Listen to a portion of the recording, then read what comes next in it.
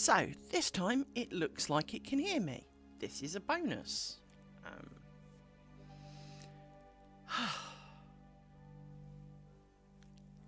I assume everything's working because the little flashy light is moving now.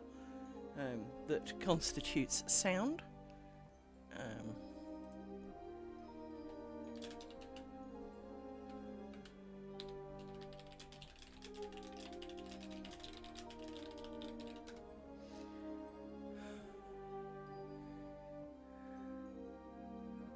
So, the question is, are we good? So, I think we are. The lights are flashing. Would be good to hear a voice to say, we can hear you, or something to that effect. That would be nice. Can you hear me, peoples?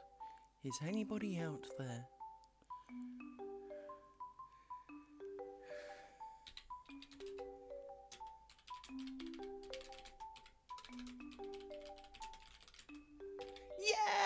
Yay! Hurrah! Huzzah! Thank you, Dirk. I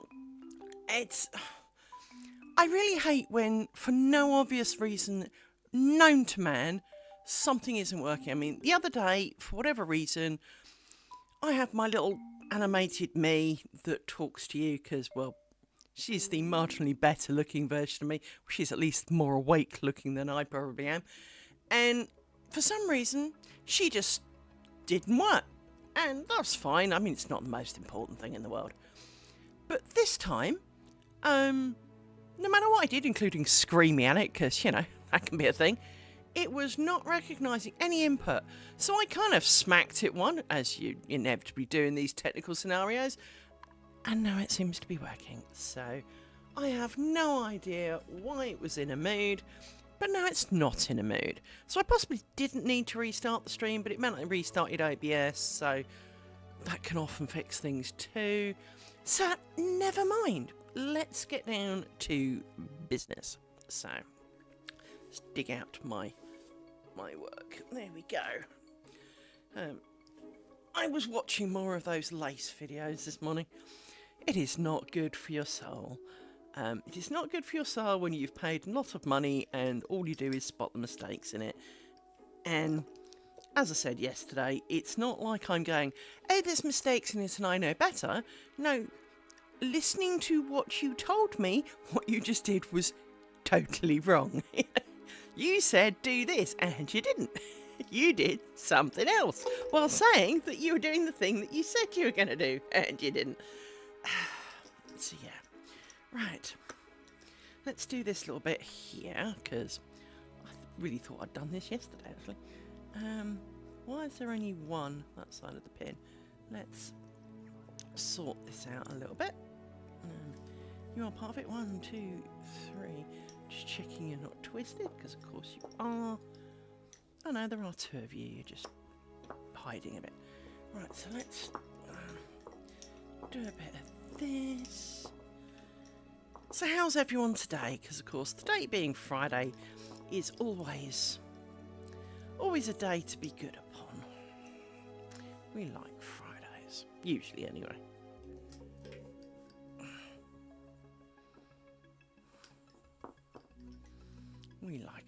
We like Friday.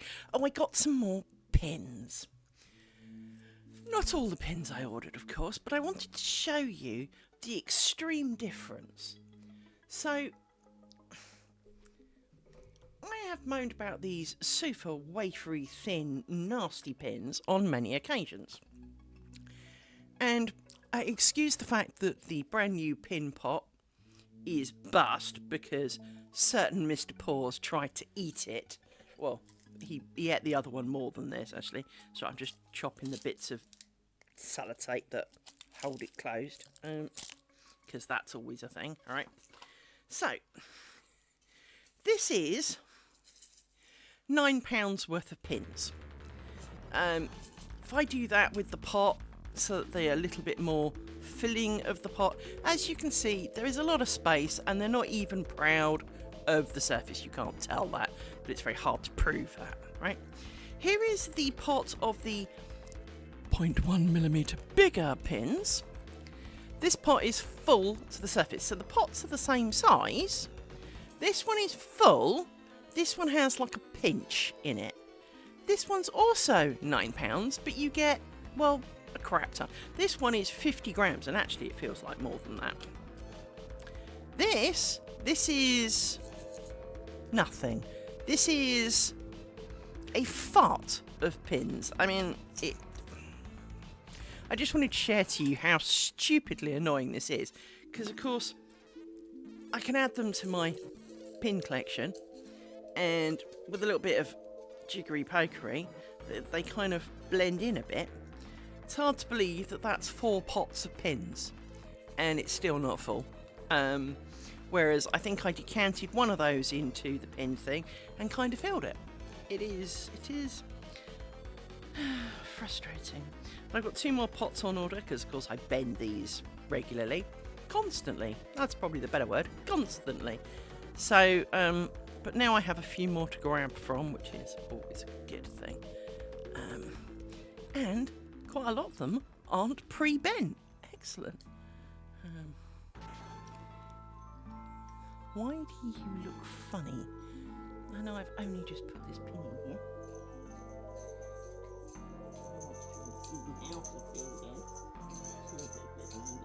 For some reason, why are you sitting funny? That's better, for whatever reason. There we go. So, yes. Pins. Absolute bins! So yes, it's going to be one of those days. So I am hoping that if nothing else, we can finish this either today or first thing, early tomorrow. Well, not necessarily early time, but, early hours of, minutes of tomorrow's effort. So, because the 2 ground portions work up pretty quick, which is always nice. And I'm not sitting anywhere near straight enough for this to be comfortable. Let's see if I can straighten myself up a little bit. And that's of course not straight. Let's see if I can move that a little bit. There we go. Sort myself out a bit. I thought I was all sorted today, and apparently not. Apparently I am stupid today. That's fine. I can take that. There are worse things in life.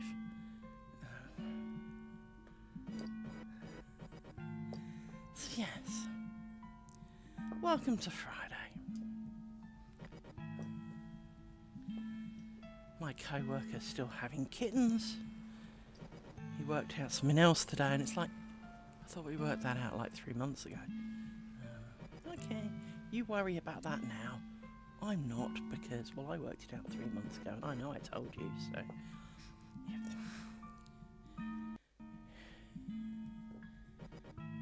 mind.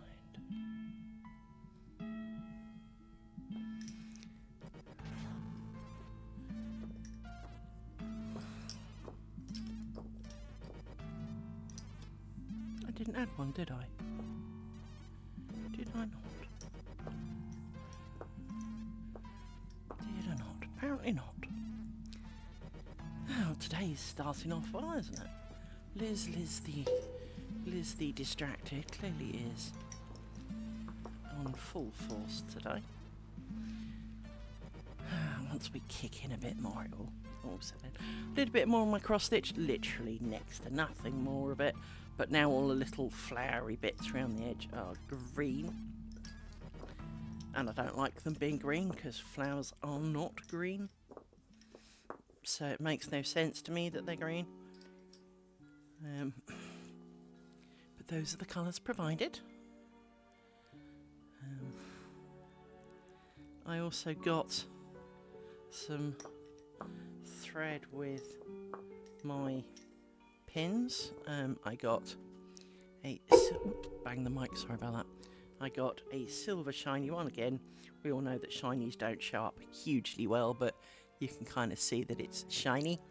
So I got a silver shiny one. It's actually made of 3 smaller threads.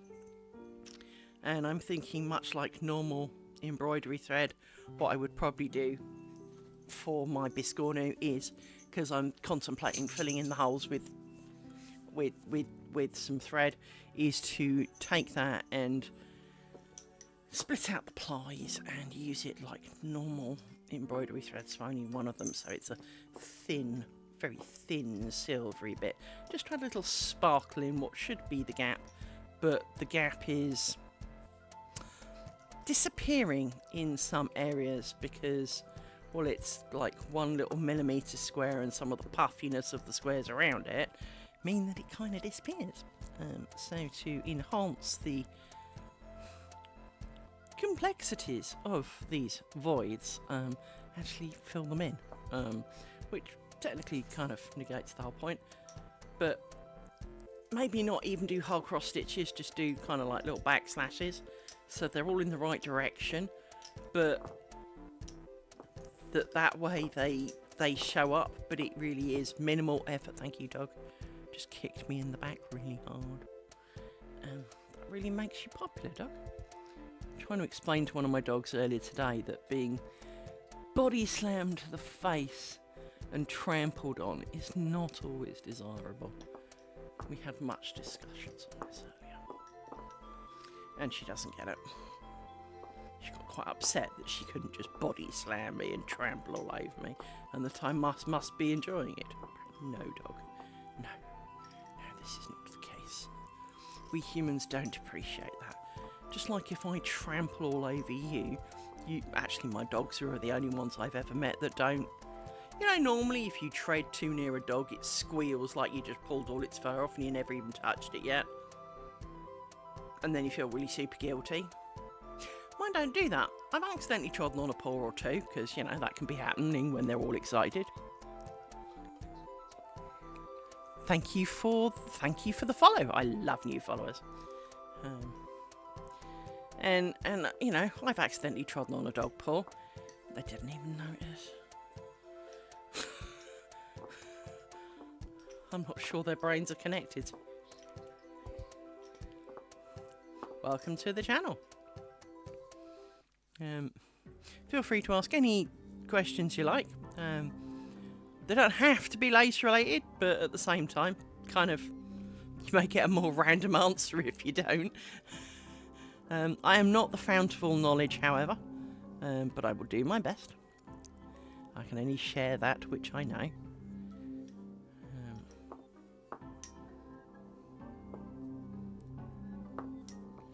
Yes, welcome. I do try and stream every day, but today is the guaranteed time of streaming. Just because I don't work Friday afternoons. Because I've already done my hours for the week. Because that's how our system's designed. It was originally designed so that people could be paid in the afternoon when you had to queue up and collect your money, but we have fought tooth and nail apparently to keep it, and I'm well up for that because it means that you get kind of an extra half day at the weekend. And it is quite good for going shopping and, you know, doing things like appointments where, oh, I'm sorry, we only do Monday to Friday. Yeah, well, I work Monday to Friday. Oh, yeah, well, so do we. You're not getting the point, are you? You know, it really does help with that. So we have fought tooth and nail. There's been quite a lot of talk over the years, even the ones that I've been there of, you know, oh, well, you know, we'll have to change it. No, you won't. Over our dead bodies. It is nice to have the extra time. You're in the next hole up.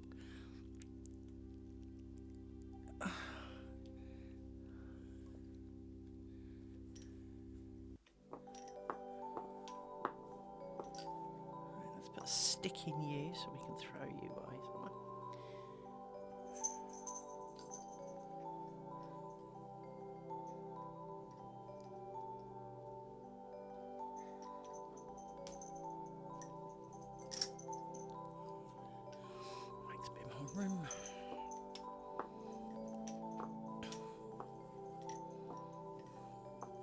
do apologise for the dog who's destroying my couch.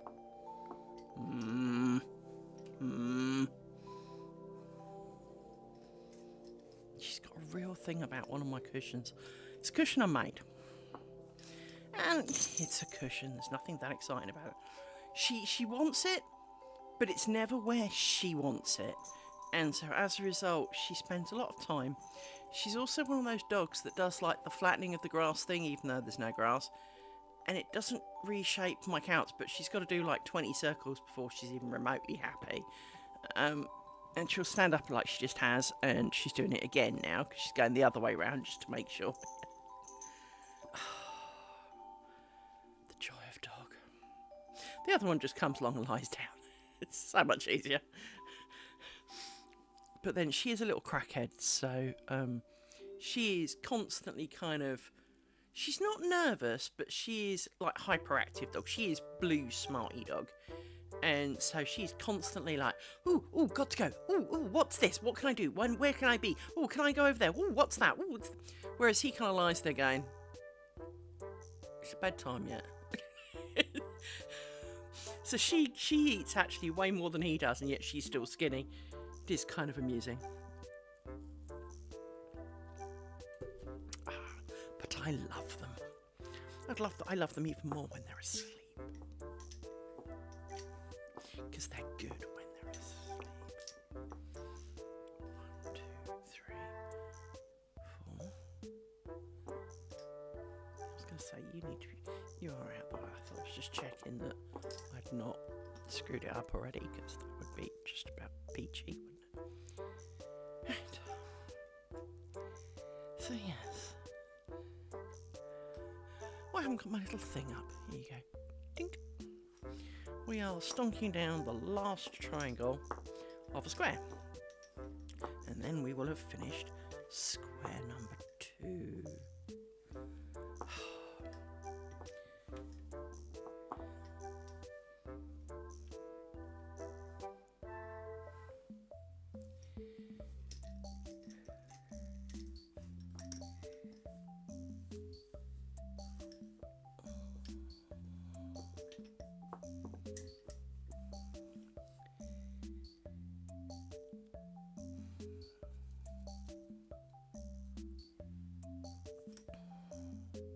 And we can start all again with square number 3. It's not like we haven't got 18 to make, so... Well...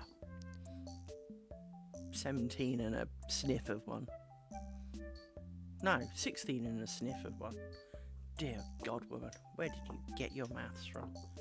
Oh, stupid.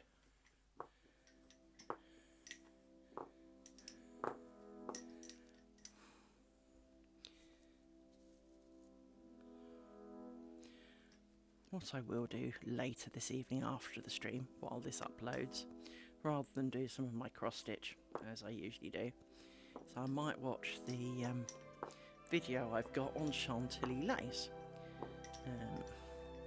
I am finding that these videos are definitely more...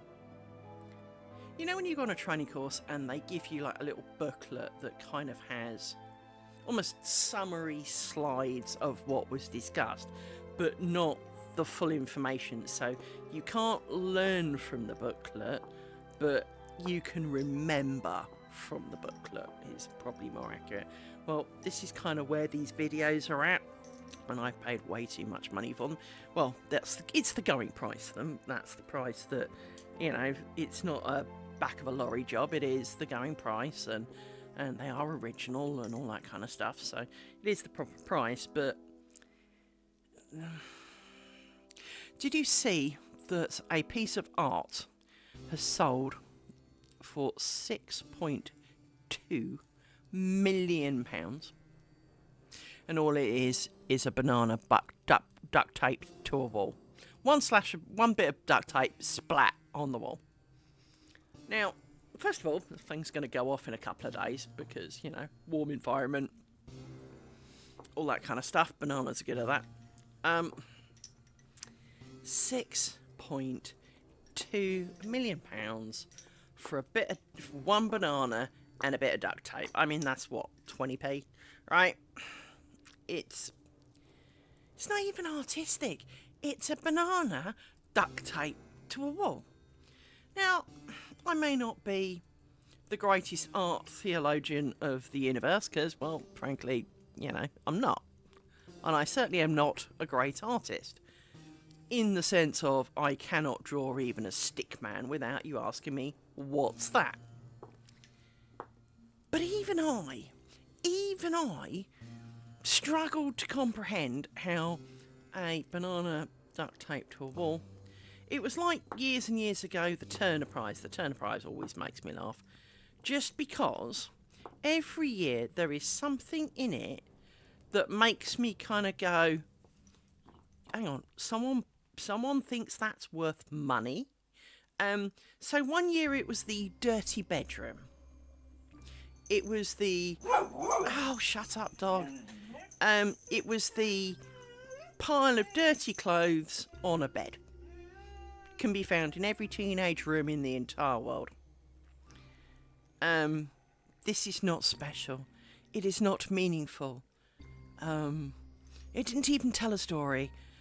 It was not even of a, captured moment in time from the Victorian era. No, it was just a fictitious teenage bedroom style mess. Now, don't get me wrong, I am queen of mess. I'm great at mess. But it's not art. Then one year there was the pile of bricks. Just like you find in every building site.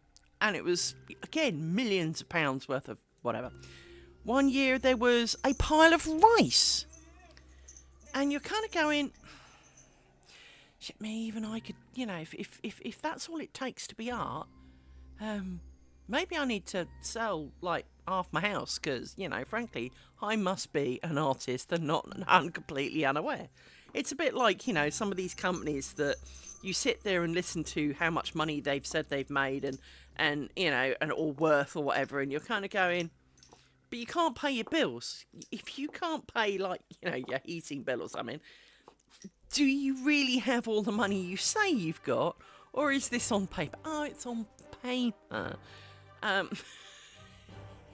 So you're not actually got that much money.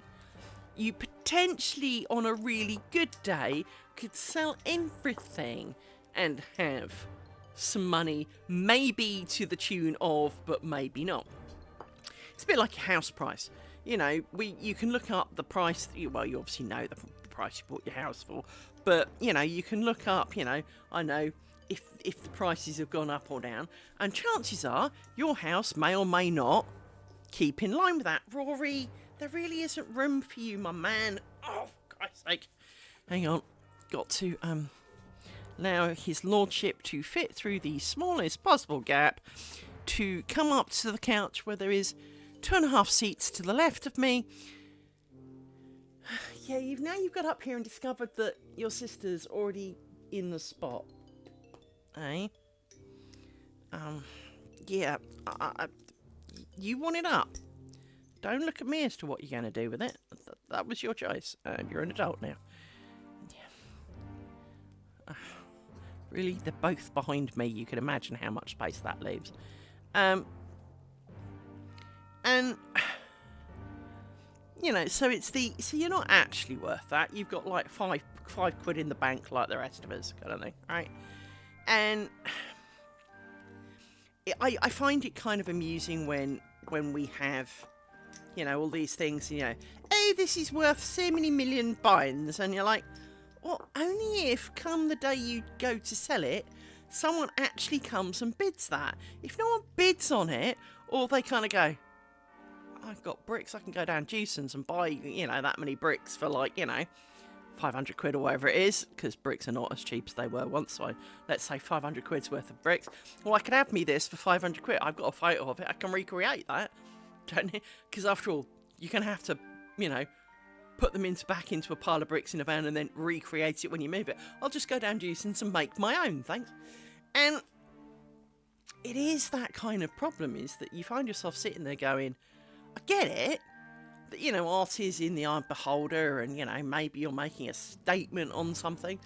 But if all people see is a pile of bricks, a banana slapped to a wall, are you making the statement you intended? But at £6.2 million, it's just kind of like, it's like the picture that Tony Stark takes off the wall in Iron Man, in the very first one.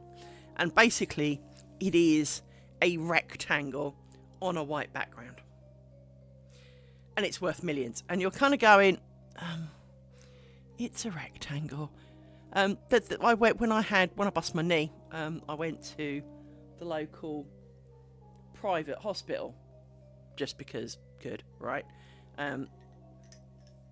Because work pay for private healthcare, and oh my god, in their reception area is a really large canvas. I'm talking 70, 80 inches of canvas, right?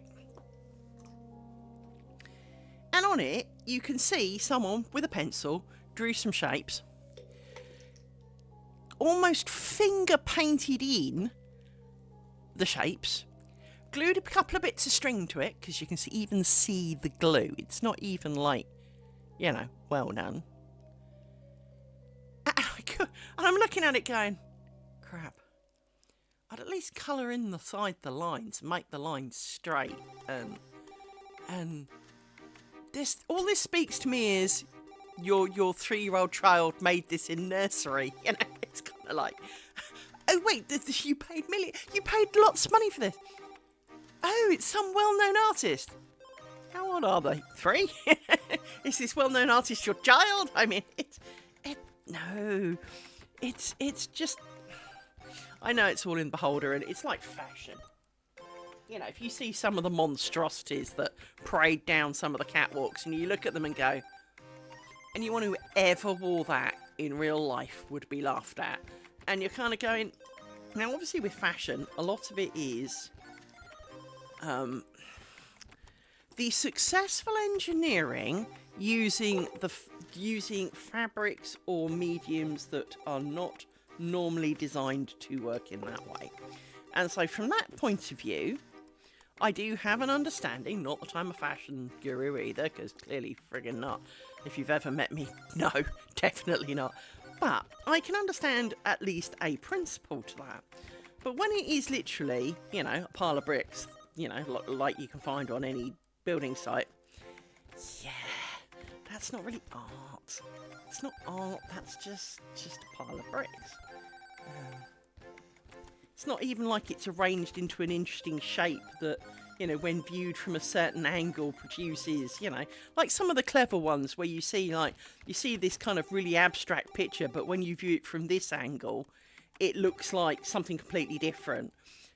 That's clever. Magic eye pictures even, they're clever, the whole principle of the magic eye picture is quite clever. There is art in being able. I mean, obviously you do it with computers and stuff these days, but the idea of the magic eye picture is clever. I can call that art, but when you look at it and kind of go, you would have to pay me a lot of money to put that on the wall of my house. I wouldn't even put that on the toilet wall. No.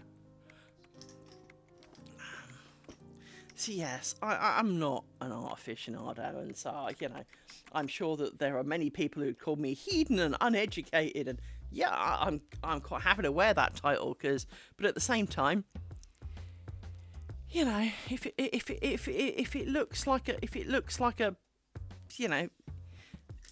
like a square and it's it's a square, it's not really special. It's a square, There's not a lot you can kind of say that really makes it not a square. And you can't, and I'm not going to fall for but it identifies as a triangle. No, no, that's not a thing either. It's just a square, or it's just a banana taped to the wall. No.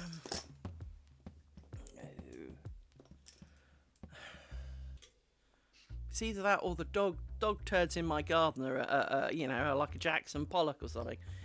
No.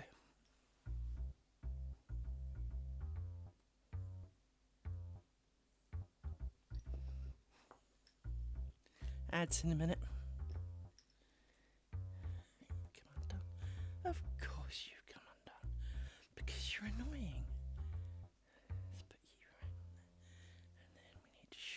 slightly. Gives you too long. Right. Now everybody's the other side. I kind of want to work at an angle, but you don't. The problem with an awful lot of this is the angles and the constantly turning and the. Let's see if I can angle this a little bit more to give me a bit more room for the minute. So let's move you out the way a little, and you are tangled, and you are next. Yes, I know, Rory, there isn't a lot of room. Have you considered, my friend, that that's because you're in a place where you didn't need to be? You didn't need to be hiding, no.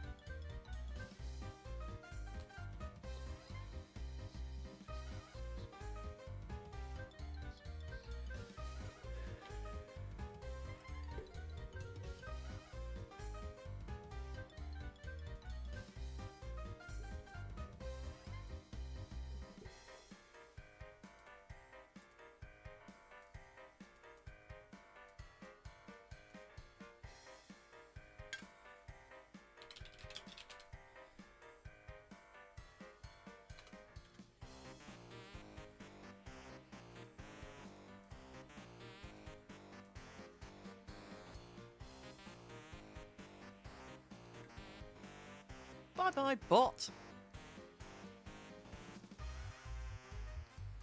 No one needs bots. I like real people.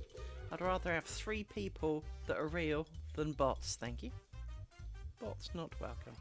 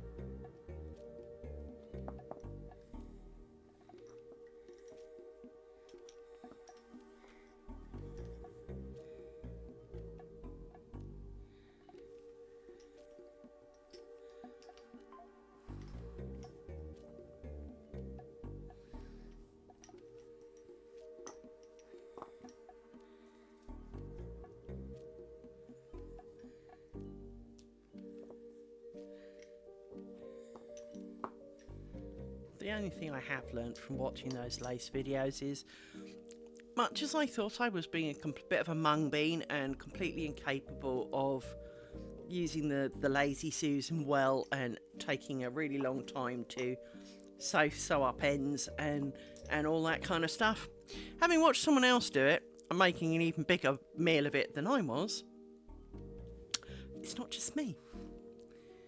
And, you know, she is supposed to be an expert. She's making a video, professional video for money. It's not a YouTube video where she could be anybody and, you know, picked it up last week. No. This is a, you know, highly respected person in the industry kind of thing. And she made an even bigger meal of it than I did. So I felt a lot better. Because I do make a meal of it. But apparently that's normal. And as we will find out potentially soon, just how big a meal I can make of it. Because, well, quite a lot. We are beginning to see just how much I overdid the thread on some of these bobbins. But as I said, what concerns me is that I'm not convinced there's enough for splitting them into another bobbin in half. So, you know, choppity off kind of thing. Taking this and spreading its load between two bobbins. I don't know if that's enough for the next one. It's one thing I'm really crap at is judging how much thread is going to be required. Because clearly I suck at it. I didn't do enough the first time. I've done ridiculous amounts this time. And I'm sure I only doubled it. But there's no way this is double.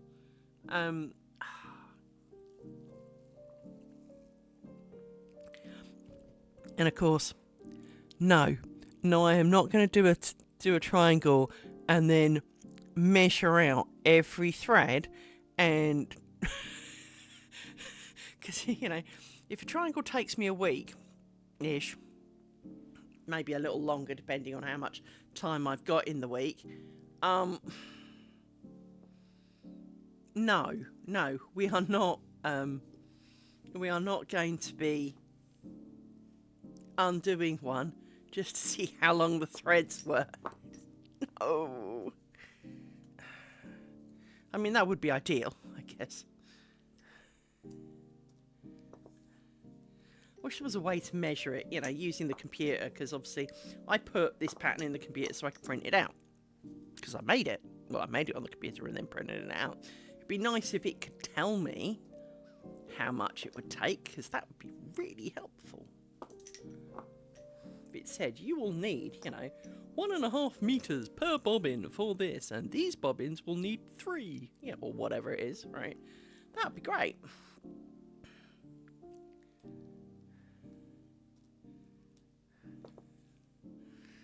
But it doesn't seem to work like that.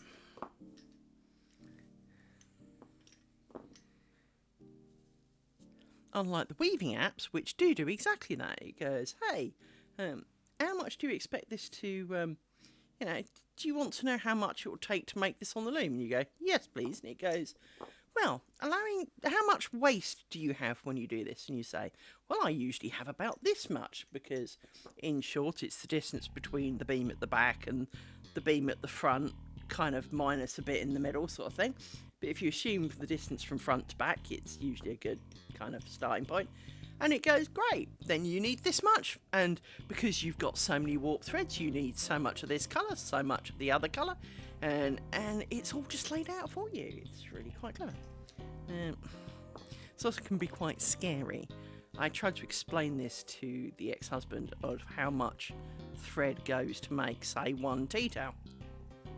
Because he was like, oh, it's only a tea towel, it can't be much. And you're like, you have no idea.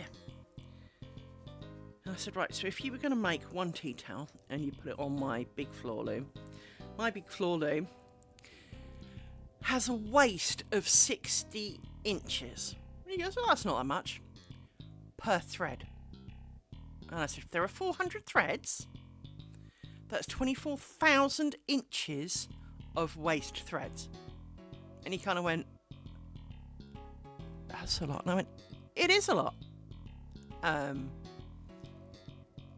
And then obviously you've got to have the bit in the middle where you actually make it. So you've got to add the length of that times the 400 threads. And so let's say it's you make I tend to make my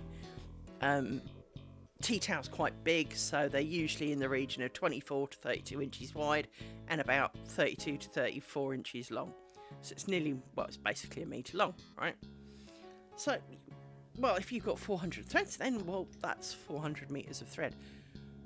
For the downwards, well, you need basically as much again for going sideways. But if you have more than one thread and maybe do a complicated pattern, well, it can be more than that. It could be like twice that. And he's kind of going... Now, he's not best with maths, don't get me wrong, and he's first to admit that he's not best with math, just as the first fact that I'm the first to admit I'm terrible at spelling things.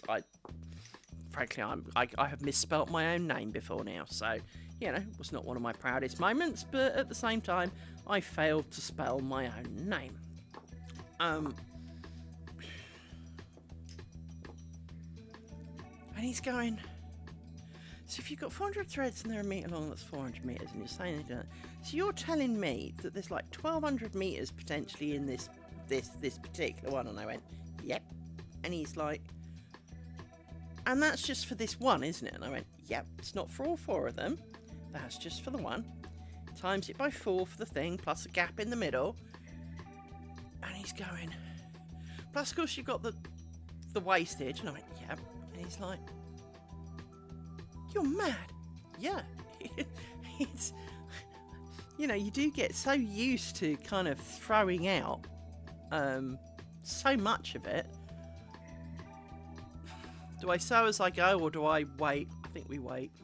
Although sewing as you go is really good, because then they're off the pillow.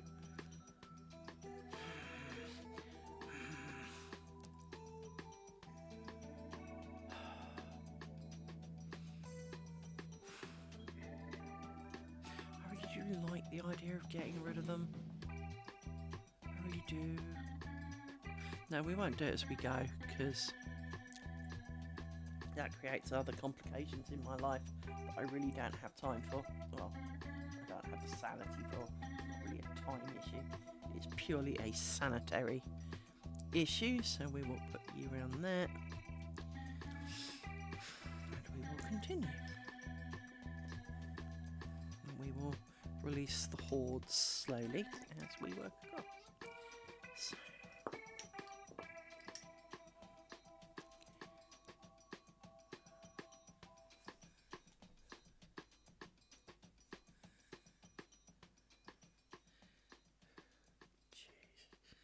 Some of these pins, I know that these pins are made of like atom thin stuff, but some of them are really, really bent. Quite often I bend them as I put them in the pillow. Just the weight of my hand leaning them into the pillow is enough for them to turn into a snake of pin shapedness, and it's just stupid. That's why I don't like these pins. And come the end of making my net curtain, I will probably never use them again, but I'm going to stick with them and keep buying more of them as I ceremoniously bend them all. I keep joking that they bend every time you say the word pin, but it does feel like it.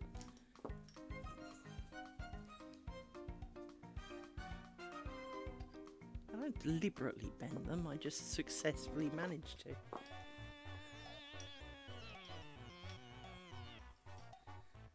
Very good at it. It's a natural talent. You're a bit short.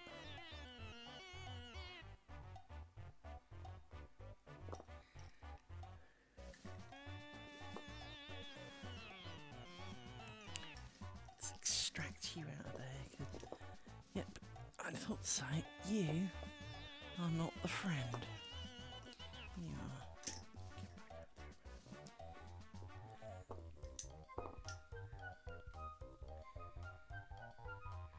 I'm glad it's Friday.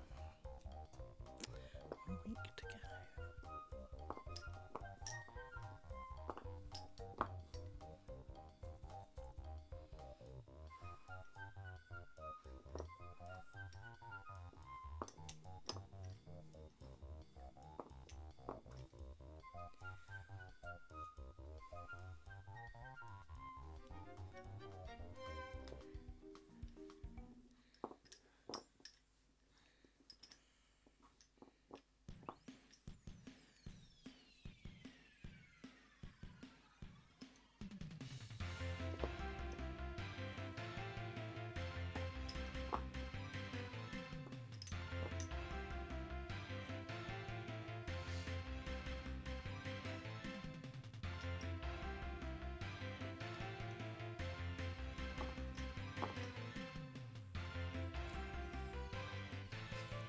Clearly the bot took his friends because the view account plummeted. What a shame.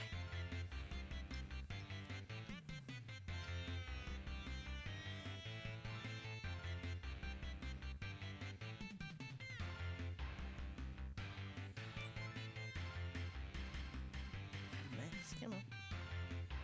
Come on, bobbin, bobbin.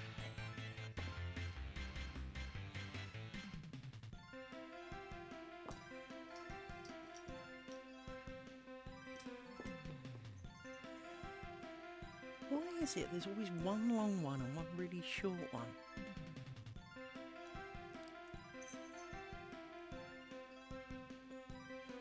I ordered some more bobbins. My kleptomania of bobbins continues.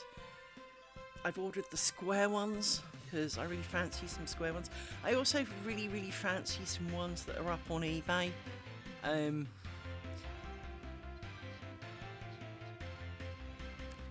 Thanks, Black Butterfly, for the follow. I like follows. I value each and every one of you because there are so few of you, so I do value each and every one. Thank you very much for following. I hope you find this entertaining enough, and that you will. If you have any questions, you're of course free to ask as many as you like. We don't charge for questions.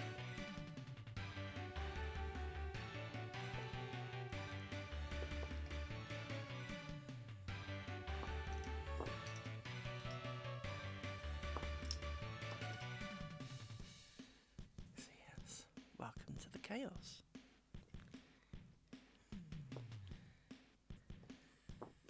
And you're too long too. I'm sure I shortened you a mere moment ago. You annoying bobbin.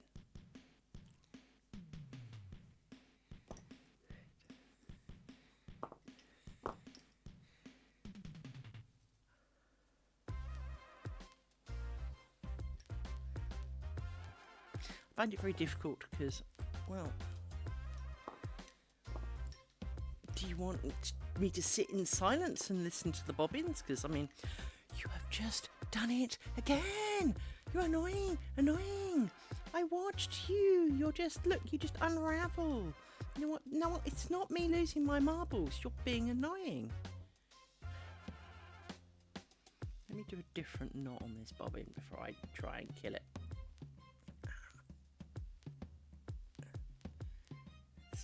That and a bit of this and a bit of holding that still, and then it's really difficult to tighten it, but let's see if that helps. Right, of course it disappears in a minute, but that's so not the point. So yes, I find it difficult because I never know whether sit in silence or just do as I do, which is inane babble, because I don't really know what to talk about.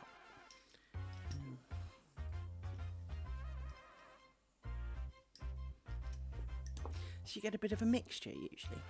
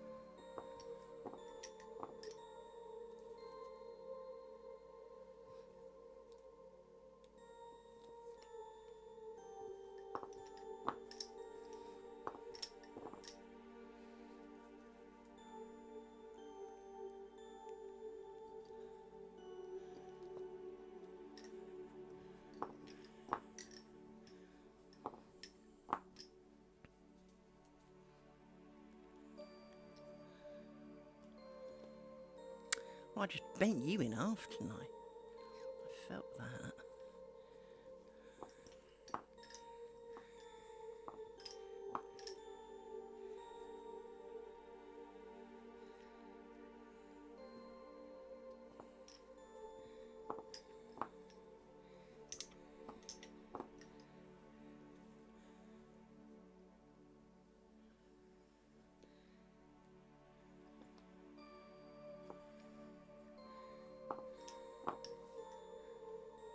The stick in you. Let me chuck you out of the way.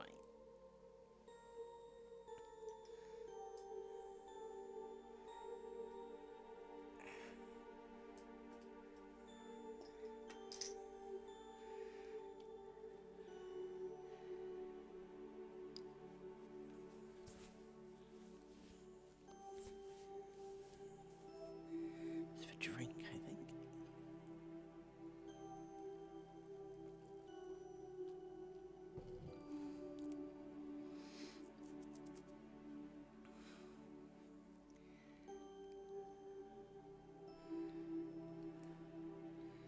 Come on, out of there. There you go.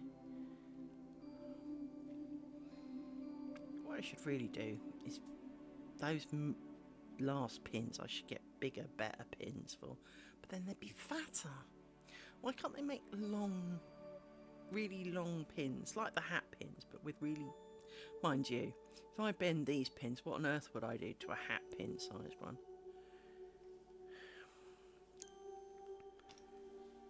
I'd just turn it into a butterfly or something. It'd end up in a right, it'd be a big bow or something. It's just,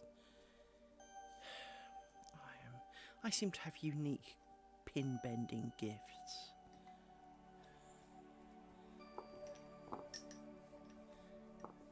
I mean, part of me is really pleased that I use the finer pins because the pinholes are really tiny then. And it does look good for it, but when you wash them it works out anyway, so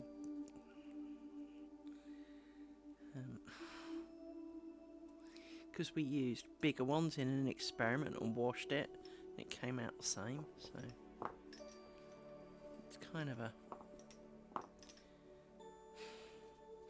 not necessarily an evil I could potentially have avoided, but now because I have started and continuity is the name of the game in lace making, changing pins is not entirely an option.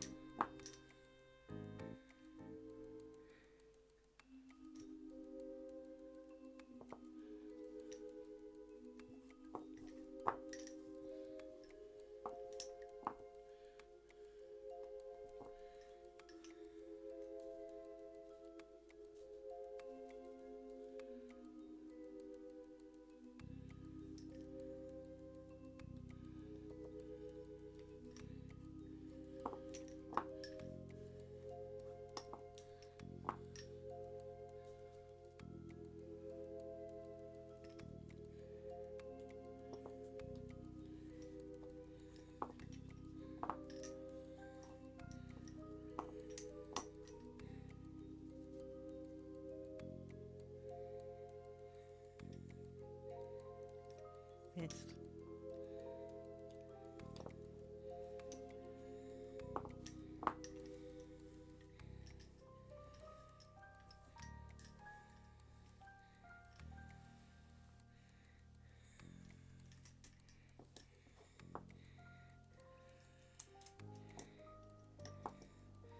Once again, I was right. That was not the edge I was expecting.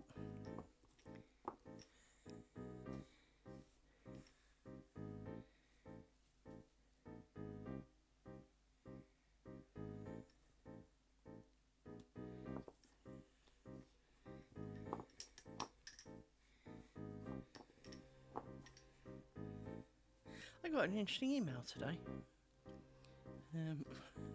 Considering it's been 6 years since I last streamed a game, maybe even longer, but I think it's about 6 years. And obviously I haven't done any streaming at all until I decided to stream this. I got an email today offering nearly $4,500 to stream a game that I wouldn't normally play. It's not my kind of game, and so needless to say, kind of not overly interested. I mean, well, for $4,500, it is kind of, you know, a little bit more tempting to try it, let's truly be honest here. But surely, if you're going to try and ask someone to, you know, flog their game, you want someone who's like a game player, that's good at it, that's, you know, got games to compare it to and an audience to play it to and all of that kind of stuff, rather than Liz, who normally streams lace making. I mean, it's like asking the ballerina if she wants to play rugby. You know, it's kind of, well, you can. I mean, you know, maybe she does, but it's a bit of an out there kind of question.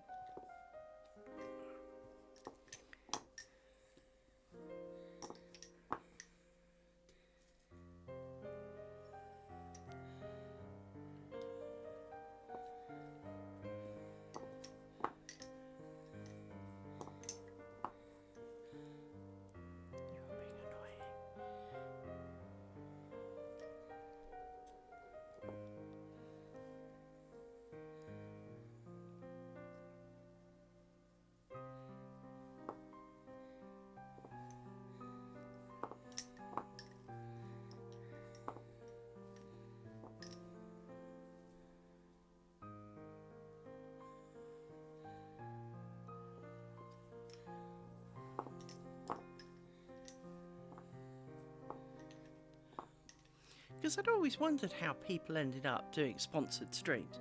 And I guess that's the answer. I got an email this morning asking me if I wanted to do one. So, but even so, really? Me? Really? I think there are better people for it than that.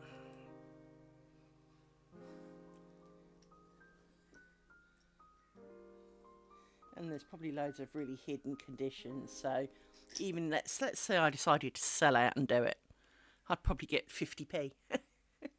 Because it would probably be, oh, that's only if you have like 10,000 viewers, and yeah, it's like, well, unless your game attracts that kind of number, no. Let's see what it said. So, let's give you a laugh. Hang on, let's find the email. Oh, by the way, that person who came in as bot, already gone. Twitch has banned them. Right. There you go. 2 offers I got for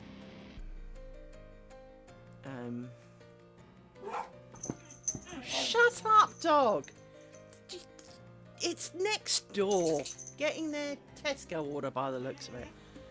So, one was for Raid Shadow Legends for $4,120, or up to, obviously. And the other one is for Game of Thrones Winter is Coming, which is up to 2,490. So let's see what we have to do. Fine.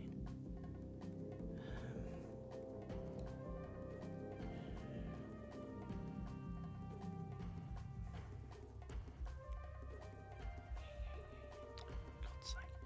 Do you know what? I am so tired of MFA stuff. Oh, this doesn't look like the same place you logged into. What, like the one I logged into an hour ago? You know, it just...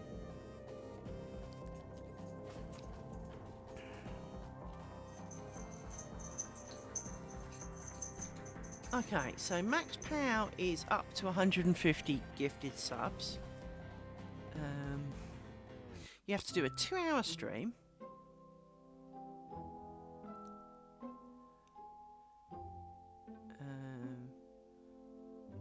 Who is eligible? Let's read this.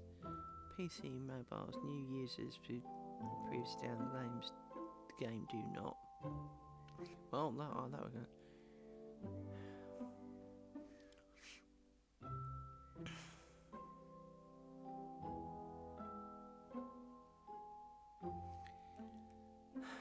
So it doesn't say really what you've got to achieve. It tells me I would get when eligible viewers hit goals. So there's a let's work this out. So no, I want to cough a lot now. So you get gifted subs up to 150 of them when the first 20 blue when viewers open the first 20 blue shards, and 2 of them per everyone who reached level 50. $2 for every new user who complete the tutorial. $3 for every new user who gets to level 12. $4 for every new user who clears the Catacombs of Nabark with 3 stars. $9 for opening the first 20 blue shards, so you obviously get dollars and gifted subs. $8 for unlocking the gem mine. 15 for the first 2 purple shards. 10. Oh, there's a 10 maximum, so yeah, there's maximums on each of these. And obviously they've got a monetary value, which is how it all adds up. $25 for the first 2 gold shards. $7 for clearing the Deadlands with 3 stars. $5 for 50 arena battles. It's PvP. Not interested already. $20 for upgrading the first 3 champions to 5 stars. Oh, it's one of those. Oh, God, I hate games that do that. Needless to say, I was not planning on doing this. I was just curious as to what actually you need to do. So, in short, if you have, like, 5 viewers, you are never going to make any reasonable money for this, because you have to do it for 2 hours as well. So, $50 for using each new user who uses the 10 gold keys in the Doom Tower. $30 for upgrading the first 2 champions to 6 stars. Reaching the 2nd gold arena tier is $50. $60 for reaching level 45. I hope not while you're streaming, Christ. $70 for purchasing the beginner progress pack. Bonus, a £30 in-game budget. Spend $10 to $60 in-game during live streaming and get fully reimbursed plus $30. Well, I suppose that's something, so you can buy a couple of their microtransactions and get some money back, so it doesn't actually cost you money. And demonstrating something from the shop gets you $30. So, how many of those are you allowed? Probably just the one. It doesn't give a maximum, so.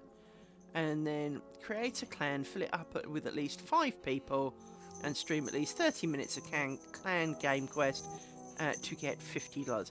So you could probably make a couple of hundred without, you know, going. Oh, I also need to point out no spots available. Not too surprising. So I was always curious how this worked. Now I know.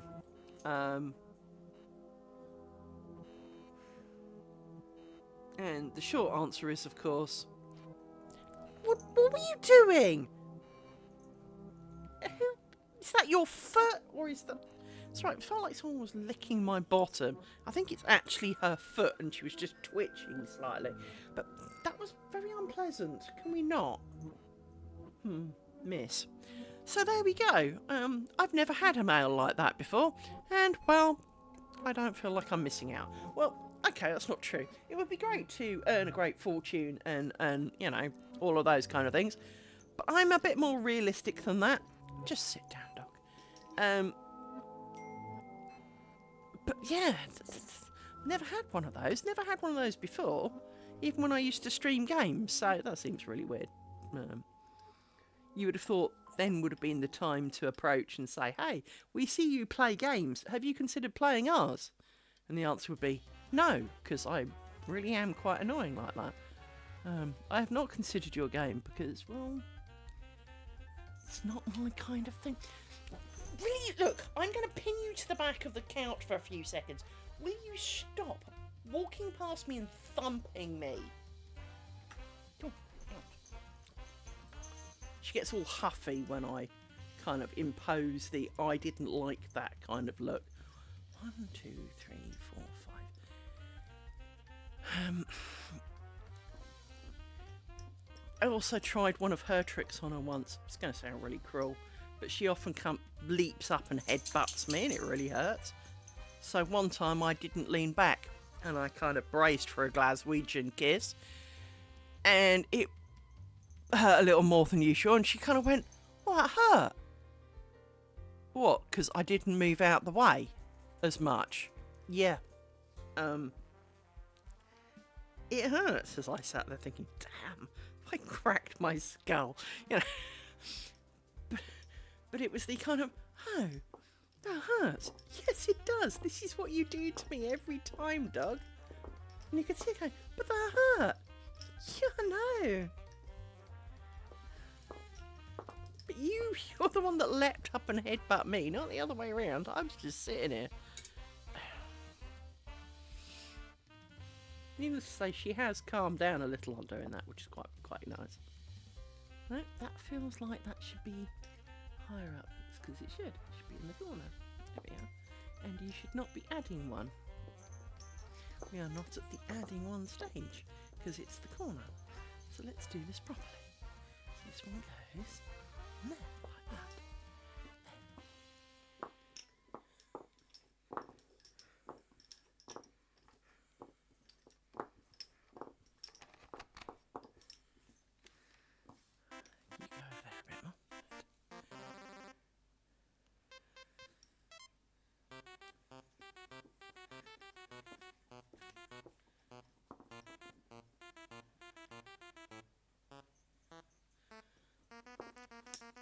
Living with my dogs is like living with 2 walking garbage disposal units.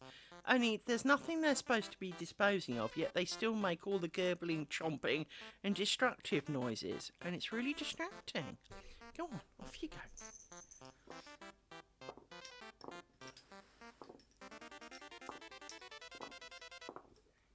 2, 3, that's good. That matches up with what I expected. Grump, says the dog.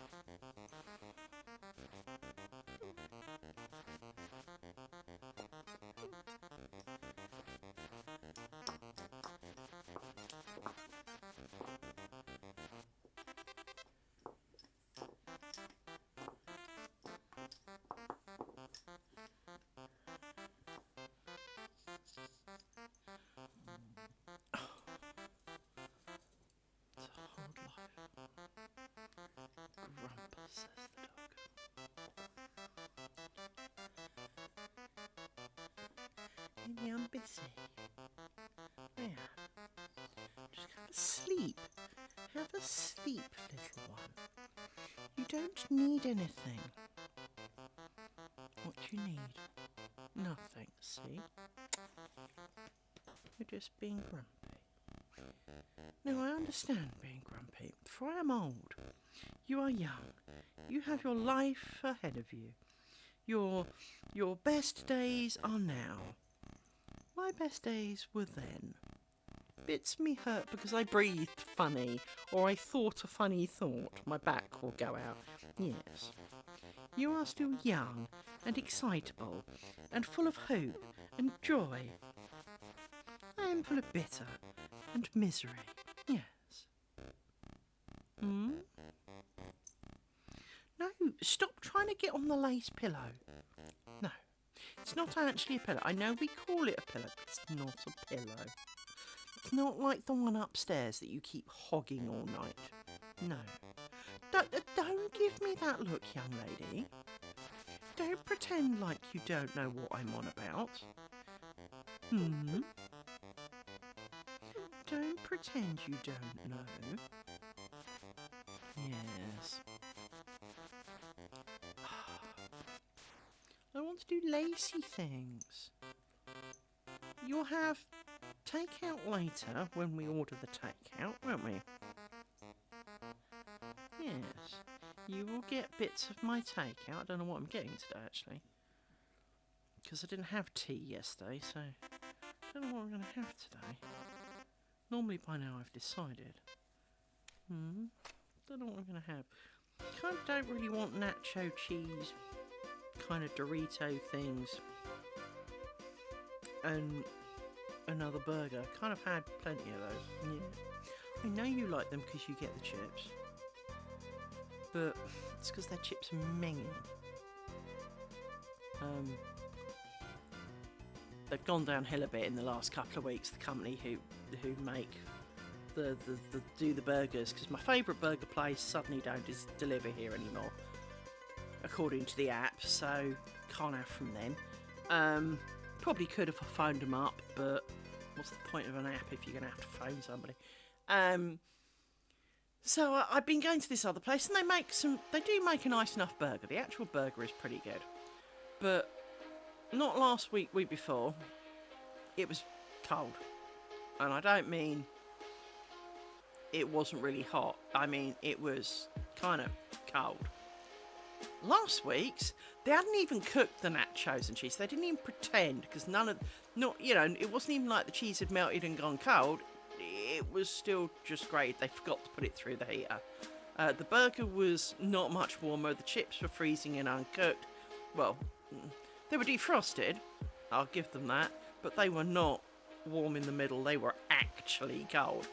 Distinctly unpleasant. So I don't really want to give them my business again this week, because, well, clearly they're taking the piss. So we need to find something else to be eating today, don't we? But I quite like burgers and nachos and cheese for some reason, because they do kind of like a KFC Zinger burger, but it's not KFC. And I do like the kind of slightly spicy chicken burger, because it is quite nice. I like chicken burgers, but I don't like the kind of... There's chicken burgers, and some chicken burgers are horrible and some chicken burgers are nice. And it's a bit like pancake rolls. Some of them do like these kind of little ones that make my little finger here look big. Others do chunky ones that are more the size of two fingers, and some do them that they're the size of a burrito. And you're kind of going,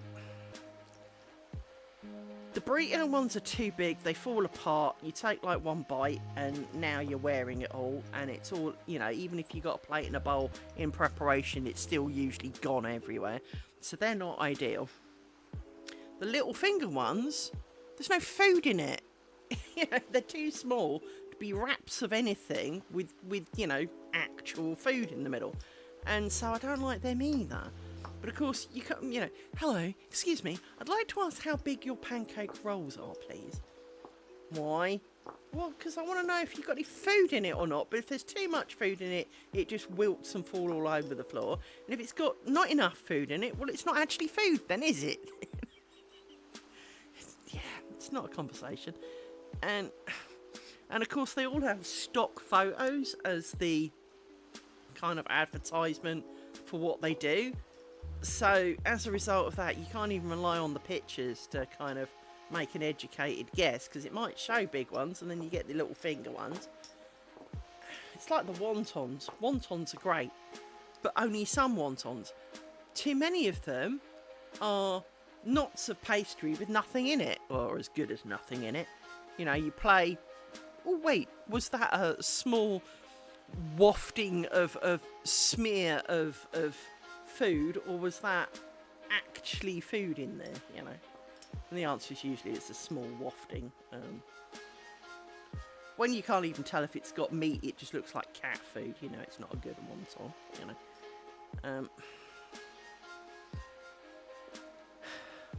And oddly enough, Chineses around here are really quite dodgy. Is the best word for it. The food you get is usually... I mean, we used to have, well, one lot who were quite good. Changed hands. Isn't always the way. And they said they still deliver here. So I went to place an order and they phoned me up and went, we need an extra £20. Why? Or because you're so many miles away. I am not 6 miles away. Oh, well, it is round trip. Well, then don't say you come here. I'm not paying you £20 for a 3 mile round, 3 mile each way, and it's not 3 miles, it's about a mile. And if you take the really long route, because of course there is always a really long route, well, who's the idiot? You know, you can go down this road and turn right and you're here, or you can go kind of up there, across there, down there, through there, round there, and come here. But there's no reason to. It's not like it's blocked or anything. You know, you could just come the direct route. Oh, well, we'll let it slide. I said, oh, fine, give me my money back then. And they were like, oh, we didn't mean that. Well, clearly you did. So, I don't tend to use them anymore either, you know. I hate the fact that Hungry House got bought out by Just Eat. Hungry House was a lot better. That's probably why it got bought out. They didn't like the competition.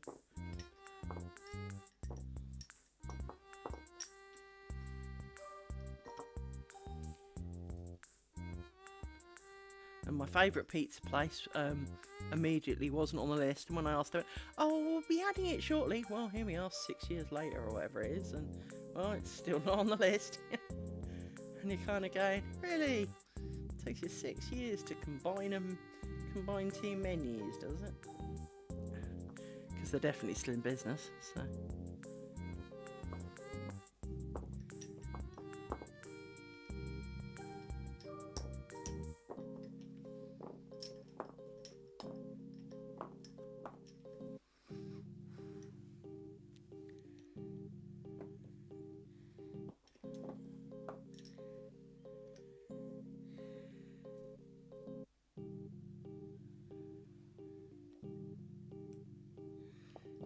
I don't know what I will have for tea today.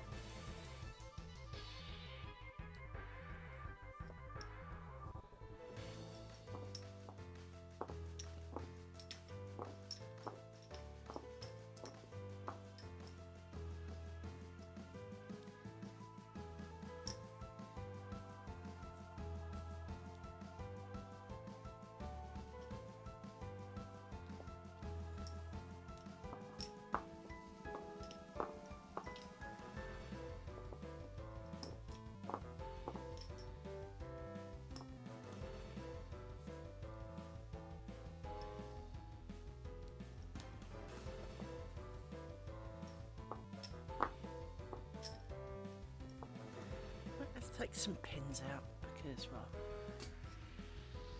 that's a good thing to do. We like taking pins out.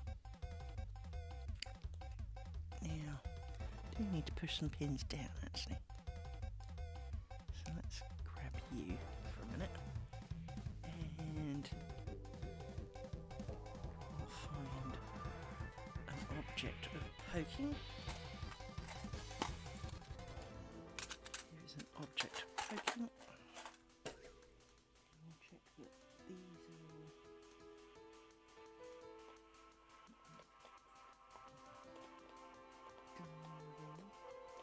Again, there's not the one too many, but I'd rather one too many than one too few.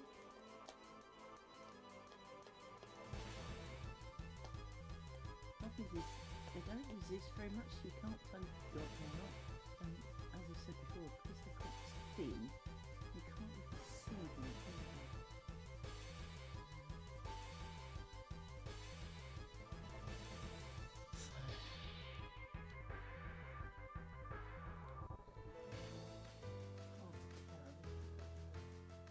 I think I did. Looks like I did. Yeah.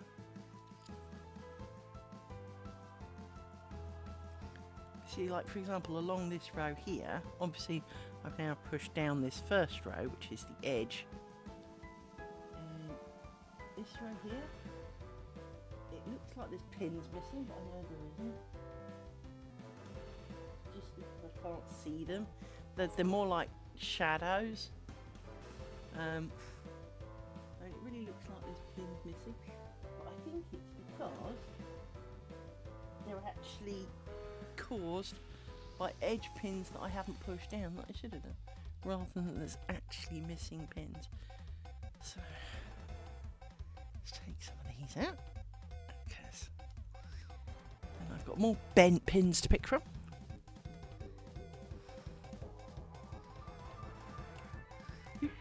Ping that one somewhere. There it is. They do ping well, these, for some reason. You try and grab them and they kind of ping off into the distance. I've been pushing them down a little more to try and give them a bit of strength, to stop them bending quite so much. But of course, come the pull-outs time, that makes it harder because, well, there's more resistance.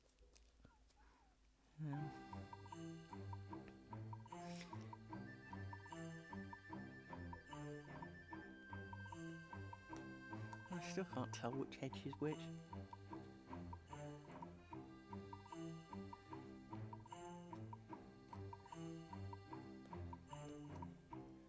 Now we're not taking out to the edge, but we are, you know,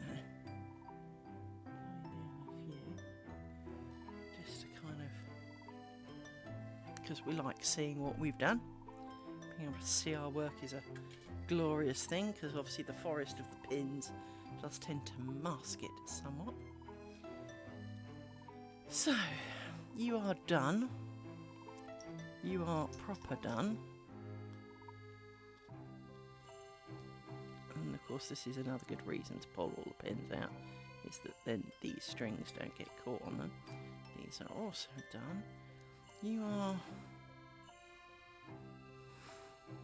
not done, but you will be shortly. So let's move you round. I saw that. Move you round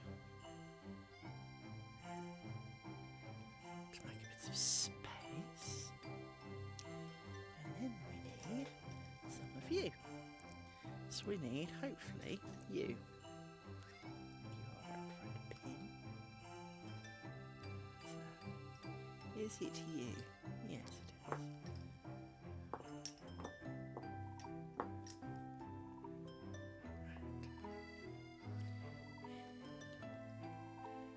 We need you.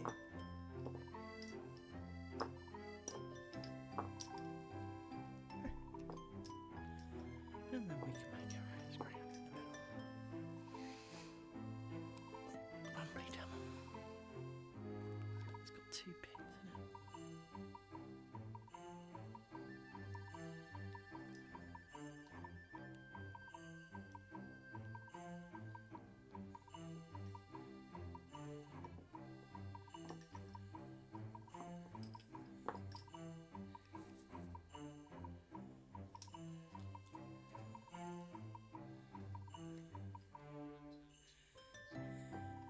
Hello, Browntown, how are you?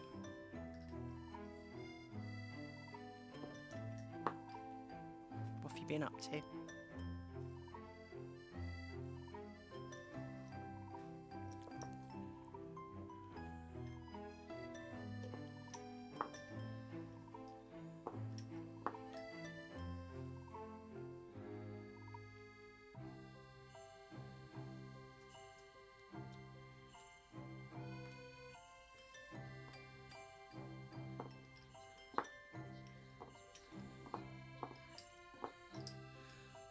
I totally can relate to that.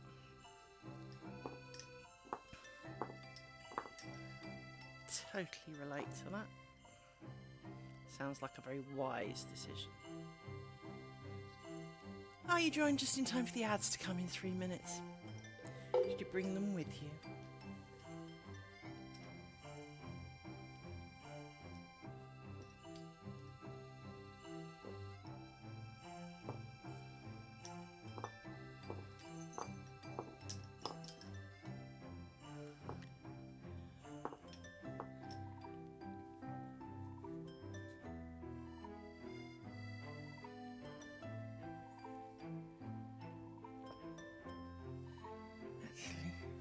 I just had a thought.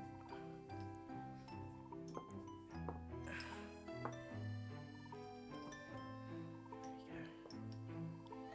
That's better.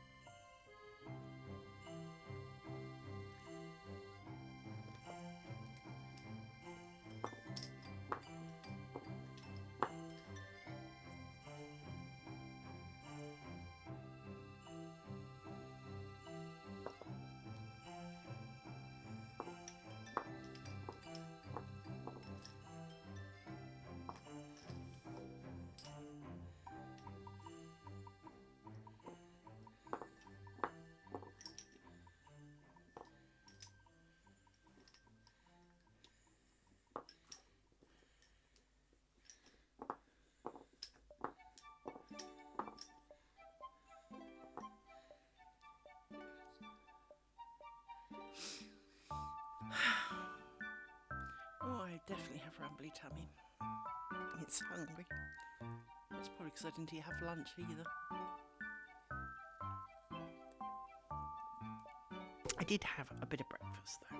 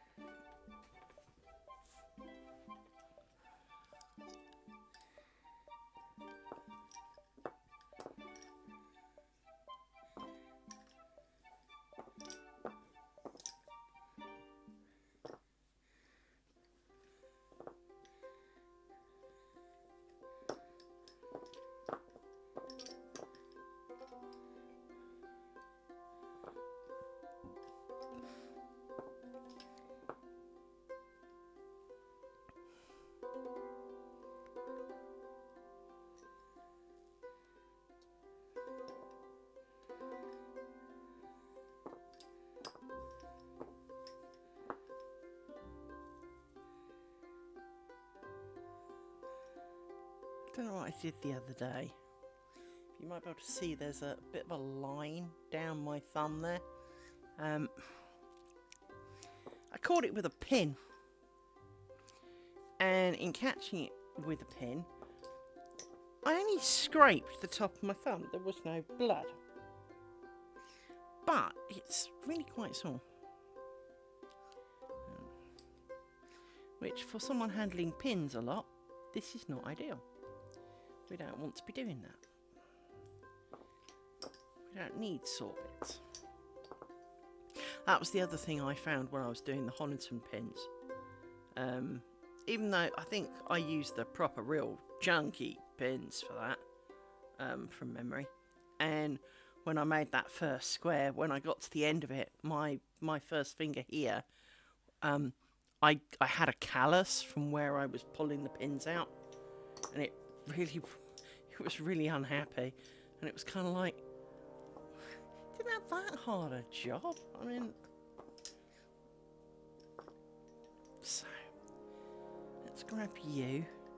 The order is slightly less important. 1, 2, 3, 4, 5. I thought so. We can stick you. Oh no! What's up? What's up, Nautical?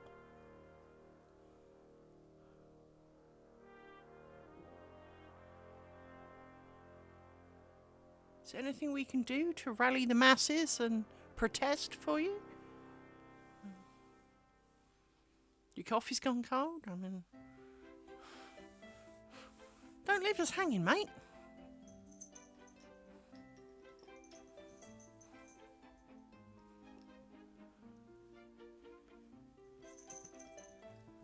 Nautical's going, I'm typing as fast as I can.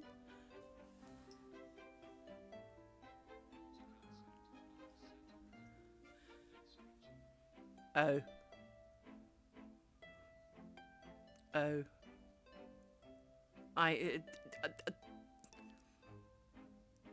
Oh. Oh, Nautical.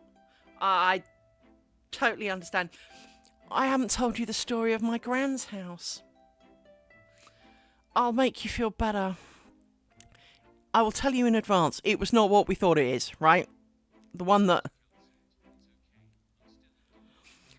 Well, picture this, right? My grand's house is literally... Well, her house still is. Obviously, she's not in it. She died. But my grand's house is slap bang in the middle of the country, right? I mean, it's a solid walk to get to the next person's house, right? Just to kind of set the scene, right? I am visiting with boyfriend of the day, and we are sleeping in opposite ends of the house. Seriously, there is no more distance you could have put between the two beds. And I'm in a room that I've slept in plenty of times before. It was my Auntie Margaret's old bedroom, and it's got windows on all sides. It's got quite a nice view.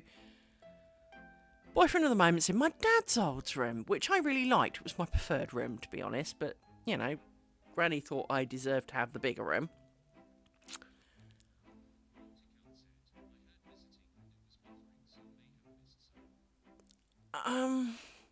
Okay. You haven't really missed anything yet. The important bit is still to come. So as long as it's good now, you're all right. So,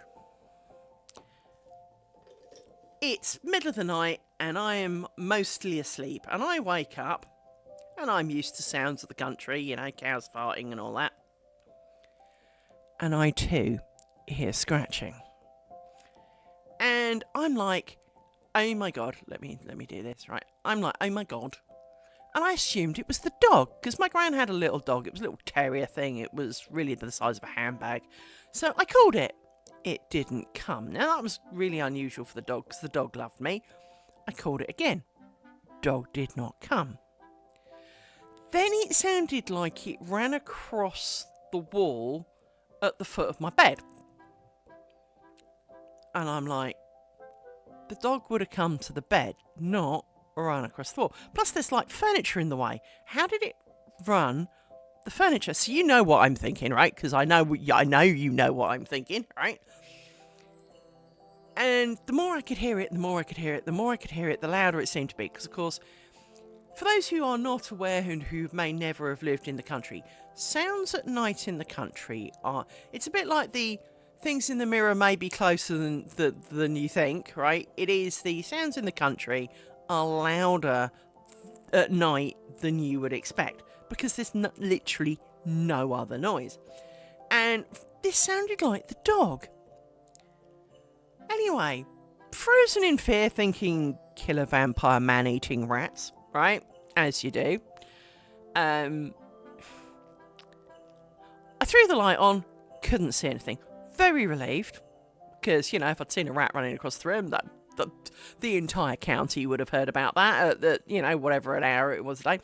But being me, and could still hear the scratching, I fled to the other side of the house and woke up the boyfriend, he wasn't ex at that point, and kind of went, "There's killer man-eating vampire rats. I need to stay in your room with you." And being dutifully bound by, Grandma House, I slept on top of the duvet, right? So that there was no hint of suggestion should anyone walk in and go, "Oh my God." No. There was going to be none of that, right? Next morning, Granny, because my grandparents always slept like the dead, right? They snored like, industrial concrete grinders. Granny, there was an odd noise. So we went and had a look in the attic. Because it was the only place it could have been. It was full of droppings. "Oh," says Granny, we must have mice." Looking big mice.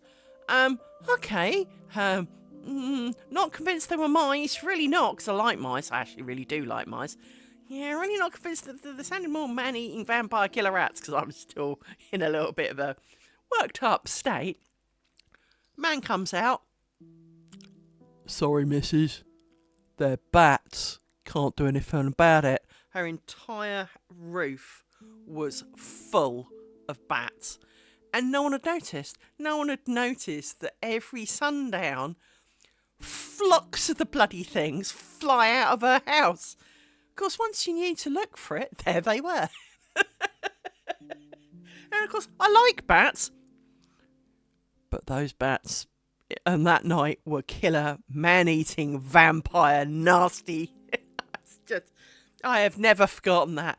And I'm not good with sounds in the middle of the night because, instantly you think it's mad axe-wielding murderer. But on this occasion, I had them down as vampire rats or something. And they weren't. They were bats. But, I mean, it could be a mouse. Could be a rat. Could be next door's cat stuck somewhere. But at the same time, I know what you thought and what you got. And honey, I if you need to come and stay, you're very welcome. I do not have rats, okay? Because I'd have burnt the house down.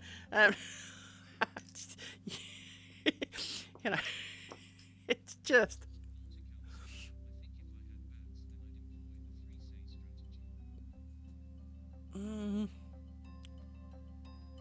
Three S's. I'm not sure. I'm trying to think. I probably do know what that means, but bats I'm all right with. I'm okay with bats. I'm all right with mice. It's just the rats. Yeah. Okay. Yep. I can. Of course, it is illegal. You are not allowed to harm or even rehomes. You can't even ask someone to come and take your bats away. They are protected and everything. I am the bat catcher. I've done it a few times now. We had one arrive in the corridor at work and I went outside because I wanted to pee. I went out the office and into the corridor and there was the whole of network standing in the corridor. Yeah, the whole of the network team were out there flapping around. Flapping around like deranged lunatics. Like, what the fuck are you doing? Oh, there's a bat. Right. Oh, look, yeah, I can see it. We're trying to catch it. And I said, you're just frightening it. Pulled a piece of paper off the window, kind of almost airplane guidance style, guided it into the corner, grabbed it and went, can someone open, held it with two hands. Can someone open the door for me? And they looked at me like, that took you seconds. We've been out here 20 minutes. And I went, you've scared it. Let's go and put it somewhere safe and quiet and it can kind of chill out. And they're kind of going, how did you do that? And it's like, I'm special. I've always been good at capturing random animals that have showed up on site or at school. I was always the kid. Liz, there's a dog in the school. Liz, can you go and get it? Yeah, I guess. Really? You've got 400 kids in this school and I'm the only one that can catch a dog? Fine. I'd walk out to the field. Hello, dog. Put my tie around it. Right, what am I doing with this dog? And they'd look at you going, oh, we've tried hours catching it. Well, you just walk up to it, say hello, put your lead. I took my tie off, use it as a lead. What am I doing with the dog? I did it after one of my GCSEs came out and there was this dog sitting there. And I went, hello, and it went, hello. And I went, who are you waiting for? And I waited with it and all the kids wandered off and it was still waiting. And I went, there's nobody here for you. Clearly they're not coming out. All the exams are over for the day. There's no one left. So I put my tie around it and I said, time to go home. And the dog kind of went, you're okay. Started walking one way and I went, you're going home, aren't you? And it kind of went, oh yeah, sorry about that. Turned around, walked the other way. We got home. Almost a direct path to its home, as it turned out. Knock, knock. Hi, I think I've got your dog. Oh, hi, lady I already knew. You know, well, girl I already knew. She's obviously a lady now, but girl I already knew. Hi, didn't know this is where you live, but I seem to have your dog. How did you get our dog? It was waiting outside the school. Oh, okay.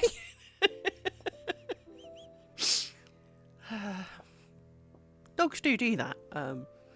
When we had Charlie and Brown, Charlie being the icon that you see for me, and we had a dog called Brown. Her name was Kira, but she answered better to Brown.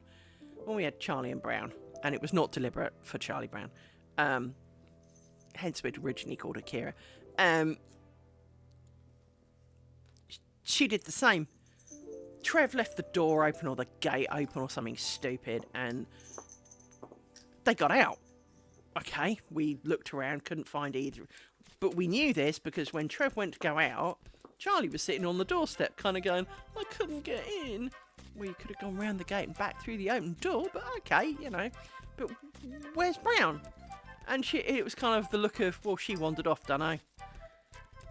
Anyway, we drove around a lot, couldn't find her. A little while later, knock, knock.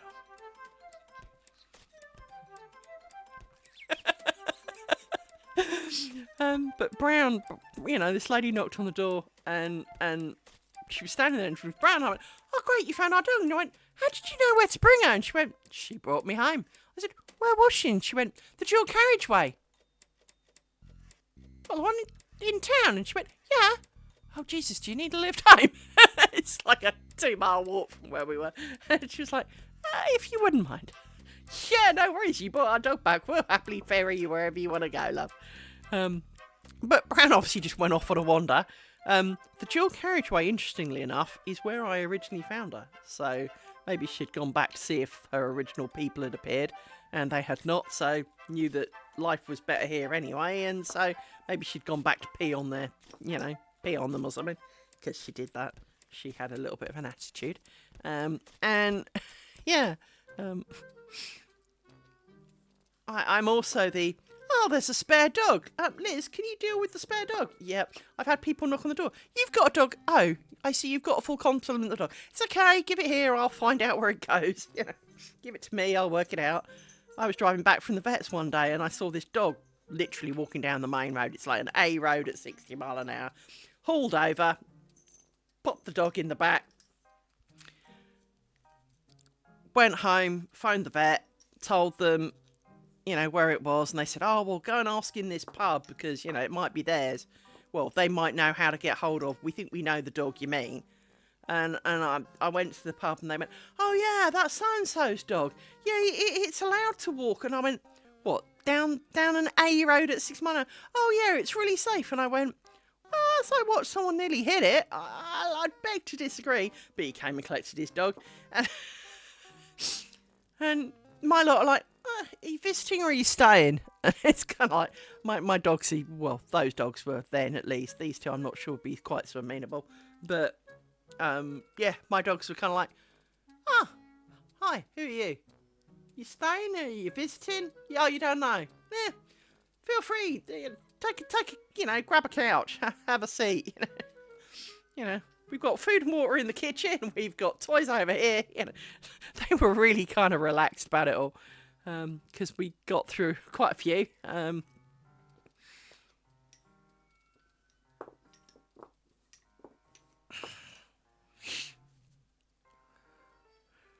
can just imagine your rabbit turning up at school.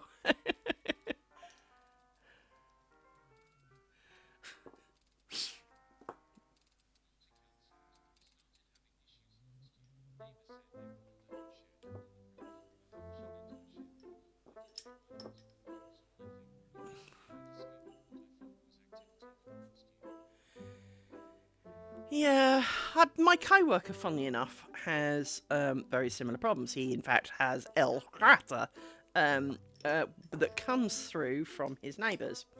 And he has spent so much money trying to block and remove said rat. The problem that I see is he puts down, he's paid for exterminators, he's done stuff himself, he's done a mixture of everything, frankly. And the problem I see is that if he puts down poison and the rats demise, where are they rotting? Are they not going to leave smells for a while? And that kind of gives me the uncomfortable feeling, because I'd be less happy thinking there were dead things floating around in the walls or the attic in bits that you can't really reach than live things running around in the attic that I can't really reach. I'm not sure which is better, because the smell could be quite unpleasant.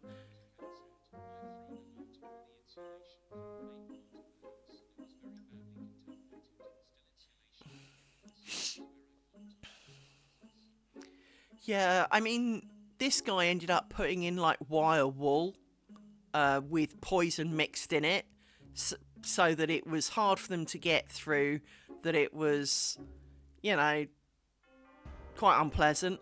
But of course, it's really quite horrible. Rat poison really is the most inhumane way to go. I mean, killing something is not humane, I'm sorry. There is no true humane way to kill anything.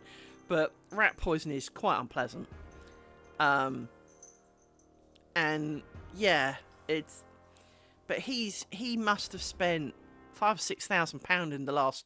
Actually, it's not. But he hasn't moaned about it so much this year. But certainly last year and the year before, he spent a lot of money every year because he's in a terraced house, and Mrs. next door, who constantly moans about absolutely everything, she swears blind that they're not her side, sort of thing. But he can, all the places they come in, and that, they've proved they're coming through from there, because, he's at the end, sort of thing. And they're not coming in his end, they're.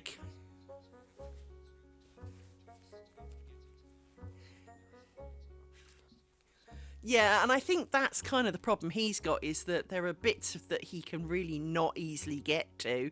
And, his kids are too big to be kind of sending them in kind of, chimney sweep style, because they're 16 now, so that's not really practical, because, well, I think one of them's taller than he is now. So, it's kind of, you can't even say, can you come here? I need you to call in that corner and do this. No one can reach. But they've done so much to try and seal off their house from the next door, but they just make new ones, because of course rats and mice especially, need a really tiny hole. Rats really don't need a big hole at all, and so the space that they can get through really is next to nothing. And well, it means there's very little you can do if you can't reach it to properly fill it up, because of course they can still dig through it. If it's diggable in any way, they will dig through it, because they want to get to the other side. It might take them a little longer, but they'll be back digging. It does seem that it's very difficult to permanently get rid of them. You can put down chicken wire and the like to, but chicken wire, not the normal chicken wire, the extra fine chicken wire. So it's more like grain wire, where, because chicken wire, they'll just walk through that. Yeah, it's just not fun and not easy to sort. Now that, they always say in England you're never more than a metre away from one, but, they can all be out in the garden, thanks, I don't have to see them. I've never seen one here. In fact, I never saw one at my old house, thankfully. I know my friend had loads of them in her garden, but she has decking. Decking is a very popular thing with rats, because they hide underneath it.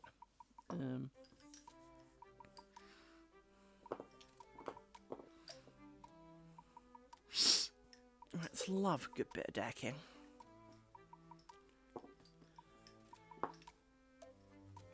So yeah, naughty cow. I seriously though, if you know, if I can help, shout. I know I can't crawl through your roof joists. I'm too fat for that shit. But yeah, no. You have my extreme sympathies. No, that's not what you need. I thought I heard some odd noises here the other day, and I was like, now we do have bats around here because they're in my garden every evening. I don't know where they live, but they don't seem to be in my attic because I've looked, and I don't hear them. So there don't seem to be any bats here, but there's at least 2 who do laps around my garden, so they won't be living far from here. I assume they live in the what I call the big house, mainly because my house, you know, my entire house fits in their kind of hallway. She hates me calling it the big house, but honey, it's huge. So yeah, no. I don't have any sheds or anything either, so it can't be here. No.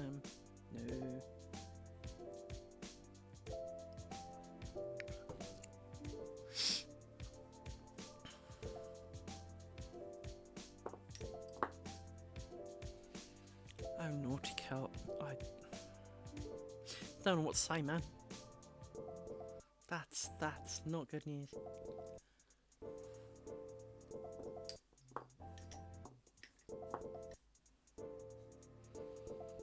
Definitely Denali is definitely the balls. You weren't. It's not what you thought. It was a cat outside. It was the. It was a twig on the window. It was. It was not what you're thinking, mate. No.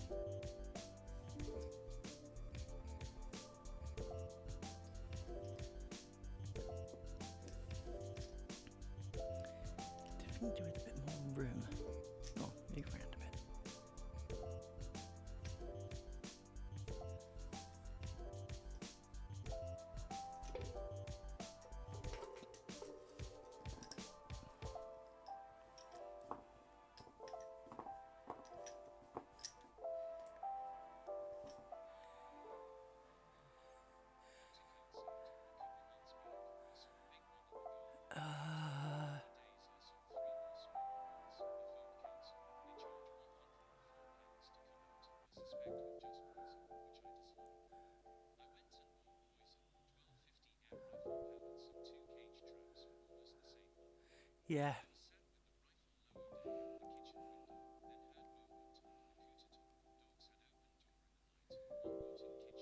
Oh, dear God, no. No. Oh, dude. I can help you with the air rifle shooting, though. Really, really quite good at that. Um, yeah, 5 days. Lord, no. No. Um, again, if I saw a mouse in the kitchen, I'd probably feed it. But no. No, no. I know we share a passion on this deeply from within our souls. Oh, naughty cat. Is the house up for sale? I mean, if you know, are you planning an insurance job on it? I mean, no. Oh, dear God, no. Oh, bad puppies. They need to eat it.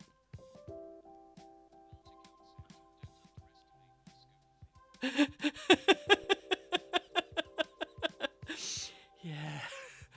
No. Oh, that's evil. Oh, one in the house. Oh, no. I got cringes. Oh, no. It's kind of funny because guy at work, on a non-rat related subject, had a problem with squirrels. Now, squirrels are fairly cute. You know, most people in the UK quite like a squirrel. This bloke was really not in the mood because I didn't understand this. I mean, we all know squirrels live somewhere, obviously. And there's bunches of them. I mean, I saw one running down my fence earlier, and I say hello to them. I'll even feed them a bit, although they're pigs, so they only get so much because they are little. Two of mine turn to the size of large house cats. They're really quite fat. So I don't feed them a lot, and I've got a anti-squirrel thing near all the bird stuff to stop them eating that, because they were. Um, and he said to me, "Oh, I've got them in my."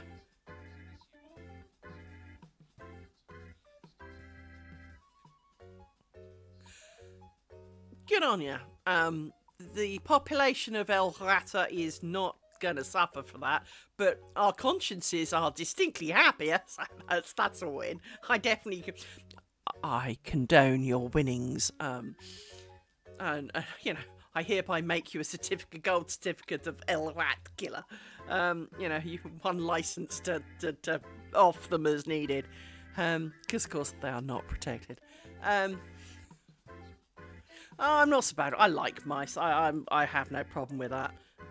Although obviously, if you're all tensed up with rats about, frankly, if it moves, mind you, this is coming from the girl who saw something move at the side of the road, convinced it could have been a rabbit, possibly a rat, but not knowing. All I did was see the movement. I nearly put my car through an 8-foot wall because it turned out to be a leaf. Because I was trying to save it, because it could have been a happy little animal, and I didn't want to kill it. So, you know, yeah, you don't know how close I came to putting my car through that wall. It wasn't a very wide road, and I did swerve somewhat enthusiastically, shall we call it, to avoid this potential animal that turned out to be a leaf.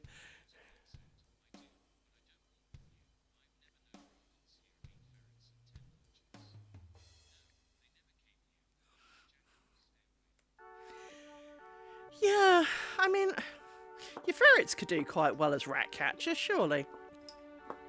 Given the chance.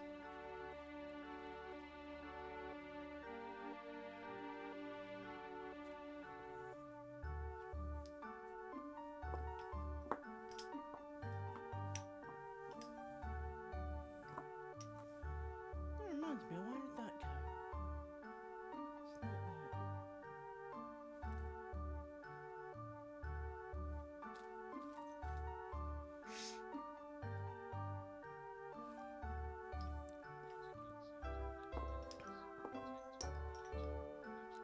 Okay.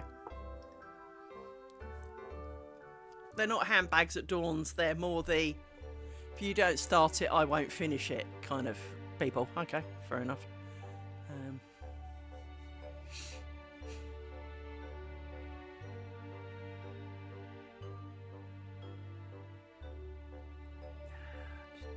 That one in the house. Yuck. I'm going to be shuddering for that for days. Every freaking noise I hear will now be a man-eating vampire rat again. This is when living on your own is a really bad idea. Because your brain gets to these thoughts and it's like, I'm going to go over the top on that one. And you don't have someone to send to go and protect you from the man-eating vampire killing rat. No.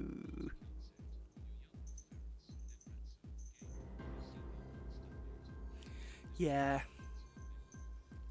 Yeah, that is one of the downsides of a lot of these things, is that it's like, for example, my robins will take on the cat-sized squirrel, right? And win, by the way. No, they haven't killed them, obviously, but they do.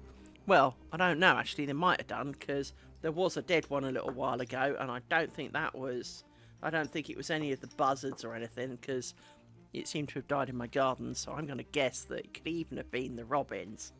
But, you know, and then of course the dogs found the ends of the, yeah, that was unpleasant. What are you eating? Ew, you know, moment. But, yeah, no. Okay. Possibly because rat and ferret are, well, I know ferrets are bigger in terms of volume, but they're not necessarily hugely bigger in terms of head and body, so it's probably a fairly even fight, I would imagine, to an extent. The ferret could come off very second hand, at least. I had something I was No, I completely ignored that, thank you. People, you are allowed to tell me I'm stupid and I'm not showing you my lacy thing. I was actually wondering where I put something you would have liked, Nautical, but I don't know where it is. In my filing system of doom, which, as you can imagine, is more of an open floor policy. Just put my hand under something. No, it's not. But I have somewhere. Let me show you a picture of it. Hang on. I know where I can find a picture of it. So, hang on. If I could type, the world would be a better place. So. Did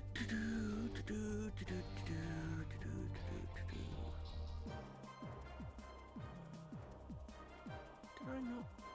Is it not from here? Okay, it's been from here then. I need to stop buying shit. Actions.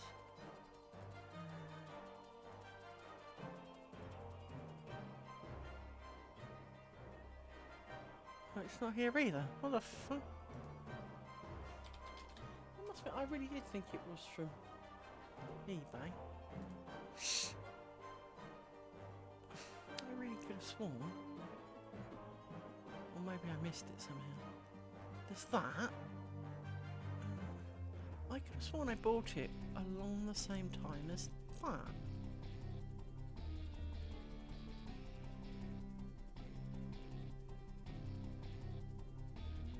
Really confused now. The only two places I've bought stuff off, it's not on either.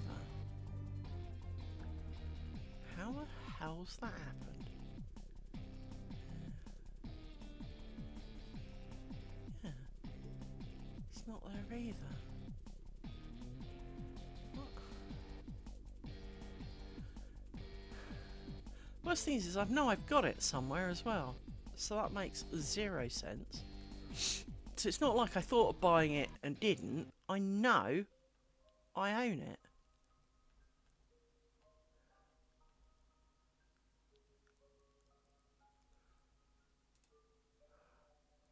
Let's see if I can find it. Hang on. See if I can find it, or at least one just like it. Hang on. Not how you spell that.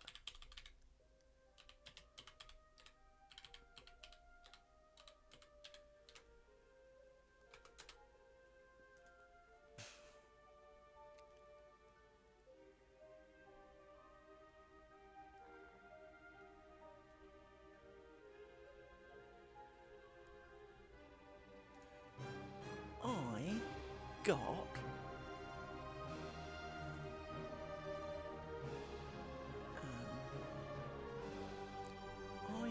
let me show you. I'm sure I got it. I'm sure I didn't just like it. I'm sure I bought it, but I can't see it. So let me just check that this picks up thing. Here you go. I intend to build, and I'm sure I bought it, that, which is a cross-stitch picture. So I was going to make a little pretty ferret face, because he's quite cute. So yes, I have been considering making ferret face.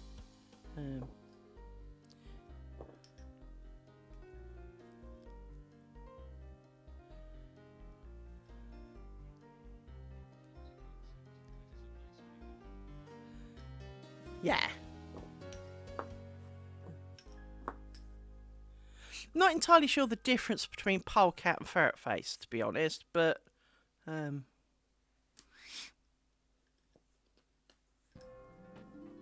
you'd possibly know far better than I. It is marked as ferret, but I do know that some ferrets have slightly different faces, obviously. Thanks for that. That's like saying to the colourblind, well, it's blue! Cheers, that really helps. I will look it up later. I will look up the difference between polecats and ferrets.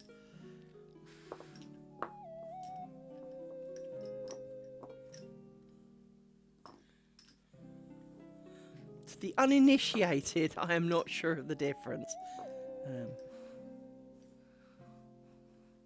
As you keep ferrets, you're far more likely to know, but I don't.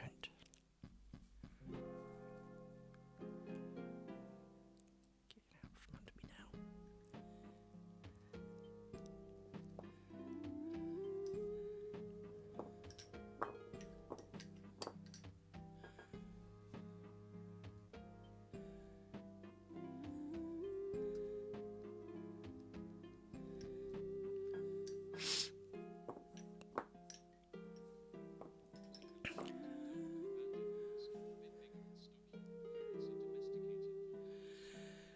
Yeah, I mean that's partly, I guess, why in my mind I'm not sure of the difference, because in essence they are related in some distant way. I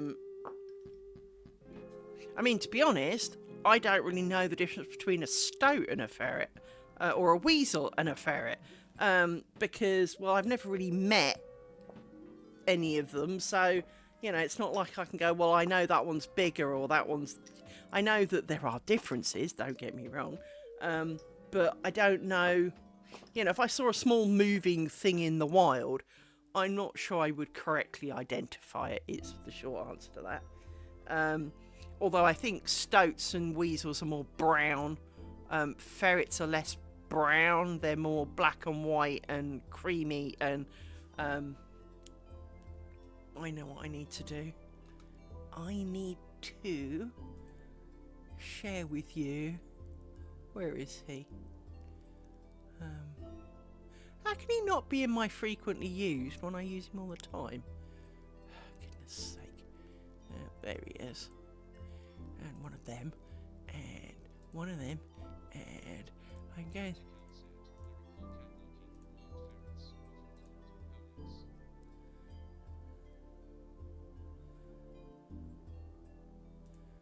I'm just going to share you a few relevant emotes from somebody else's channel. Um,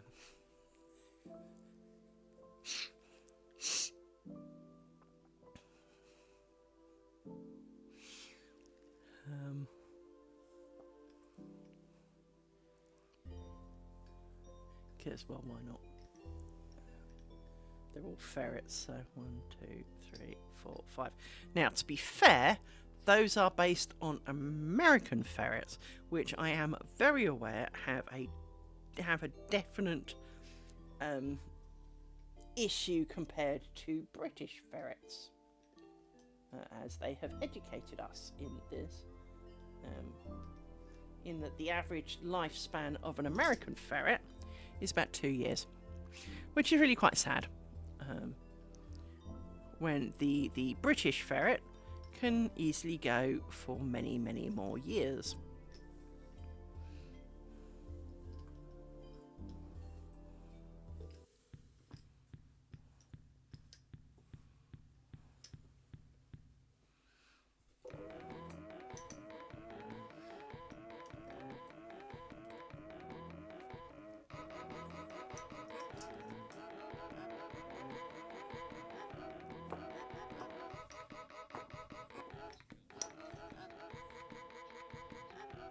Yeah, I mean, this guy was saying that, sort of like, so, depending on where you are in Europe, it's kind of anything up to even, double digits. And that certainly the American ones very much suffer from. You'd probably find him really interesting, actually. He doesn't often talk about his ferrets, but I can tell you where to find a 24-hour viewage of ferrets.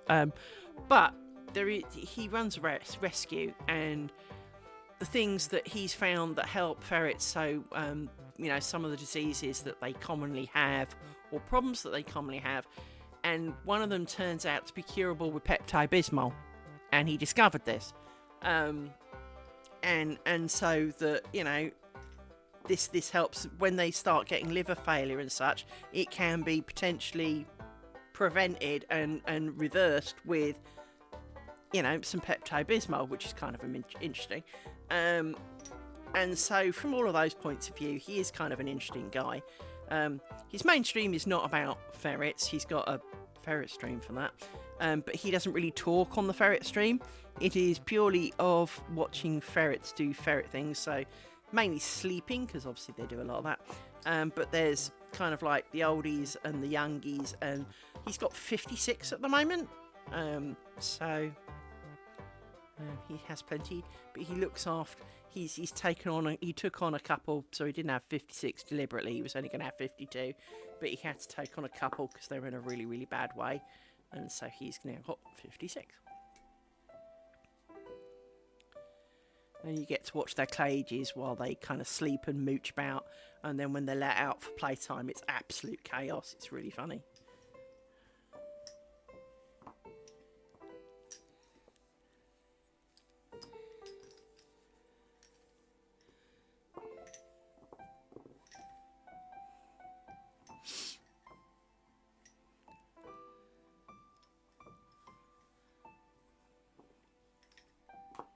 They stream the ferrets 24/7, so there's always something to watch.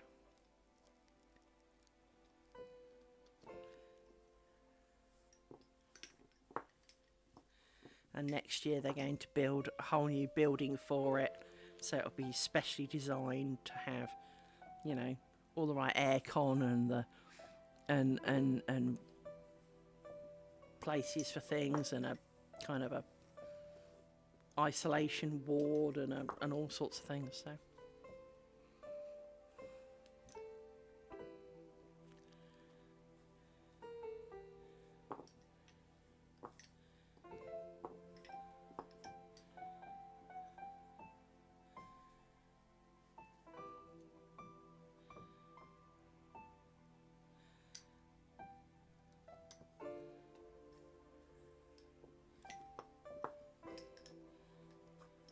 and he's got a special needs one called Henry. Henry was born with most of his brain as scar tissue, And Henry has quite obviously got a few motor functional issues from having most of his brain turned to cheese. But he's still learning. He's learnt to groom other things. He's learnt to be a bit more playful. He's still not very good at running in a straight line, but he's growing into ferret normal behaviour. He's learning from the others, and considering how little brain he's got left, that is really quite impressive. So we all have a bit of a soft spot for Henry. So, and then there's Beans. Beans is also very, very cute. So everyone has a bit of a soft spot for Beans as well.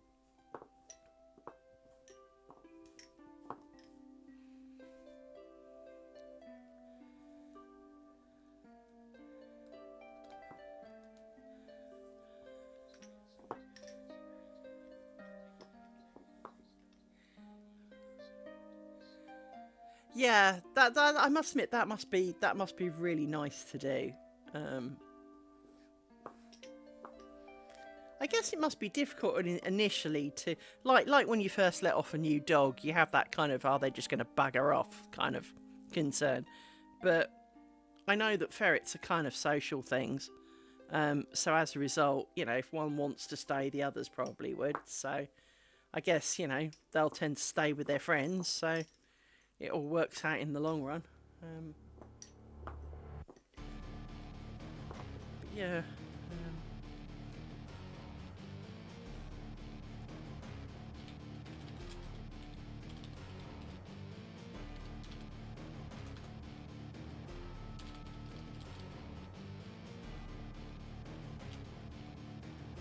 Oh, for goodness sake.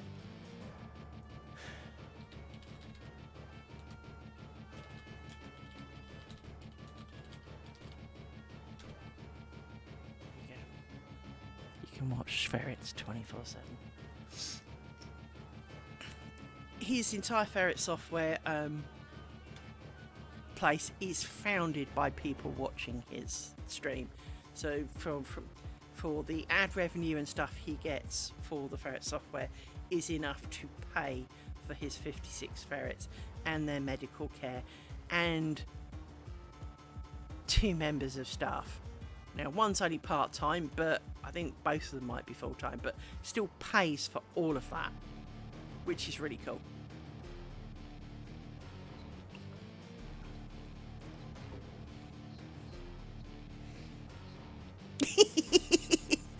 That sounds about right. That's exactly the sort of crap I'd expect them to do, to be honest. And do the whole kind of, what? We're waiting. Waiting on you, darling.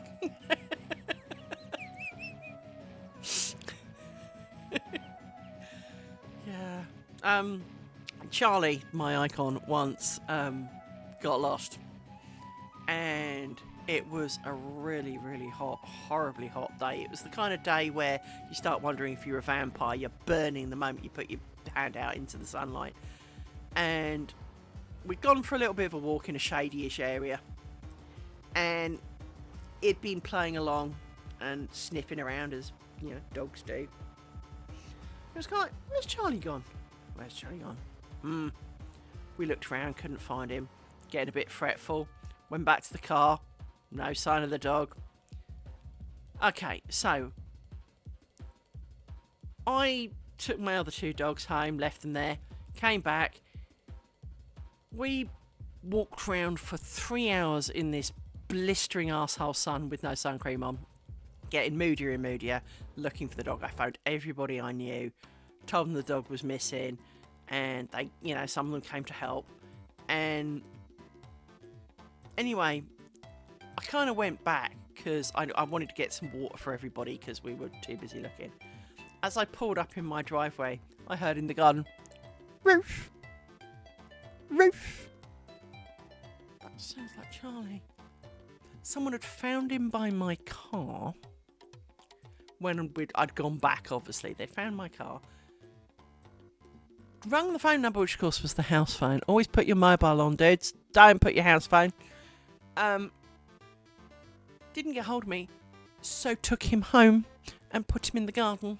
So he'd been there at home for hours while we were all searching frantically, thinking he was drowning in some river somewhere, and he was at home. Ah, I was, yeah, I was obviously very relieved, but at the same time, it's like, I phoned the guy back and thanked him very much, and he was kind of like, yeah, I've got a scanner, and, I rang your number, but obviously you weren't home, and it's like, no, I was out looking for the fucking dog. So he took him home. Little bugger was home. No! He was sitting in the garden kind of, why aren't you letting me in, Mummy? Because I'm out looking for you, you little shit. I don't think they realised the stress they put us under. Mind you, going around roughly the same place, slightly different bit of the same place, but going around the same place, one winter, and it had rained a lot. The waters were up and all the rest of it around there, but it wasn't that bad, or at least we didn't think it was that bad. Now Charlie was obviously he's dead now, but Charlie was a really good swimmer, right? Charlie was an exceptional swimmer. He leapt into this little rivery thing that usually is like a streak of piss on the bottom of the gents' floor, right? And, well, there was a little footbridge that kind of went over the streak of piss, because obviously it did occasionally get a little bit more enthusiastic than the streak of piss. And, well, the bridge was underwater, to give you an idea of how high the water was in this very particular bit, because it was usually such a small streak of piss that it was not a very wide area, so it didn't spread. He leapt in it, full bravado, as only a dog does. Got swept away underneath the chain link fence, which blocked me and my friend from getting to him, and was being carried away gently, down by the stream. Now,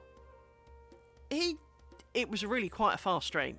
I cannot express how fast this stream was, because he was slowly being carried away, but the rest of the stream, you could see it was really running hard. He was frantically paddling for his little cotton socks, and he even tried to get back underneath the chain link fence, so he managed to battle against the tide for a bit, tried to go underneath, but obviously didn't know to dive down, because, well, there was no toys to be diving for, so he didn't really understand.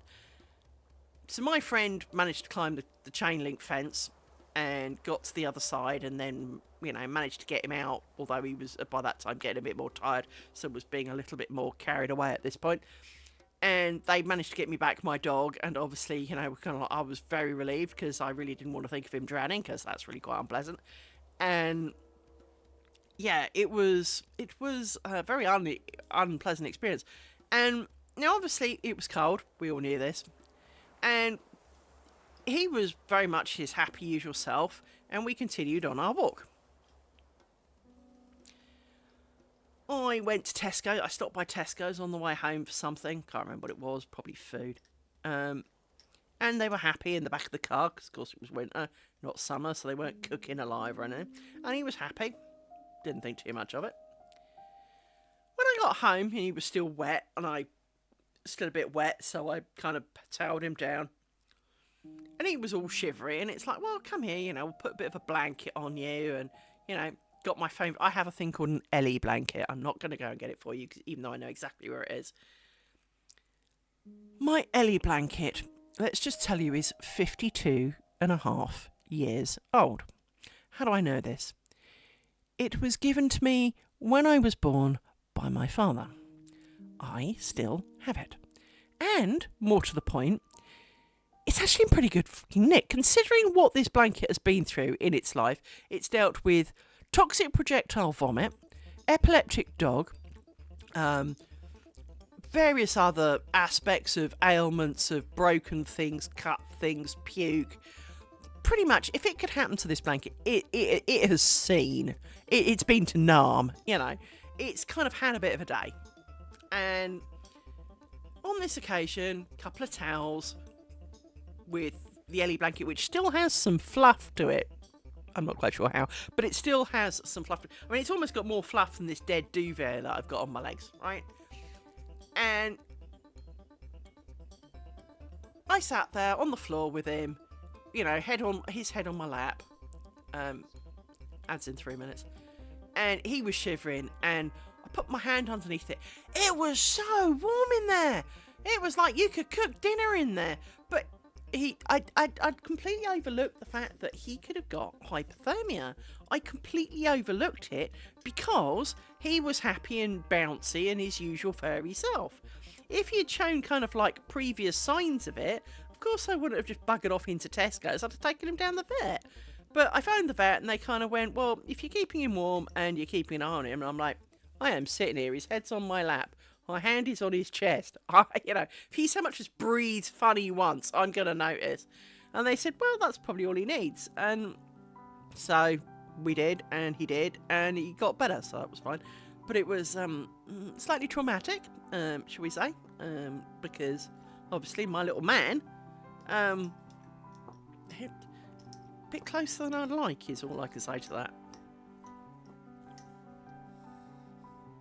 1, 2, 3. You see, you should not be 3. I need you, I think. For some reason. Yes, I need you as well. That's why. It is 4. You are done with now, and we will get rid of you, but I needed 4. I knew that was a thing. Saved myself some grief on that one. Saved a potential issue later down the line.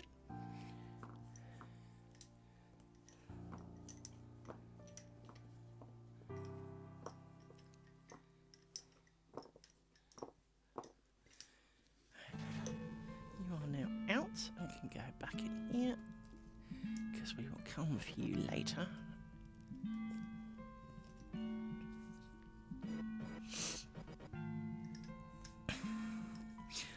I had a lady asking about that weaver's knot naughty Celt.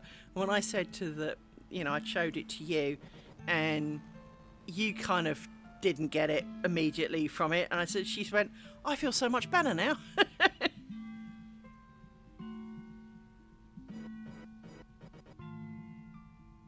Oh, what a little face! Thank you.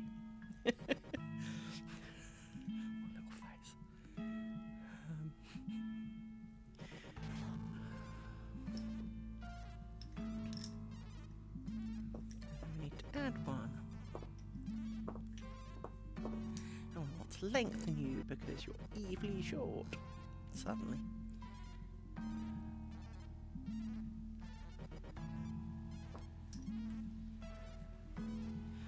Oh, I'm hungry, people. Definitely hungry. Wondering if I should order food and eat at you. It's very rude to eat at you, but I have a horrible feeling I just need to eat food.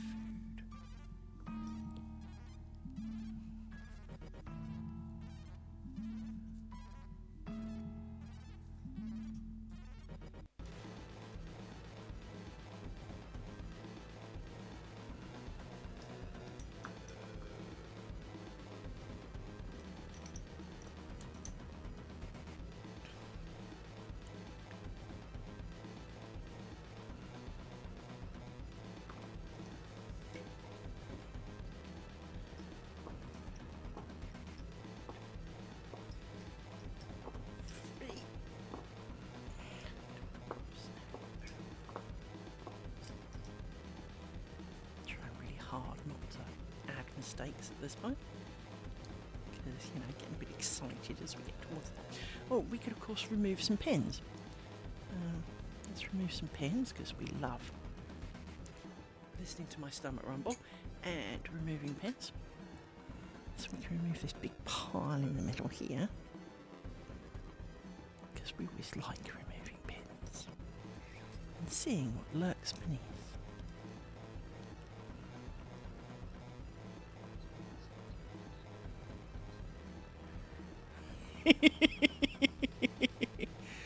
Well, if they're not domesticated, I'm not too surprised because, you know, they're probably less used to it and really don't kind of fancy it, to be honest. I can imagine that distinctly being a problem.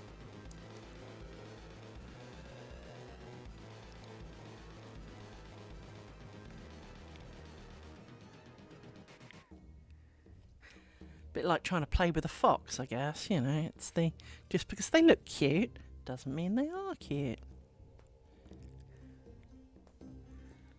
Mind you, badgers don't look cute and they're definitely not fun, so.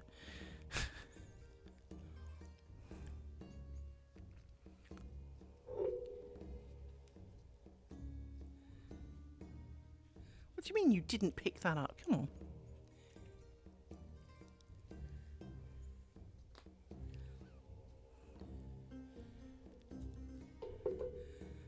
How dare you resist my magnets?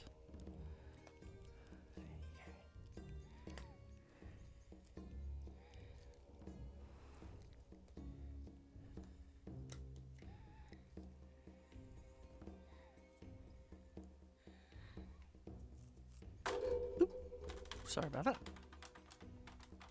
I swear this light is slipping. I swear this, because I remember when this seemed to only just... This was kind of, when it was at this setting, you could see outside the cushion. I swear this is slowly falling down.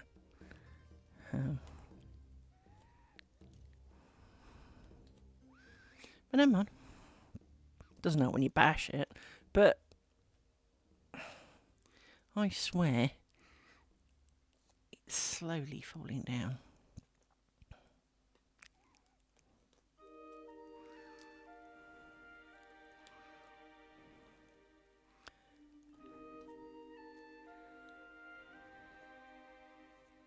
There we go. I think that's all of them. Yep, that looks like most of them. There's a couple of extra ones I could probably pull out, but...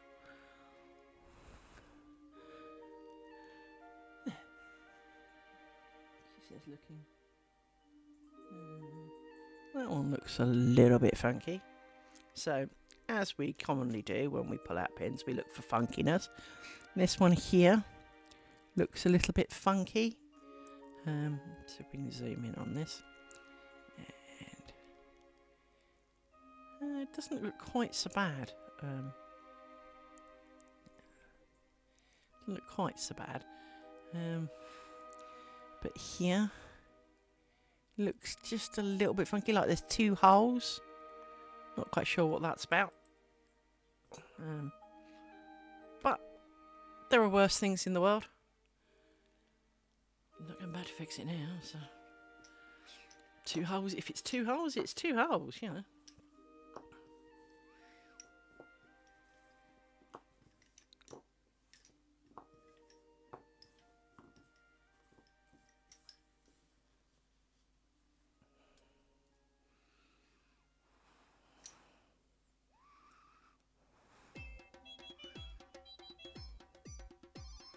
Come on, there's a hole in here. So. Well, yeah, frankly. I mean, let's face it. If Rory, I don't know, had projectile poo and it landed on my square, that's still better than the things in your roof.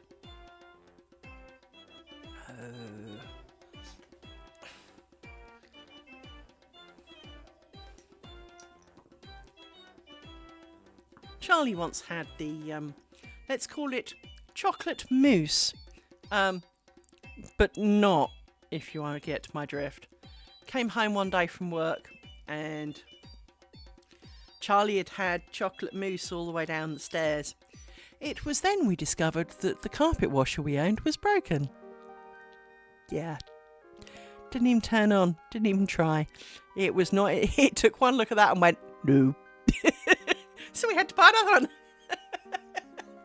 Yeah. Immediately, now, out we go. Let's go buy another one. Can't live with that. No, no, no, no, no.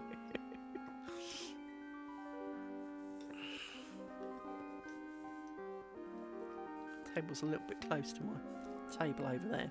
So let's do that so I can move the bobbins a bit more. That's better.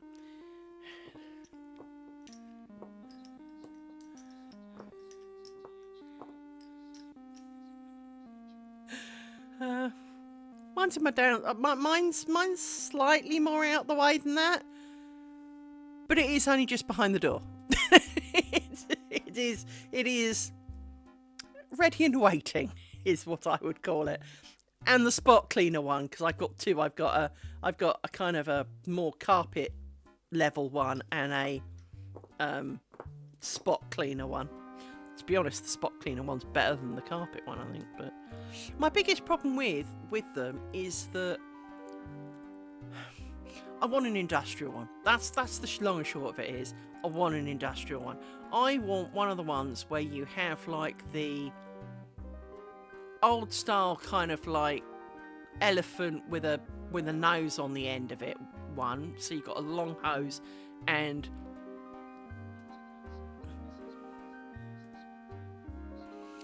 well, but I really like the ones that are the kind of not that I'm not very good at. I know that there's two types of vacuums. There's like the upright and the little kind of drag along ones. Well, they're more the professional ones are more like the drag along ones in that they've got the long tube with like the little fat foot on the bottom that you scrape backwards and forwards on the carpet. I want one of those because I find the upright ones, so the Bissell, because I think I've got a Bissell. I used to have a different one, but it just frigging leaked everywhere. But they all have too much clearance, so they don't really suck the crap out the carpet. They get it wet and they suck some of it out. You see, that's why I quite like my little spot clean one, because it's kind of more like the drag along with a foot on the end of it, and you can sit there sucking at the bit of carpet that has offended you.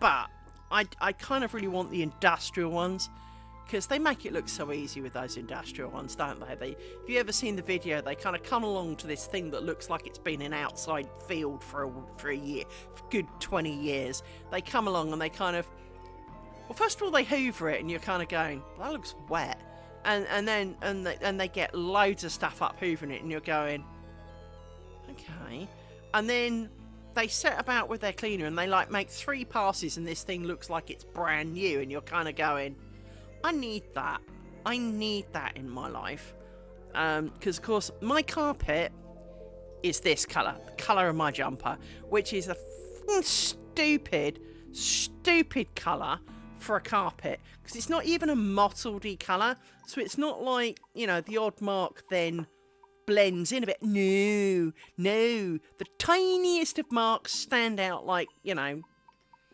you curled one up in the middle of the carpet. It's and it does mark really easily, and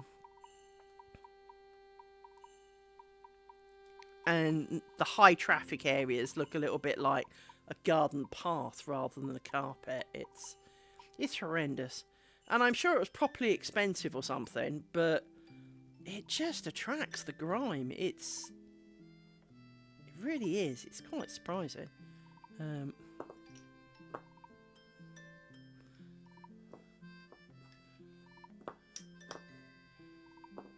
Did I twist you?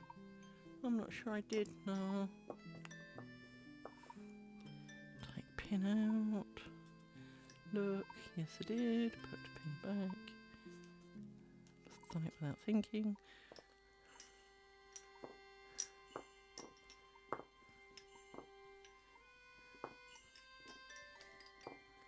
Yeah, in fact, Amazon suggested to me today to get one of those rug doctor ones. Kind of went, hey, we've got a Black Friday deal on the rug doctor thing. The kind of semi-professional ones. You know, kind of tempting. But it is kind of the upright one. And the problem I found with the upright ones is that you have to kind of lean them to get them to even remotely pick up the crap off the floor, so.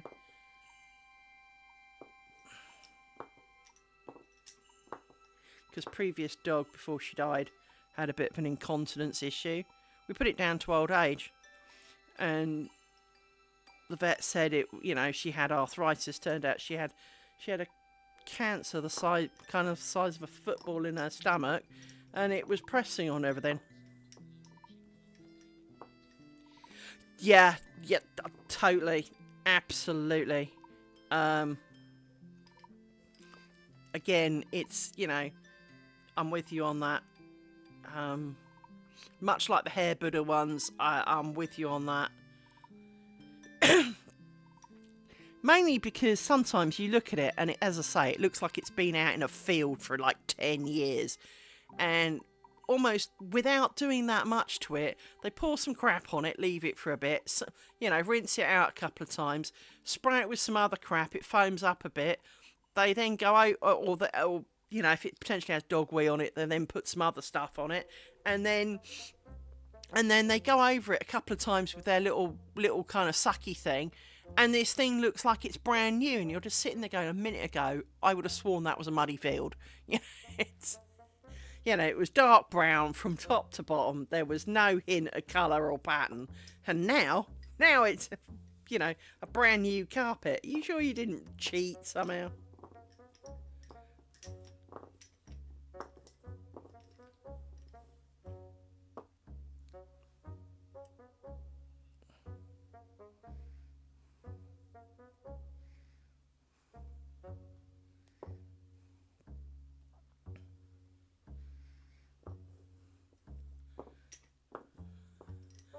I'm not quite sure how I ended up watching carpet cleaning videos on YouTube, but I did.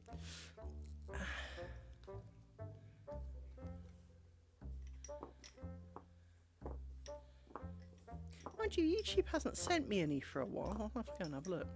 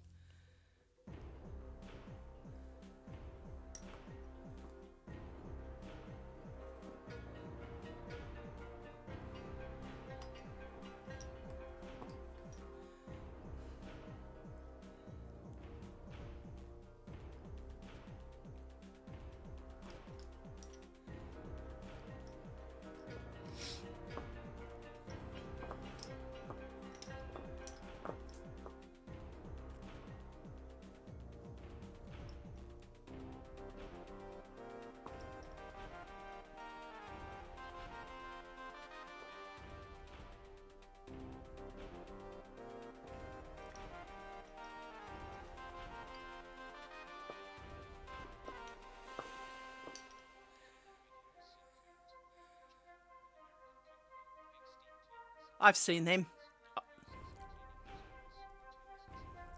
Is that the one with kind of like the kid? But he's not a kid. He's not like 12. But the kid with who it's like it's a family business, but it's clearly not. I think it might be his uncle or something. And as you say, they've got a big van, and then they show you the.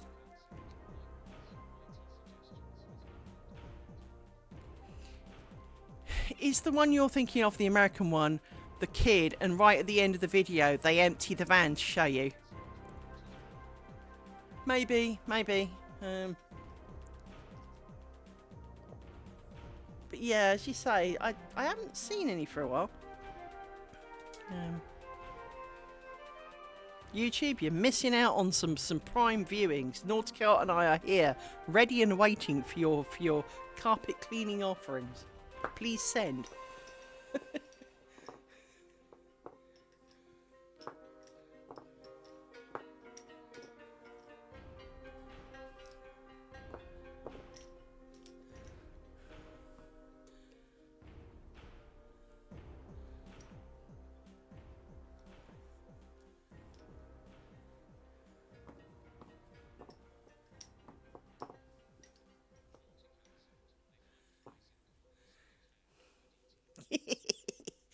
Yeah. Now you see, if they had rats, you wouldn't be surprised, because you know, as you say, Fry in the corner is definitely a rat-inducing scenario, ants and all sorts. But we don't deserve them, you know. We just don't.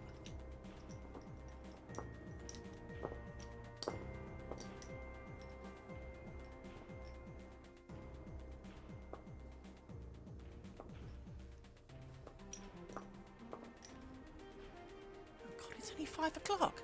How can I be this hungry at 5 o'clock? Such is the way of the beast.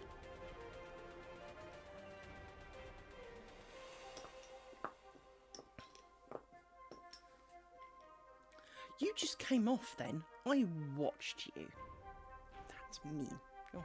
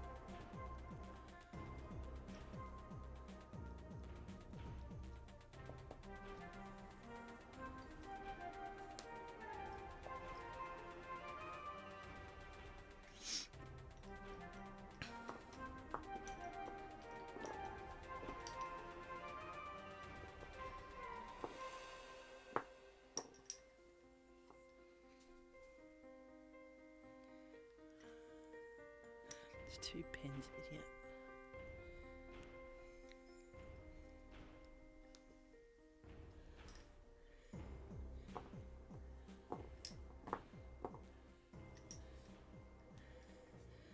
Right. Let's put you in a stick so we can throw you out the way.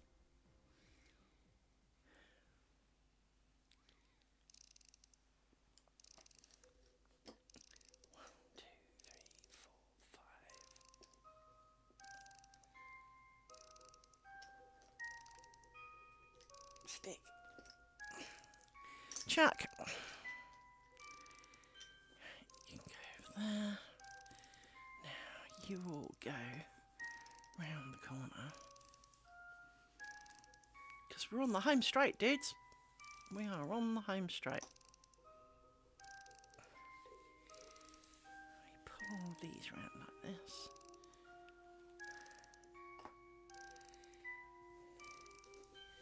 And we extract out the original set. Right. And this is where we constantly run out of room, and I moan about it because, well, that's how today works.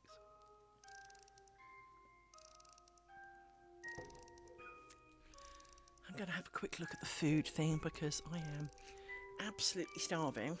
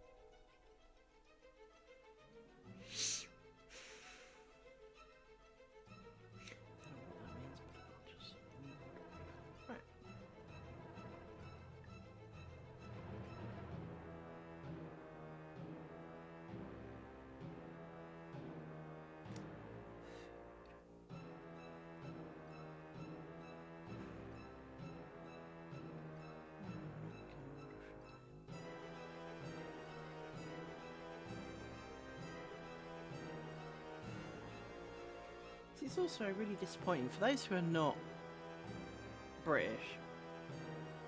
I don't know what it's like in your country, but the British idea of fast food. Chinese, estimated delivery, 60 to 75 minutes. They're 1.5 miles away. Nothing is less than 30 minutes.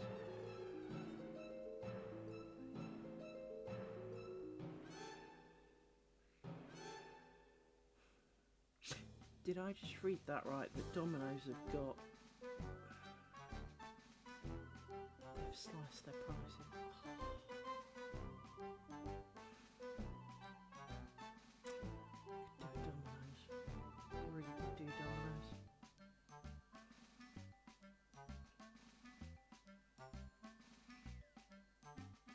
See how this works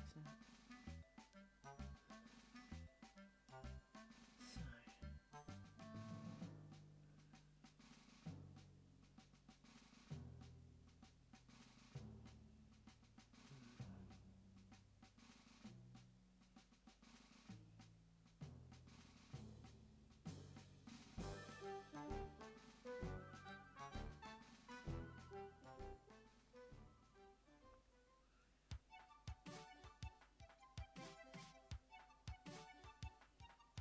I do love when Domino's declare that their pizza is hot and it's got jalapenos on it.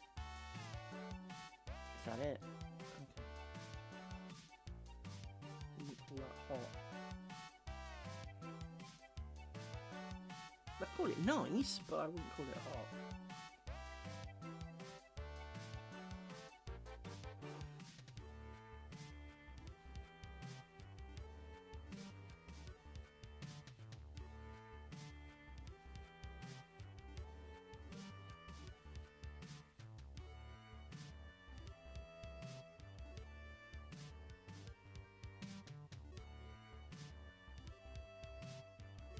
I'm sure I just...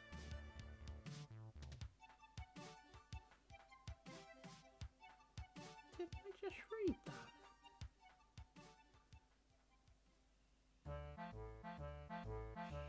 Apparently not. Oh, they got the turkey ones again. Oh, they were nice.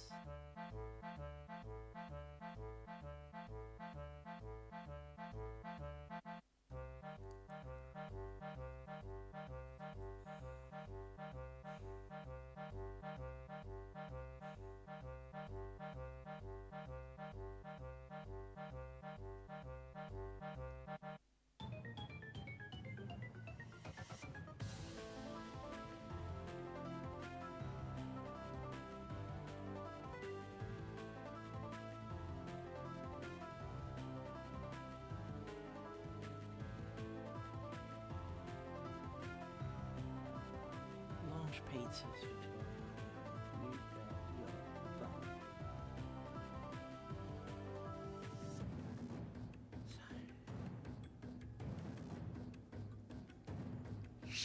Because then I can eat it tomorrow. So do I want Mighty Meaty? Although, Mighty Meaty! 1, 2, 3, 4 bits of meat, although there'll be very small trace amounts, onions and mushrooms. It's not Mighty Meaty, that's just a pizza with a lot of stuff on it.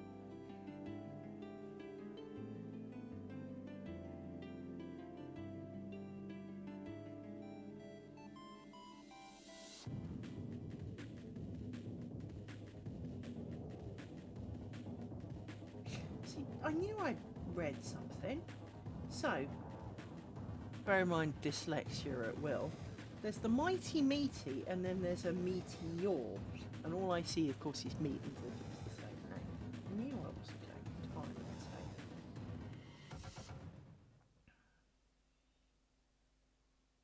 Script, gonna have one of those. Barbecue, duh. Oh, the pizza comes with barbecue sauce. What sauce do you want it? The one you said. Normal cheese, because I'm not weird.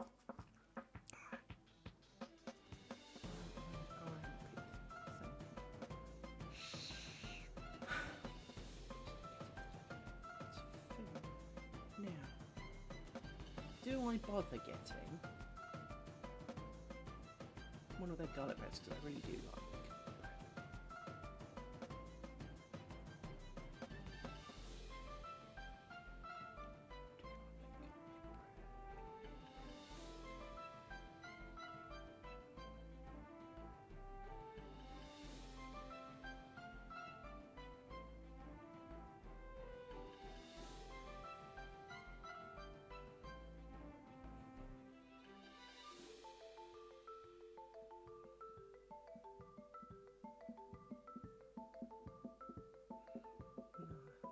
Extra special one.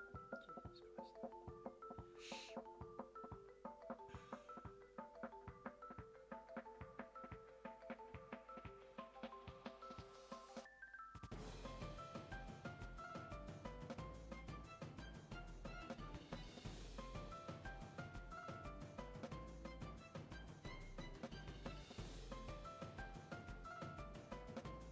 It's gotta be pizza.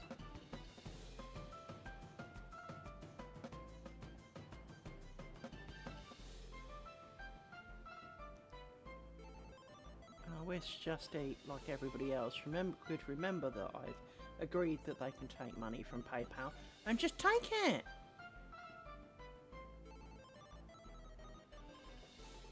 Feed me. Placing your order.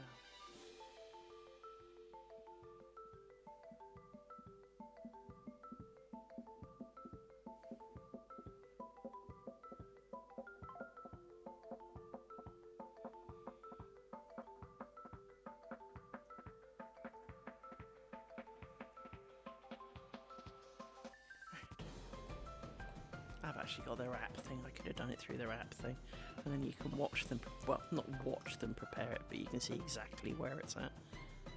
But they are fairly quick. They could even be here in half an hour or so. So I can then eat food at you, because that could be a thing. Because I'm still feeling pretty good, so we are going to try to finish off the square and start, if not finish, the sewings, although the sewing is the bane of existence, let's truly be honest. So from that point of view, I will need foods.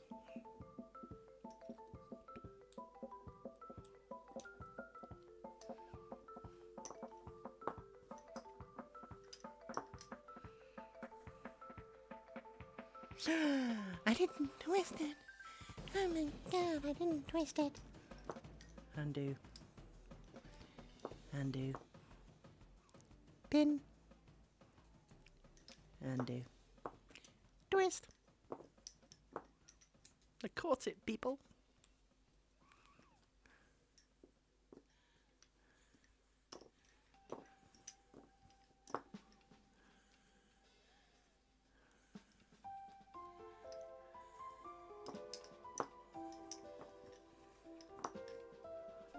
I haven't had a Domino's for ages.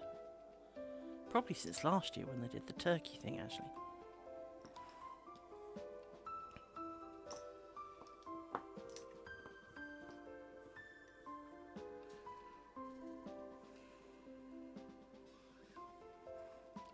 By the way, yes, I can do a lot of damage to a pizza. So you might be thinking that two large pizzas is a lot of food for one person. Well, it is. That's why I'll eat one today and one tomorrow.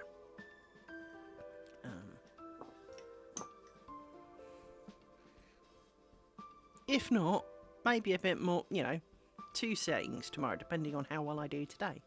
But I am savagely hungry, so I have hope for eating of most of one today.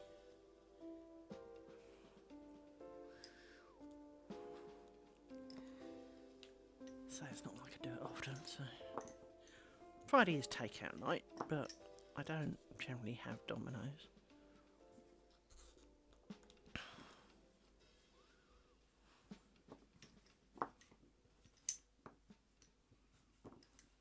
And I have been losing weight, actually.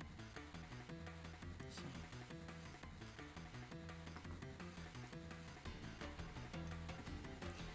Did you see that, you rude bobbin? Get back into a reasonable level and stop trying to run away.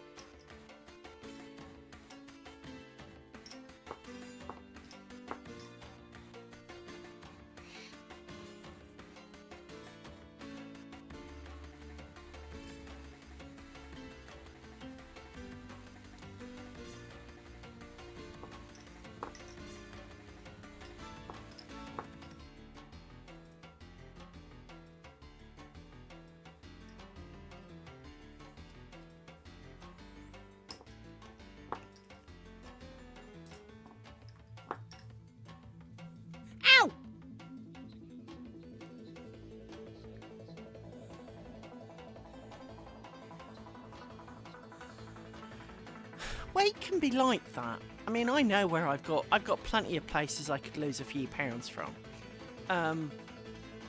But I think if you saw me, you'd agree I don't look the weight that the scales say I am. But I clearly am not skinny either. And it is sometimes weird how you can lose a load of weight and kind of didn't seem to have it to spare in the first place, but obviously you did somewhere. The worst one is when you've gained a load of weight and you're not quite sure how, because gaining weight can be really easy and it can hide. So you get away with it for a bit and then suddenly it kind of leaps out and goes, ah, you're fat now.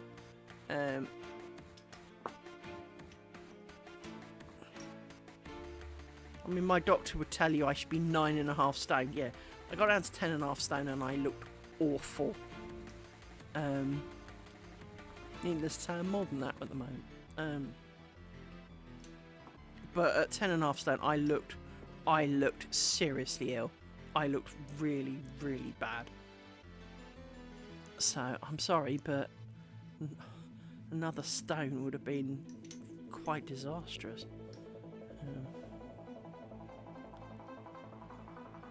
I'll put some weight back on this. Definitely could afford to lose some though. I think if I lost 4.5 stone, that'd be about right. I'd be alright with that.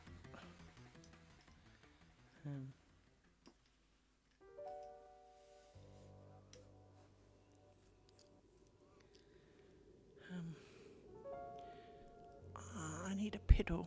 Hang on.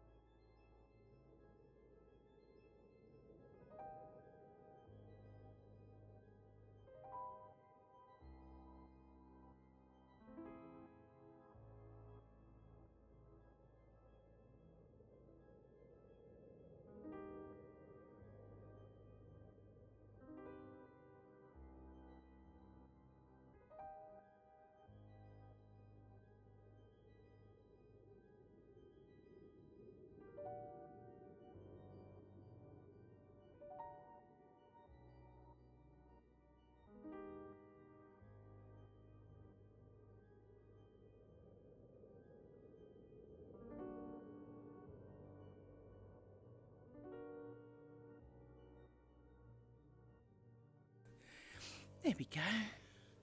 That's better. Body's all set for the incoming food. I got some more drink because that was getting a bit low. Probably should have thrown some ads on instead, but never mind.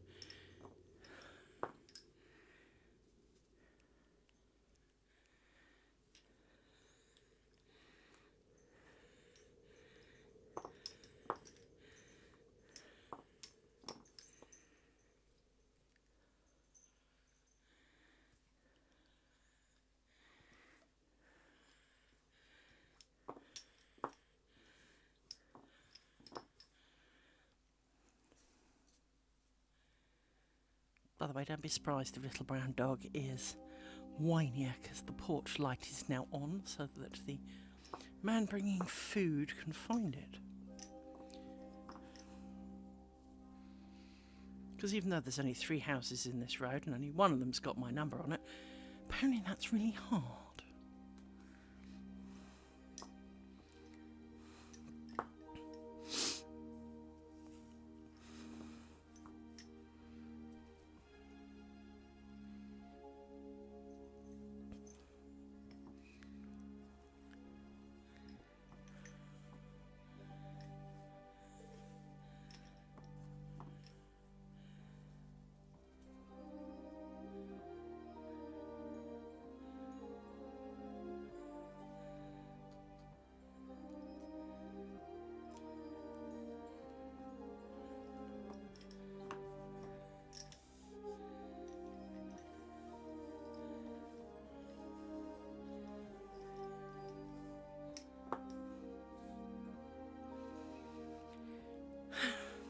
in there, people. Get in there. There is every good hope that we will make this today.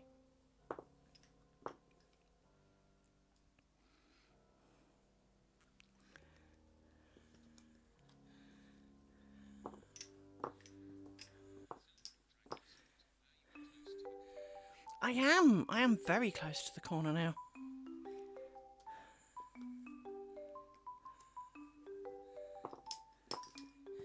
We have been beavering away to get to the corner. How are you, Silver of Dragon?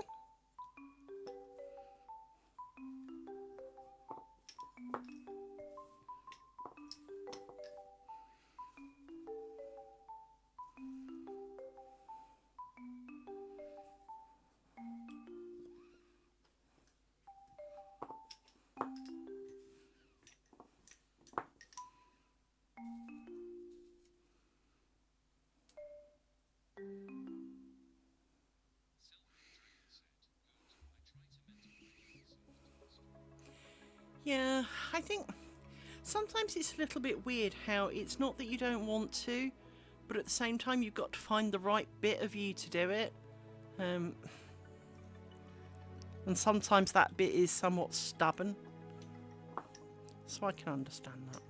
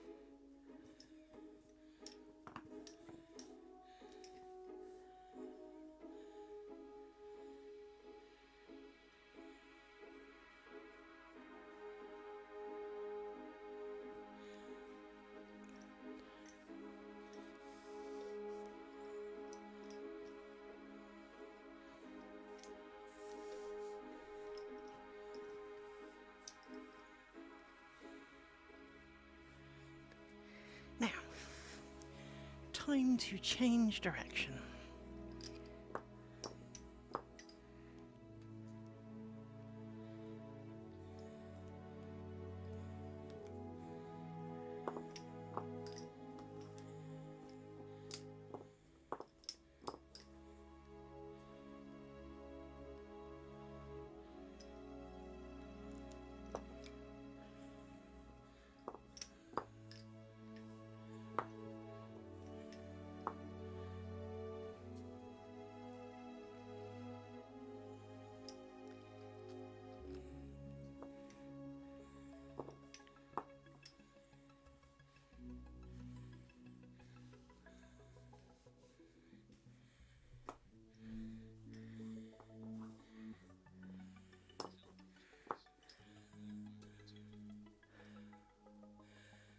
I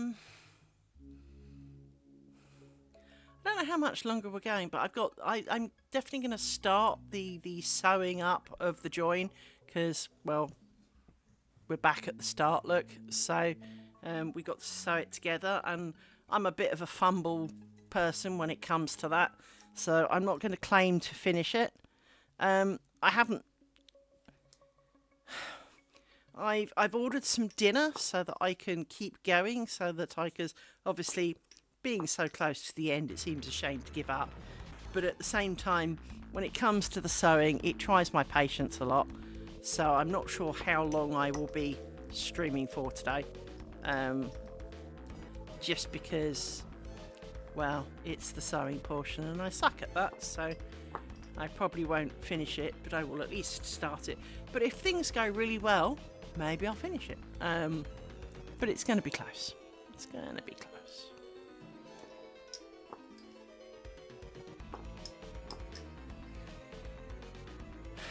And then tomorrow, if I have finished all the sewing, well then I'll have to wind loads of bobbins and start again. So, yeah. Kind of, yeah. It's hard to feel enthusiastic about starting again when you haven't quite finished this one yet.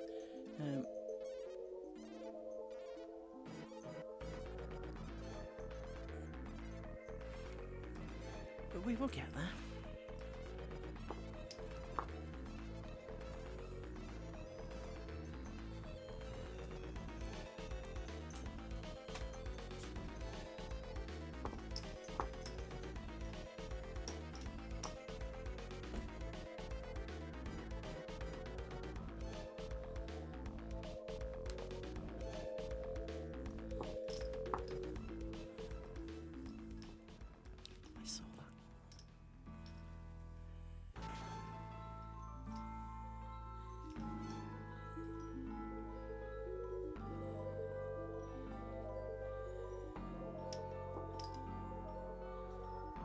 Hang on.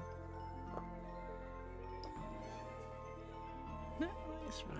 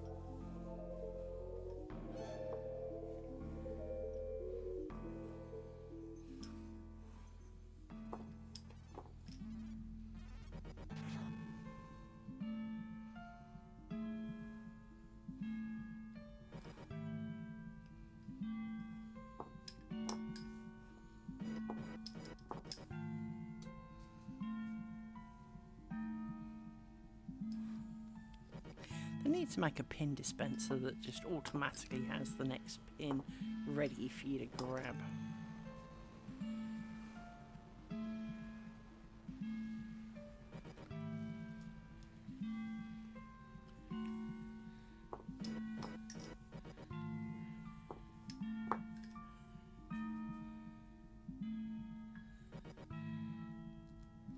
And don't tell me it's called a pin cushion.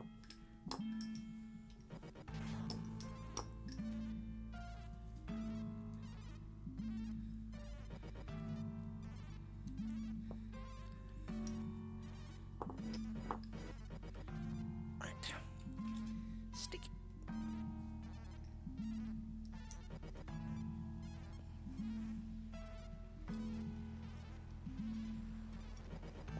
Stick.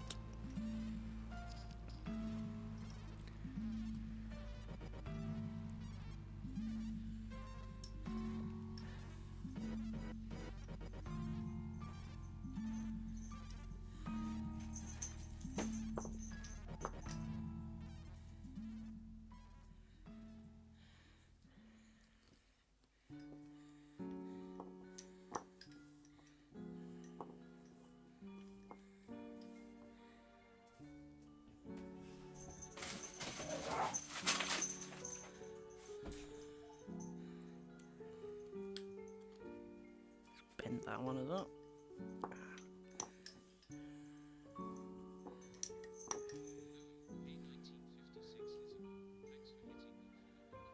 Thank you for the follow, Isabel. I really appreciate that.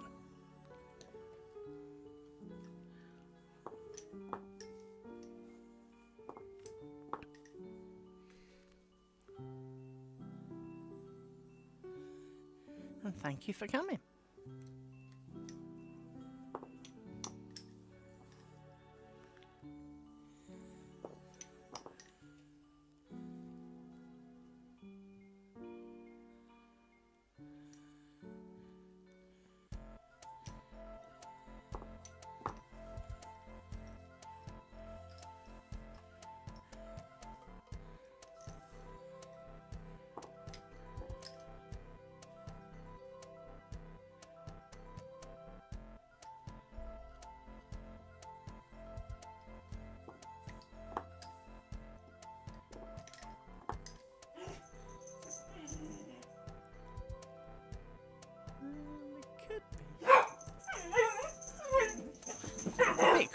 quick for dinner, but it might be.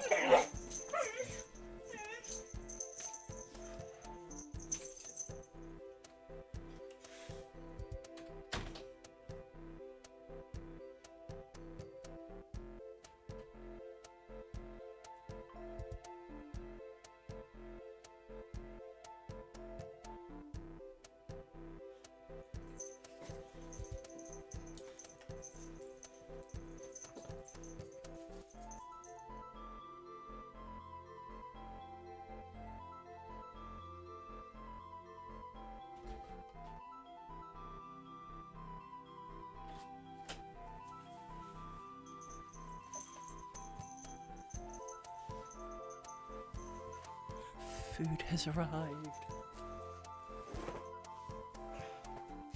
Right. Let's see if we can get to the end of this quickly before my food gets cold. Stop undoing, Bobbin. Why are you so crap? Why are you being so crap today? Just stay. For goodness sake. We're on a race now because I'm hungry. I of course appreciate that it doesn't actually matter whether I eat before or afterwards. In fact, eating now is probably better because the food is at its hottest. But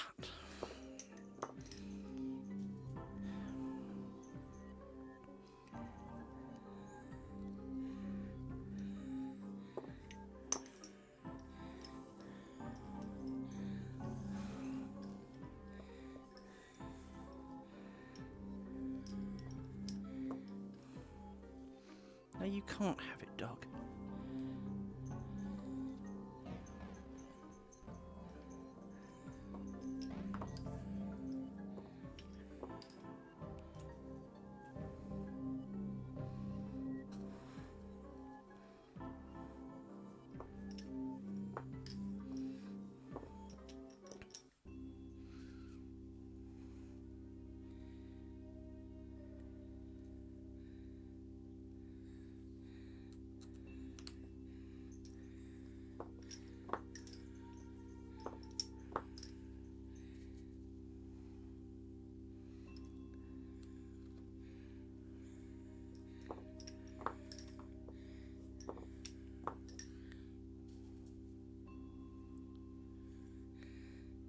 Nope, I can't sit here sniffing it. I'm gonna have to eat some. Right. You have a bit of my garlic bread.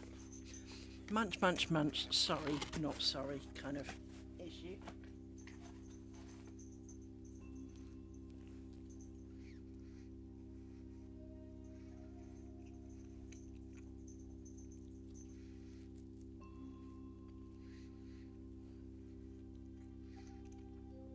As I probably haven't eaten for 10 hours.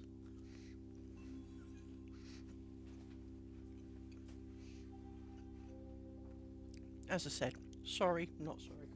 Hungry.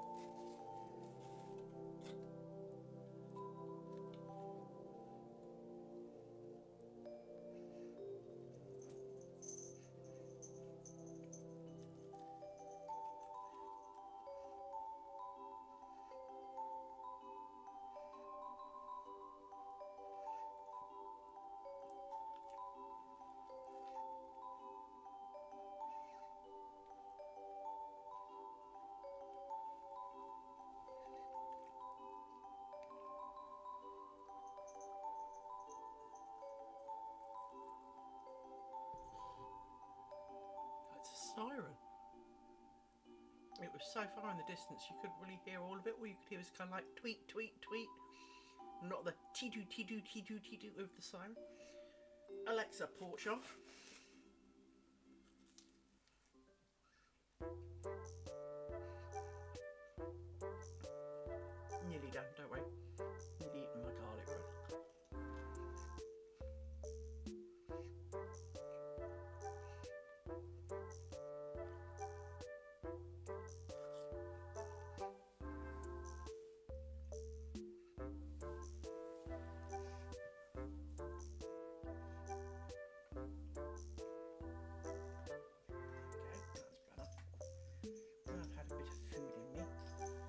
if we can muster the last final pieces before we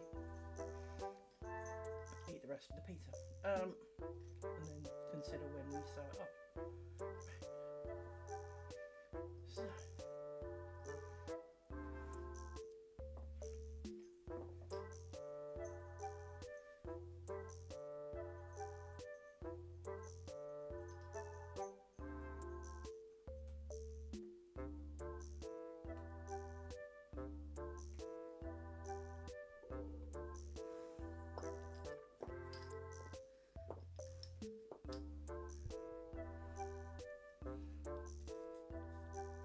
Feels better.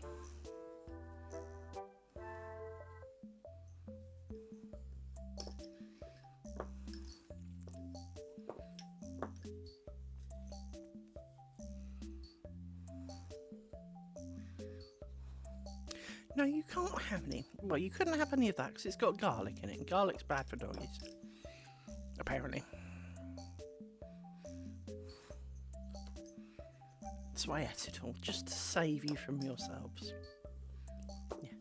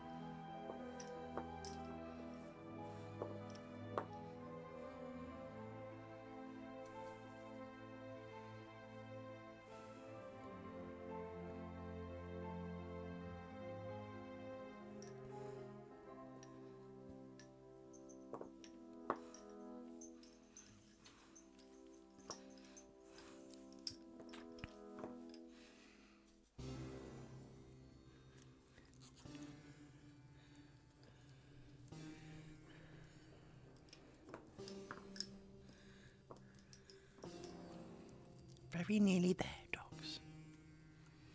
And I know you're thinking of the pizza, but oh man, the ants are coming. Are we going to make it to the corner before the ants? This is the question. I've got 3 minutes. Well, just under 3 minutes. Part of me would like to think yes. The other part of me knows that this isn't as fast as it feels because I spend most of it looking for pens.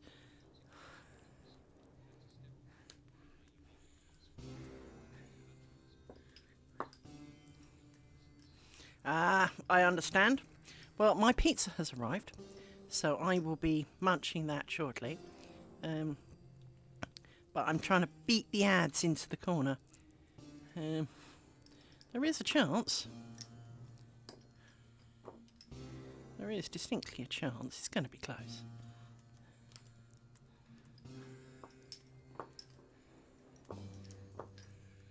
Actually, it's not going to be that close. I'm going to win. 2 minutes. I think I can do 3 stitches in 2 minutes. Well, technically it's 6, I guess, but...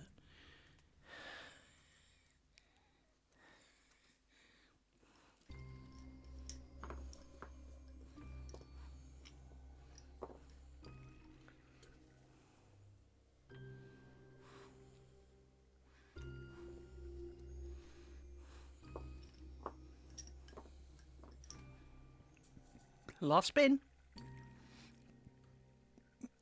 Ta-da! We have completed the triangle. Huzzah! Huzzah! The king is dead. Long live the king and all that. Why? I never understood that one. The king is dead. Long live the king. Well, he's dead. Why would he... How can you wish him long life when he's dead? Exactly. Let me try and extract. A photo of this, because you know this is always a good thing. We like to have photos. No, the crown doesn't die, but it was just the kind of. It never made sense to me that the king is dead. Oh, woe is us, right? Long live the man who just died. Well, he died, dude. Now, obviously, technically, immediately, someone else is arguably already king stroke queen. They just maybe don't know it, depending on, how the king died and where and all the rest of it. Shot in battle, they may not rightly know it at that millisecond in time. They will find out soon enough.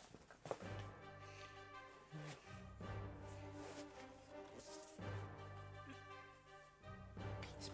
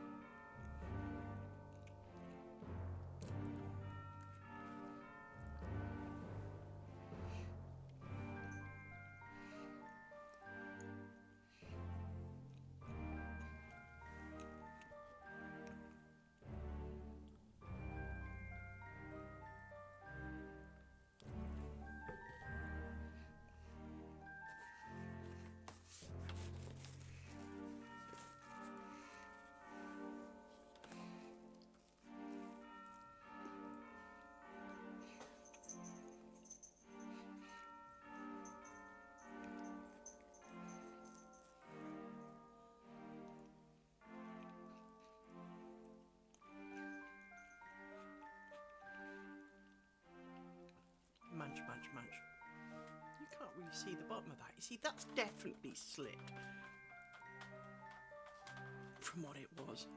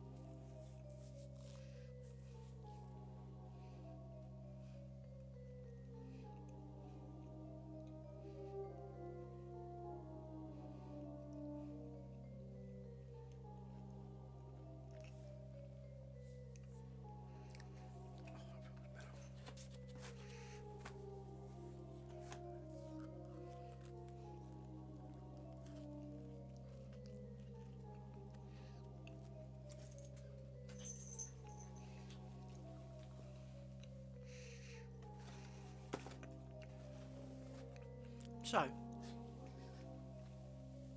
I've just eaten half a large pizza because I was hungry. And I'm still hungry, but we're gonna, try not to swallow it whole.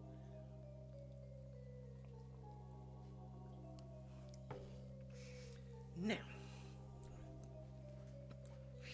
we're going to go through stage 1 of the pin scenario. Take a picture of that, otherwise no.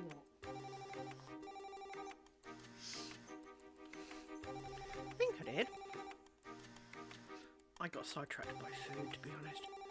Let's have a look. I did take a picture of it.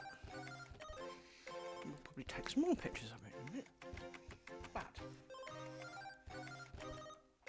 we are now in the strong position to be removing more pins because we like them.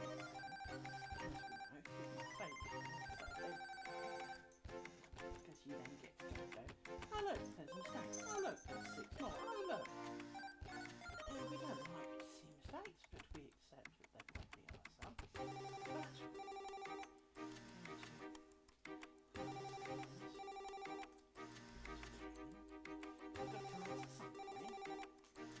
we'll do also push down some pins and not other pins for the binding off section. And also make sure to cut a page.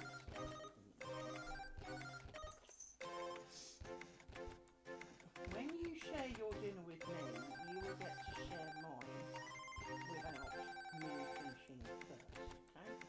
Until then, you will wait till I'm done, and then, should I even fit, you can have some licking stroke offerings. Now, you usually do quite well on takeout night and getting chips, because I don't really want chips. Didn't twist that one. I swear I checked them all for twists too. I don't know if it was yesterday, but it wasn't that long ago. To be honest, it doesn't show too bad. See, I'm not even sure I didn't. They don't look twisted. That's more to the point. They don't look like they're currently twisted.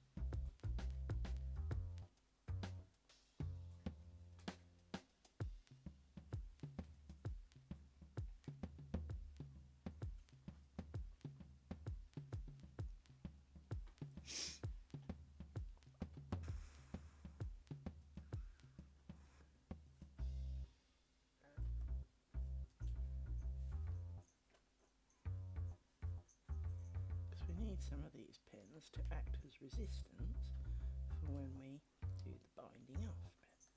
But we don't need a lot. We need like 3 layers. That's down to there. So let's take some new out. Because it makes us happy to see without the pins in. It looks so weird.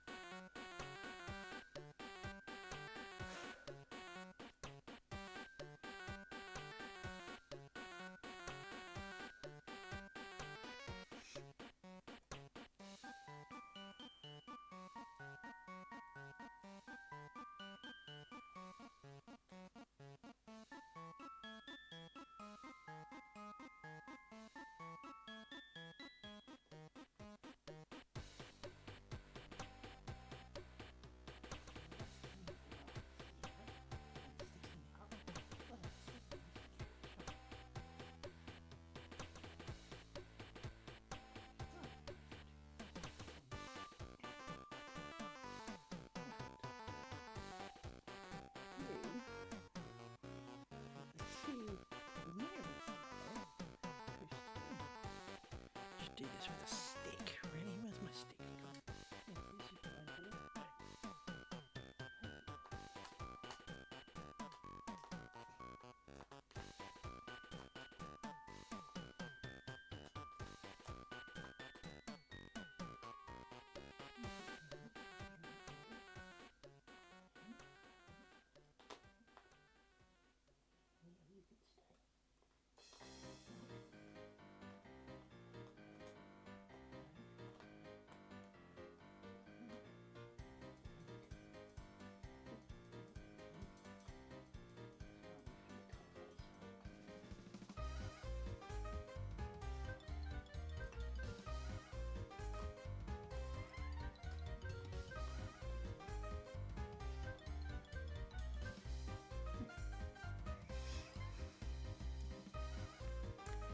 Right. Well.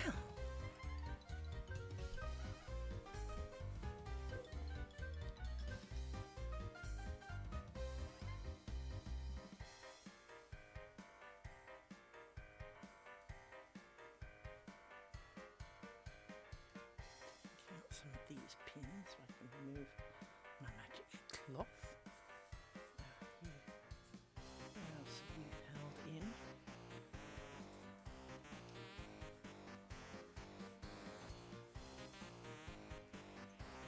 Much further up.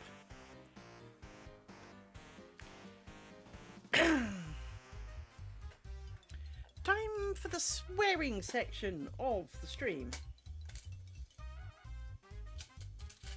Because, as we may recall, this is not the section that Liz does well at. So, I'm going to do that for you, because we've done that with all the others. I'm going to push you around a bit more to give me a bit more space, because you can never have too much space. And we shall start with you two.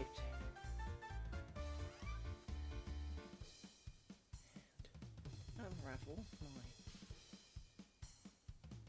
curly pin of doom. Take the pen momentarily.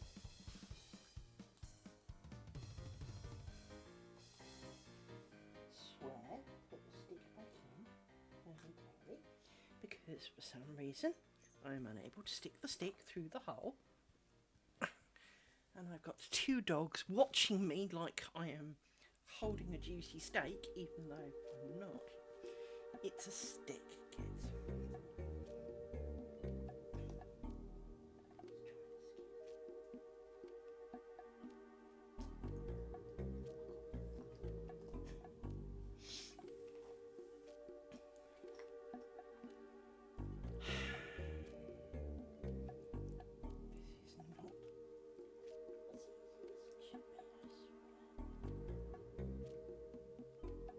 As I said earlier, I watched a very experienced lady doing this, and frankly, she made as big a balls of it as I do, so I don't feel too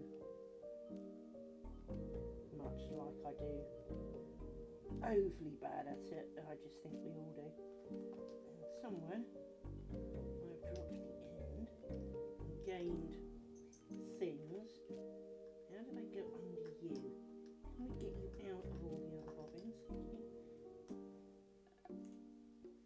Now, somewhere there's an end of this. There it is. Can we undo? You tied yourself in a knot again? No, there it is.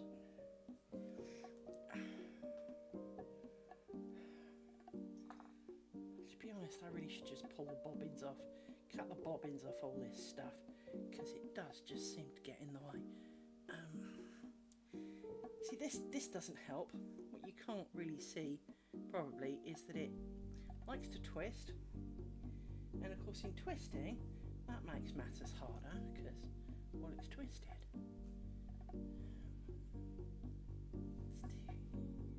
Let's do you.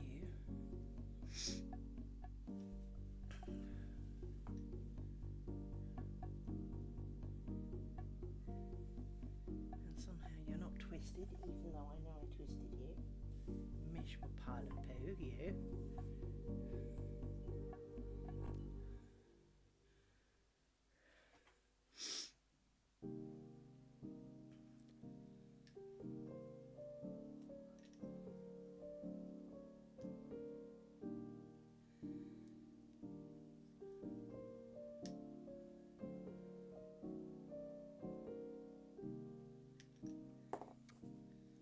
Bobbin.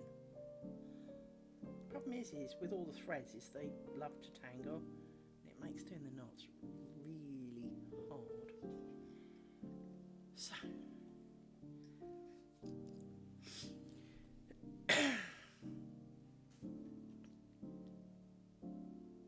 I'm going to leave them fairly long for now. I may change my mind if they get on my nerves too much. Next pair of bobbins.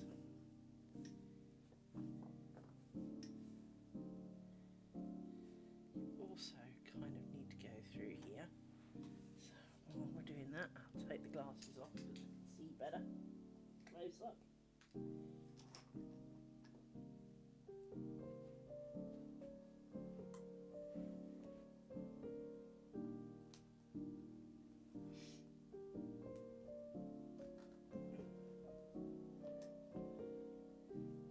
Bobbin goes through the hole. We need to make it a lot longer, my friend, because 1 inch of nothing is definitely not going to work.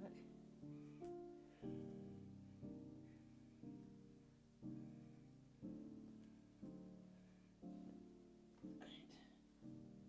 And then pull you up like this.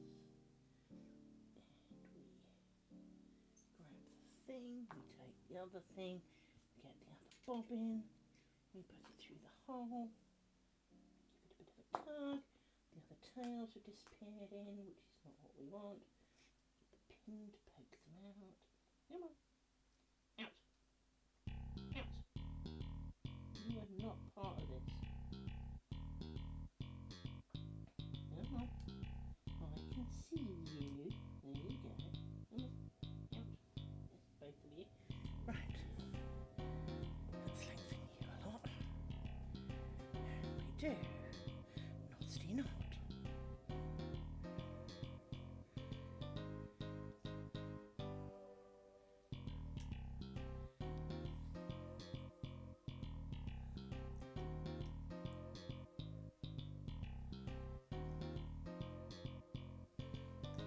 Trim you.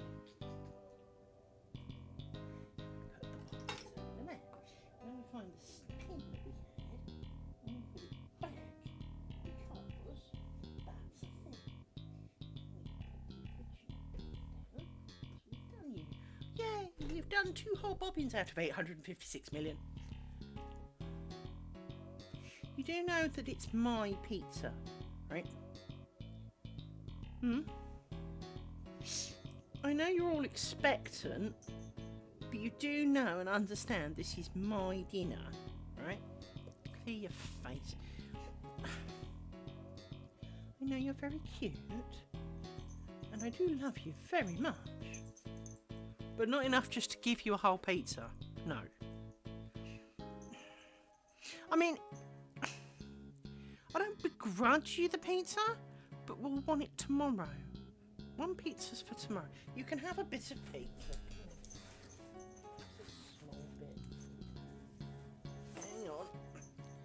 Try and tear a small pizza slice in half. This is going to be a challenge, isn't it? Hang on. This is easier said than done, children. Right.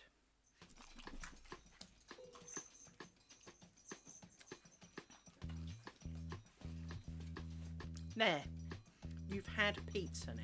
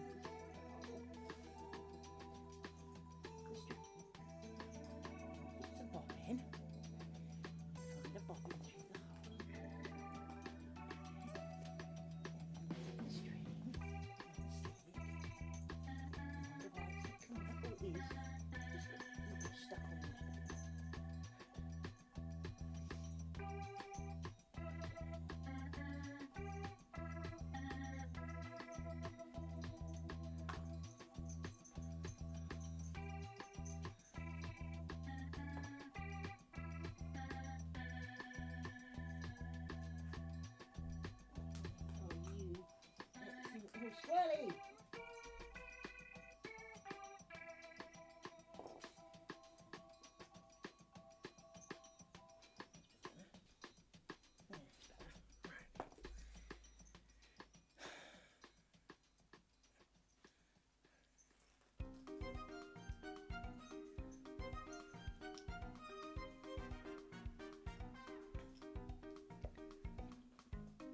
Can you stop licking me, dog?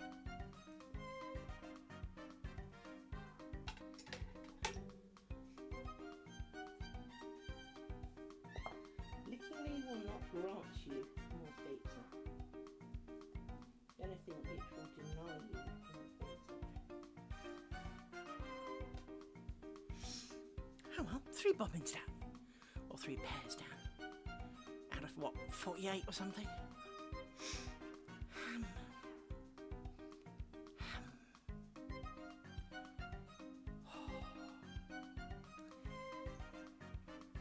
I remember the Saturday.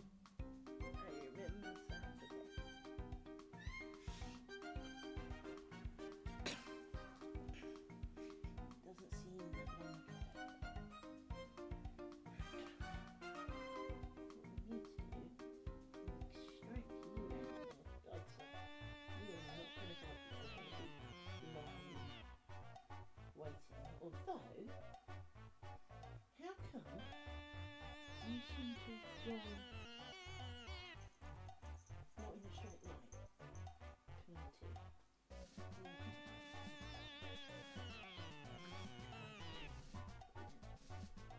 what glue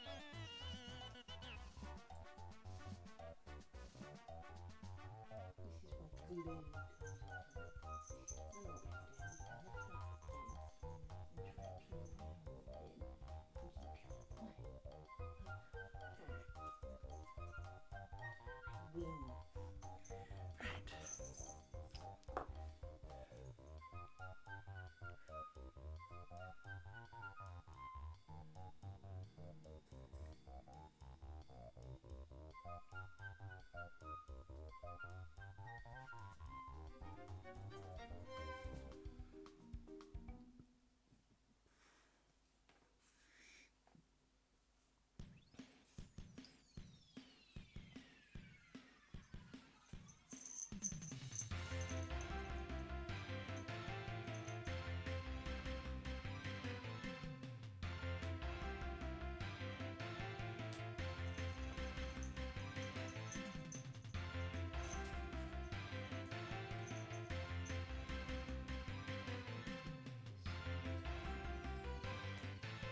You wait until you come straight out of the reflection and non-food.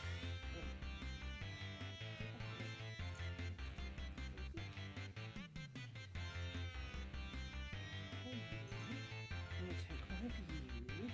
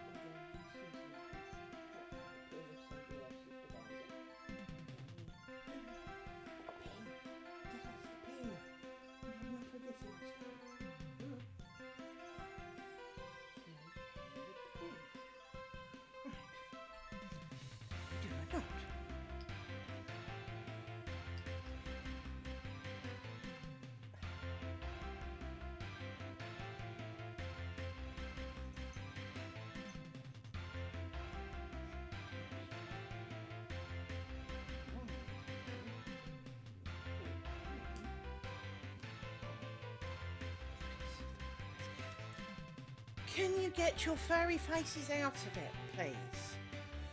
You've had pizza. You're not getting more pizza. Out. I love you too. Out. Do I have to go and put it in the oven? Oh, move.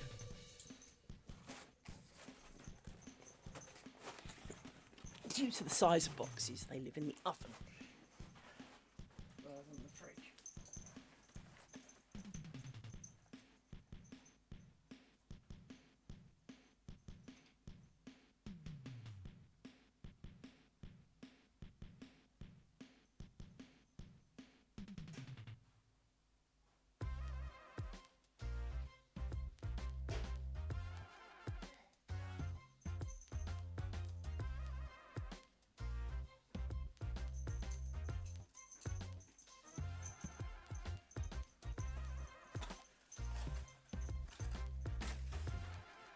Right, done. You can stop nagging now.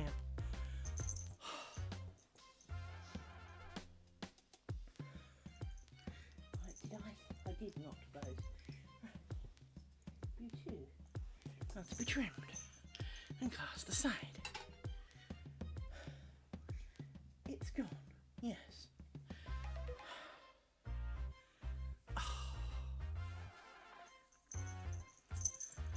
Draining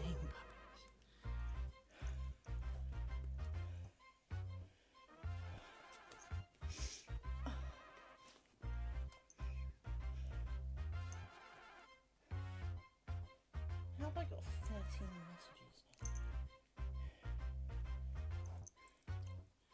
Get off me!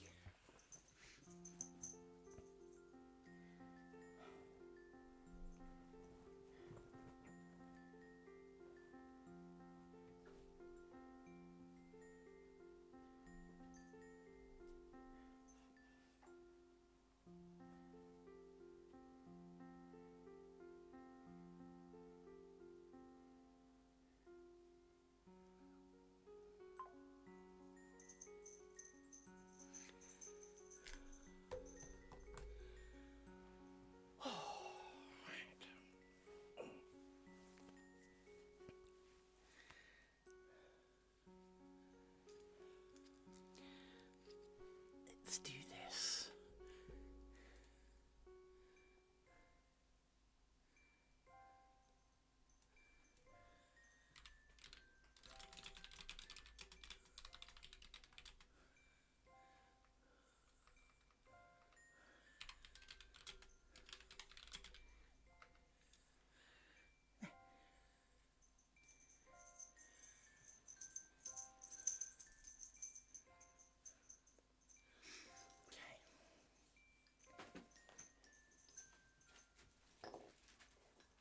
You two together, actually.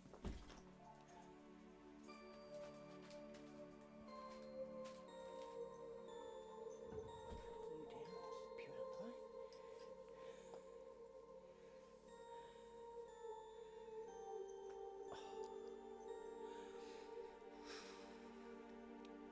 This is definitely hard going. I don't know why I find this so hard. I guess it's like lots of things in life. There are sometimes things that your brain and your body just don't want to coordinate with and just find really hard work. When the reality is they're not at all. But for some reason, it is when you do it. Everyone else kind of goes, oh, this is the easy bit, this is the quick bit, this is the... And you're sitting there going, I never want to do this again in my life.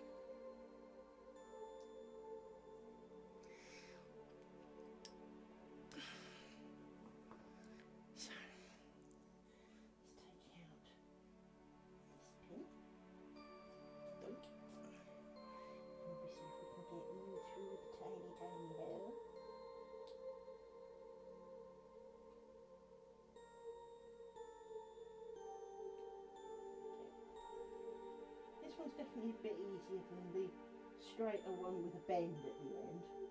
But it's only a bit easier. It's not that much easier. It's still a bit fiddly. But it is a bit easier, so considering where we were at, this is all mated up with all the pins, and I haven't been put through the loop yet. So don't run away, I haven't done anything yet.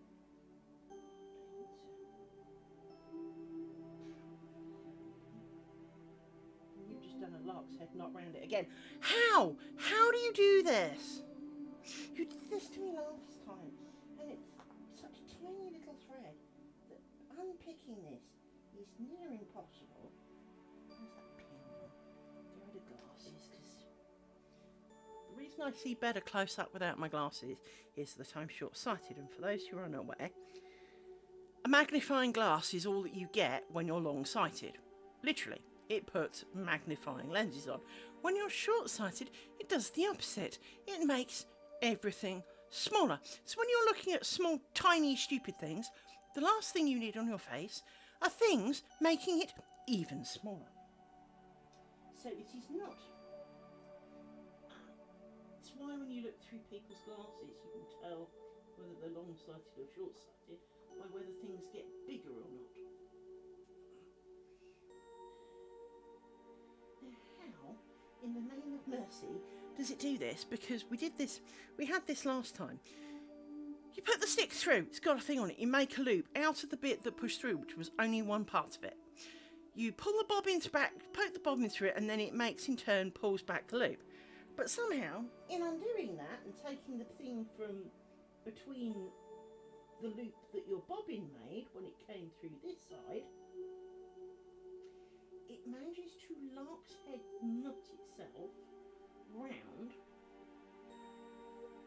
the other piece of string, around the bobbin string, and there's no logical reason why it should do this, because at no point did you pass it through the string itself. But somehow you successfully did, and working out how is frankly really quite hard, because undoing it is near impossible. To the point that one time last time I actually just cut it off because I got fed up trying to work it out how to undo it, and it just wasn't having none of it. But somehow it gets passed through the end of itself, even though you clearly did not do that.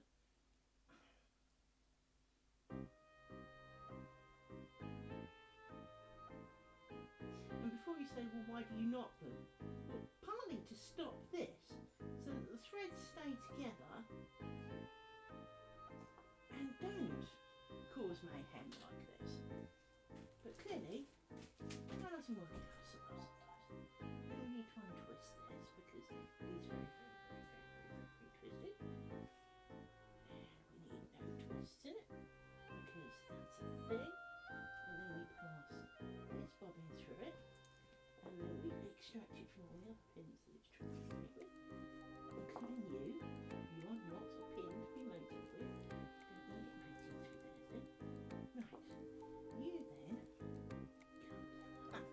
There we go.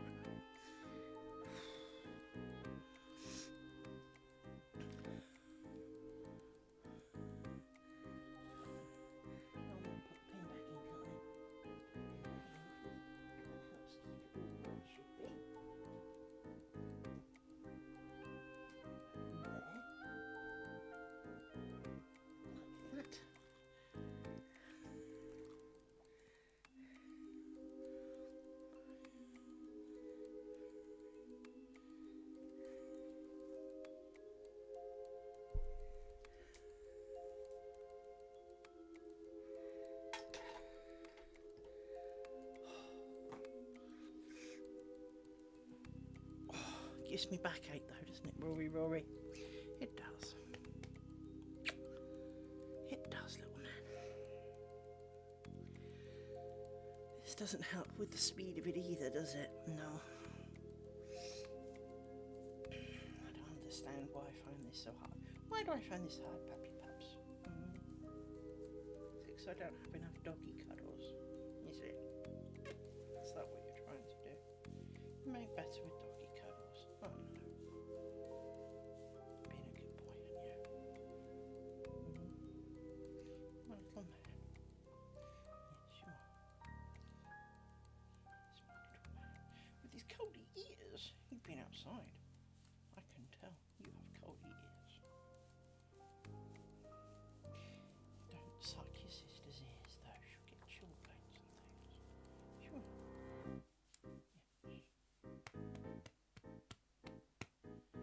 We finished square number 2, Rory. We did. It's a good thing. It is. It is a good thing. is. It is a good thing. Yes. It is a good thing. Thank you. It's a good thing. Yeah, let's do some more.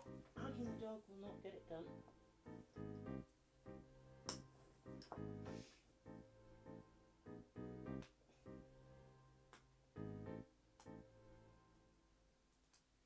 We have a very bent pin. Never mind.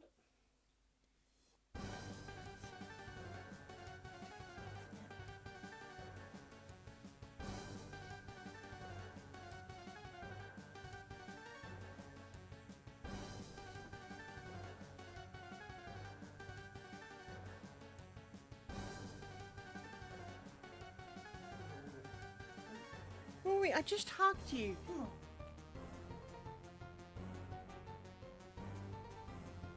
This will take 16 years if I hug you all the time you want. Stop joking the couch. It's just me.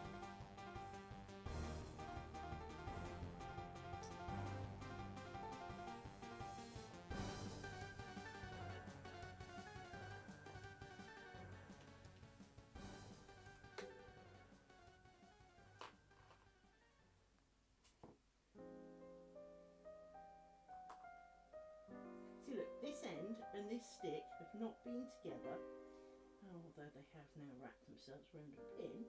Thanks for that. Can we undo the pin thing and the other pin thing? Thank you. Can we not print any pins? Oh, around something. You're around that pin, aren't you? I can see it. Infinitely small thread, but you're still around this pin. Get out from the pin. Thank you. So this is not knotted. This is okay. This has made it through. You are now there. Through the hole. Like so. Let's now pull out all of the threads that are trying to mate with it, because there's many of them. Some not related.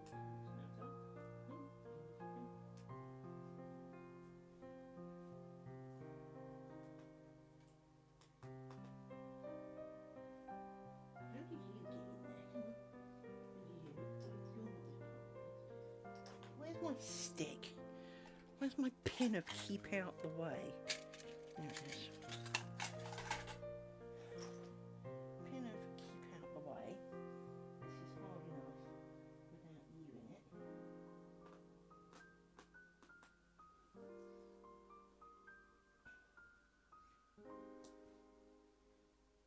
See an end, but I don't know why it looks so short. There we go. Keep you out of the way. One of you needs to come through, because there's a great big loop.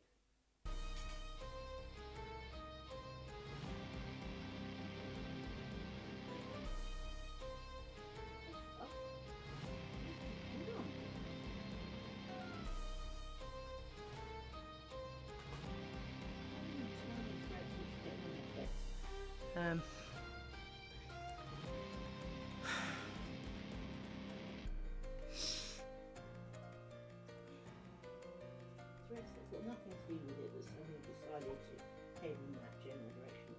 There's a dog hair, which is not a little bit more plausible. There seems to be like an extra bit.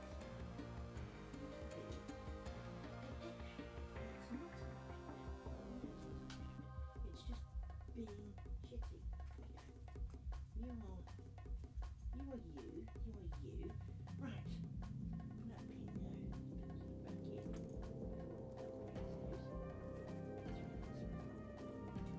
It's too bent. Sod off. I've got time for things that can't even point in the right way.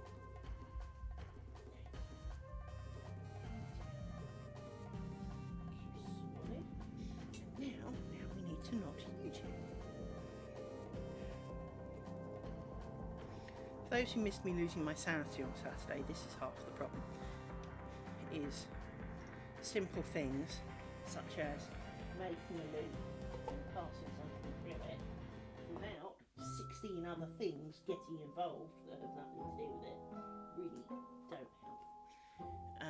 And because the moment I sit back to do this, I now can't see what's going on at the pillow level. So as a result, it's only when I get close up that I discover it's gone round the funny way round a pin, like it has. And that's a pin of poking, not a pin of rescuing. No, you are supposed to be around that, I think. Actually. Yeah, I think you are. It looks a bit more like a loop. No, I think you are supposed to be there. Okay, I'll let you off.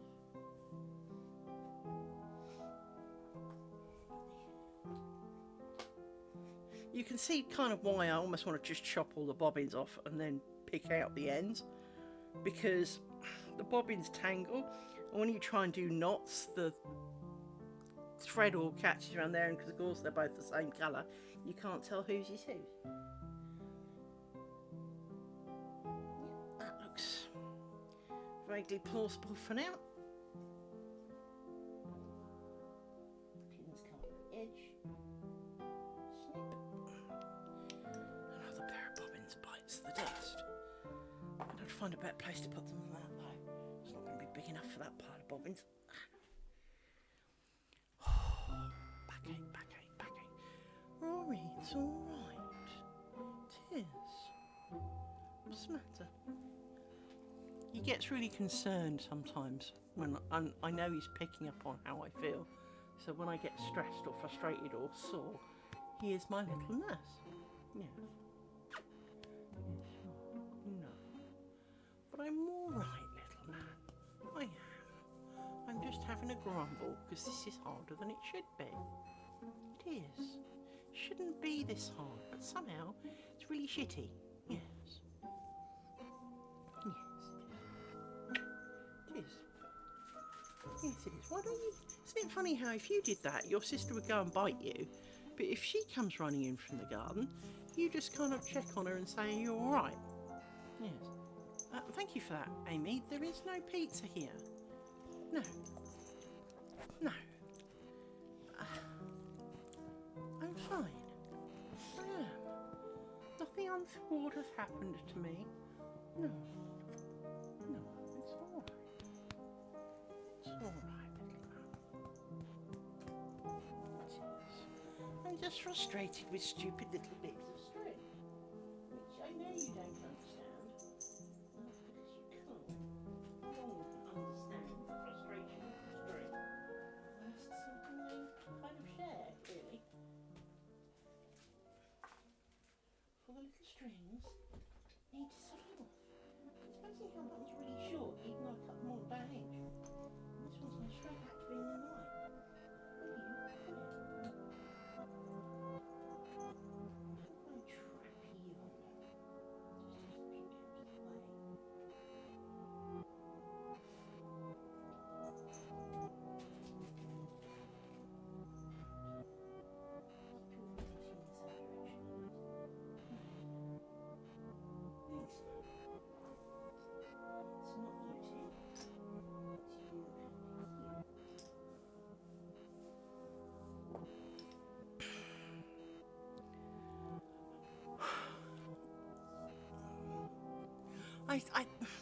There's a big part of me that says, make all the bobbins long, chop them off, take the thing off the mat, then do this. Because then you can manipulate it and stick it on the end of your nose and... I've got a feeling, with the first square, I didn't do this on camera. I think I've got a feeling I did this off camera. I think I sewed the ends in off camera. And you maybe didn't have to share the frustrations of being licked and mauled by the dogs while trying to deal with tiny stupid bits of string.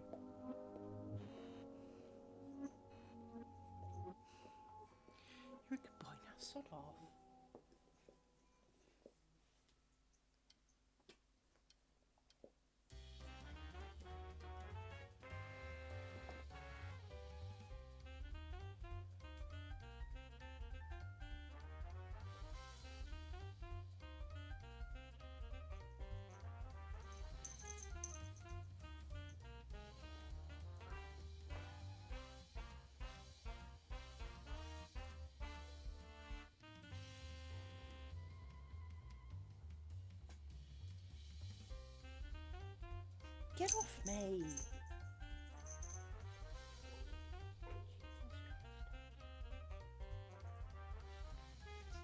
in a way would be really good with this little bit of string on my tool is if I could twist it in half so that it acted as just a piece of string rather than 2 bits of string.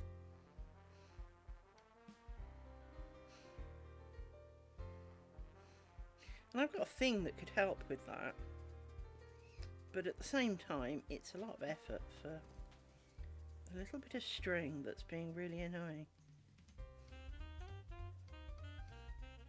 It's a bit like when you've got embroidery floss, although I don't know why that's called floss, but it's called embroidery floss.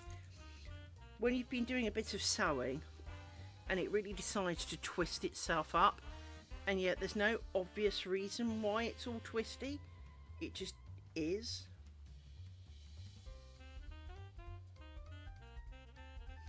Anyway.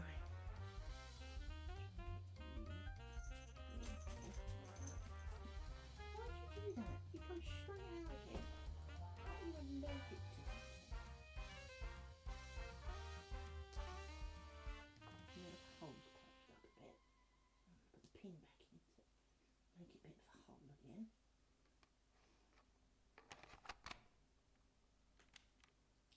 You just did it again. Oh, you bounce straight out of it. There we go. Right. Now, you need to come through here like this. And you need to come back like this.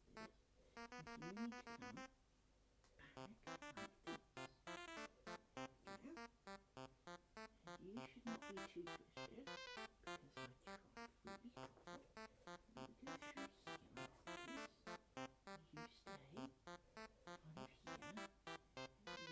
You do not mate with pins. You confounded little bit of string.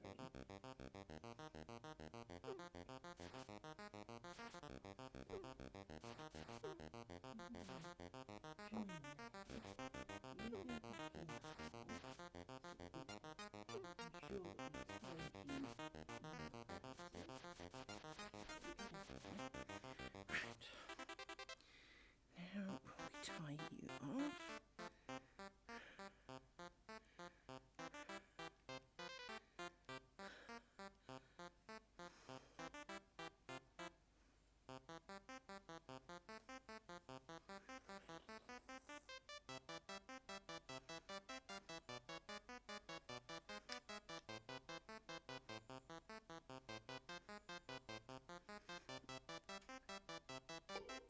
I see you.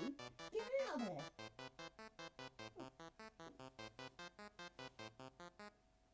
Stop my knot before it's time. How's a girl supposed to do a decent knot when you do that? Two more bobbins. Now, let's have a look. We've done 1, 2, 3. Actually, so we've done 6. No, we've done 7. Bobbins so far. Well, that's almost 50 billion times faster than on Saturday. But of course we were sewing in the ends on Saturday. It did look better. We are not doing that. That's the short answer of that. It did look better, but we are not doing that.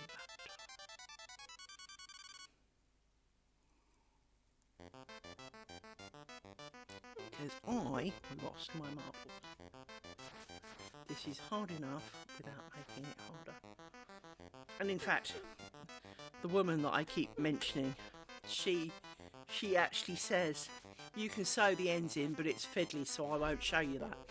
Yeah, and if she's been doing it as long as I think she has, because she really looked like she invented lace, if she don't want to do it, there's a reason for that. As I said, if this was going to the Queen, we would be sewing in the ends.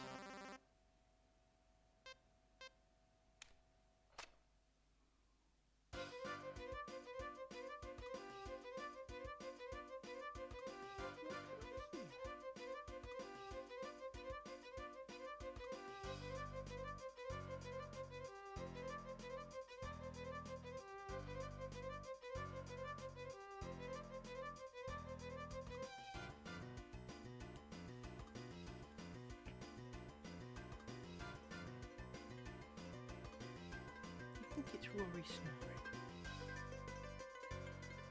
It's quiet. So it sounds like it's outside.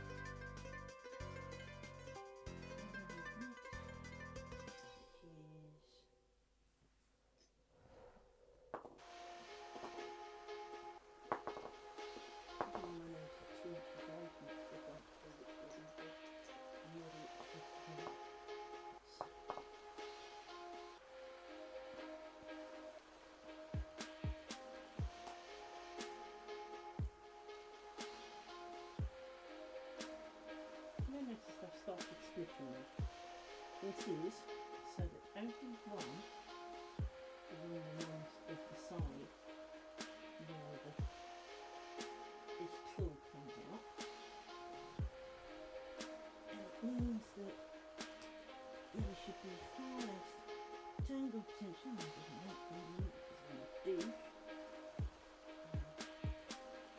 It also means when we put it through, it is more prepared. Is that a better word?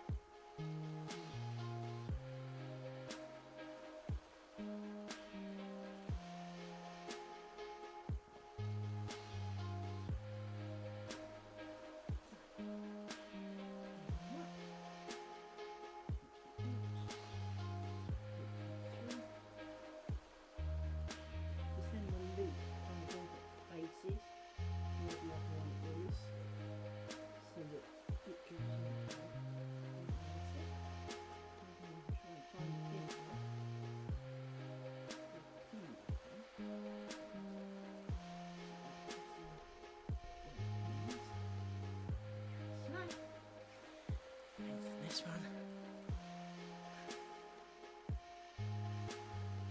Like so.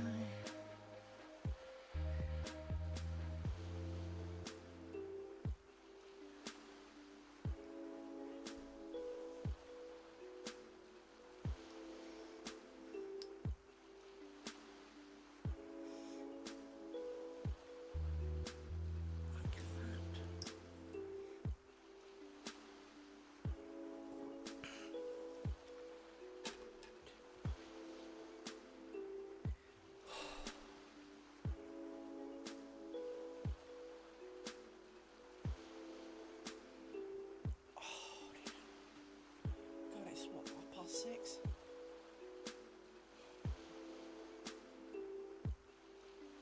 Kids, why do I feel ready to sleep for a century?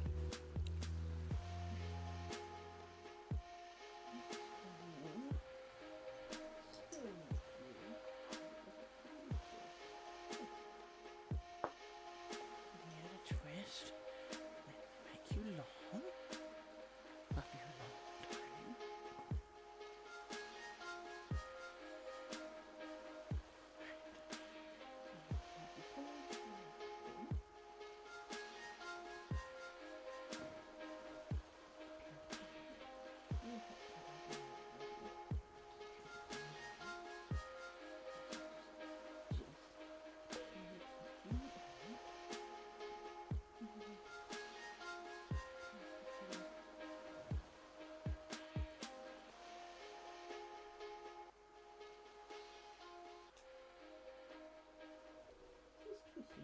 Twisting in the stupid tool. Oh, a bit weird. You come up through there. You go through the.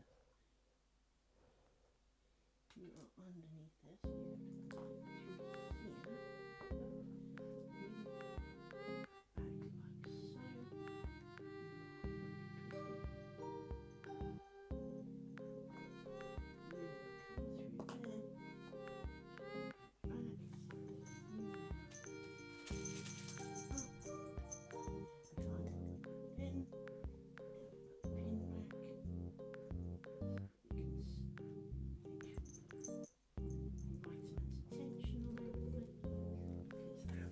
Thing.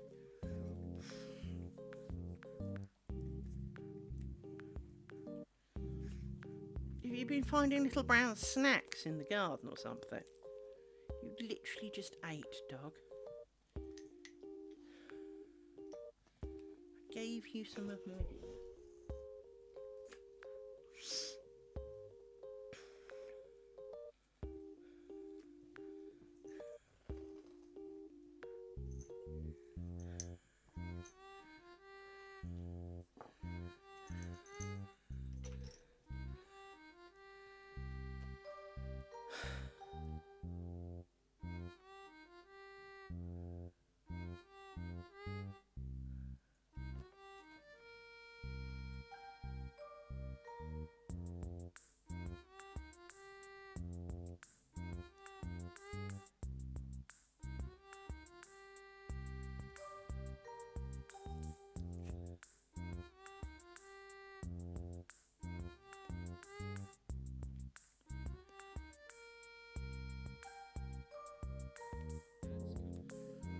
Oh joy, advert.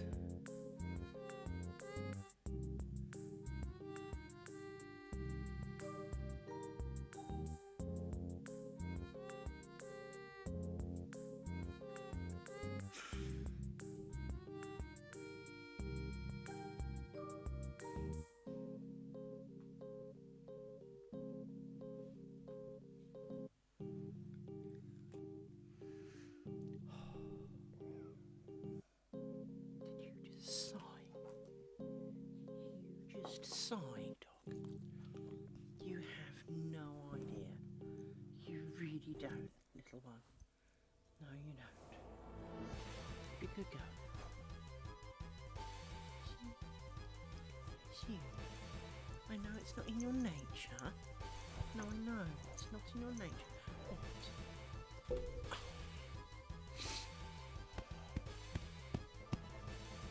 You have huggies too? Of course you do. Silly. You have more hugs than he does. It's just that you have more in quantity, not more in length of time, because you don't usually stay still long enough. No, there's no food. Come on, sod off.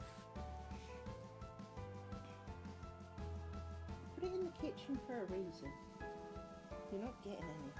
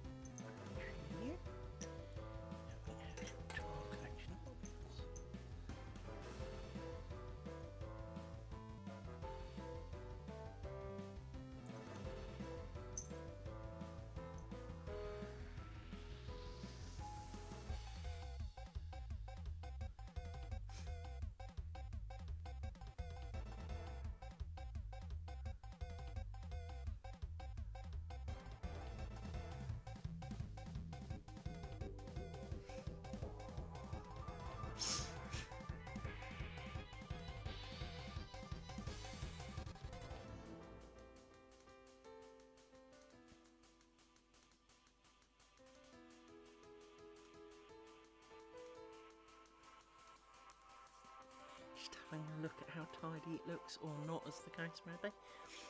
That's not looking too bad.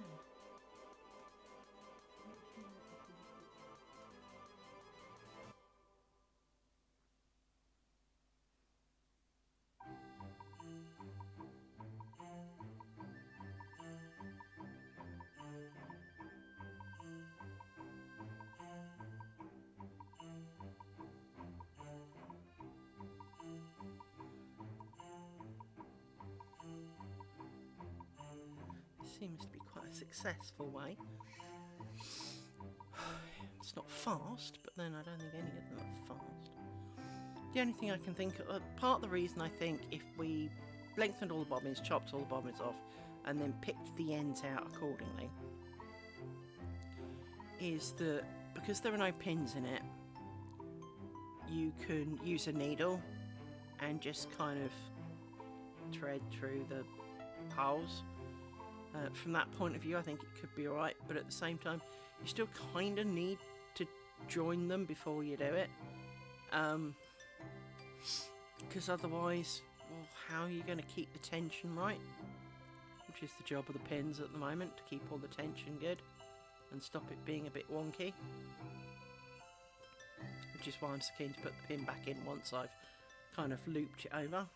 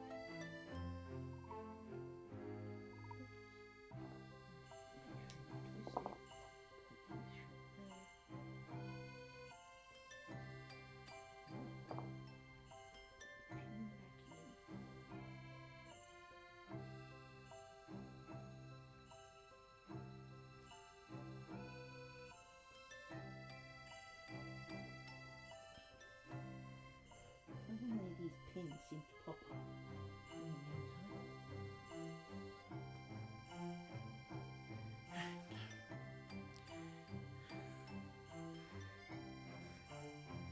to make you a bit longer so that you're near the same length as your friend. Because it makes doing the knots easier.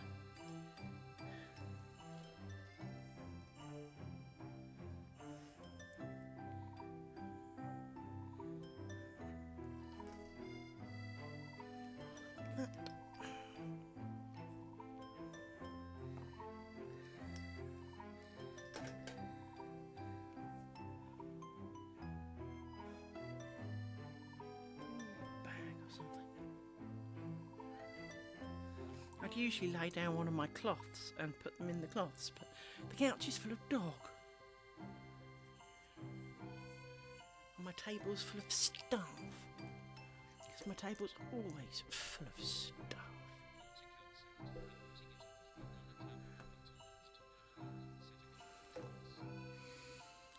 My thoughts are with you, my friend. Come back and report. I will likely still be here. And if you see any, feel free to come back and scream like a little girl, because I'll understand. And anyone who wants to pick a fight with you over it will have to fight with me, because I'm on your side.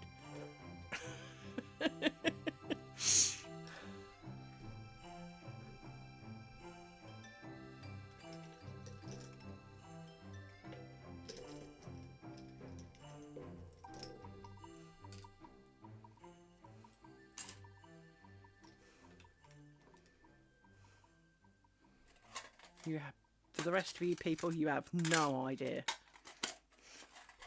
You have no idea. I'm with North Celt all the way with this one.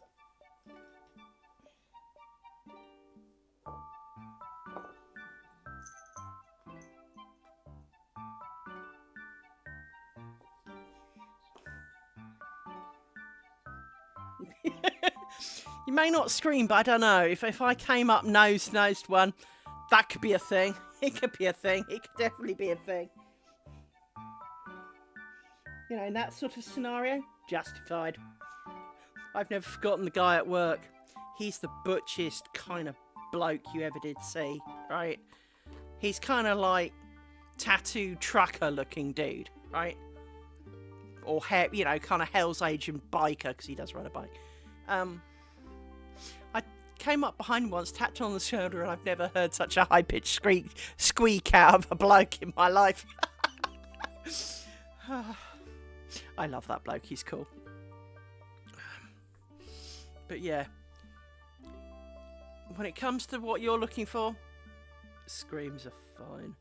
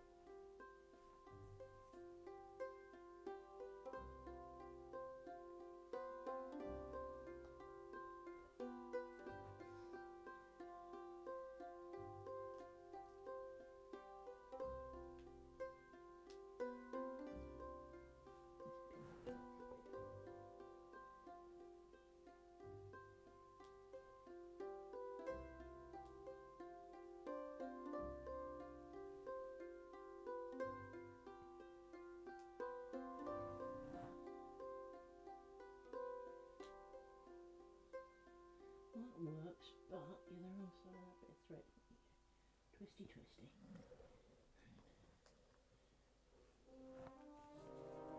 Through here. Good bobbin. You come out here. Just drop some on the floor. And I'll always get some scissors.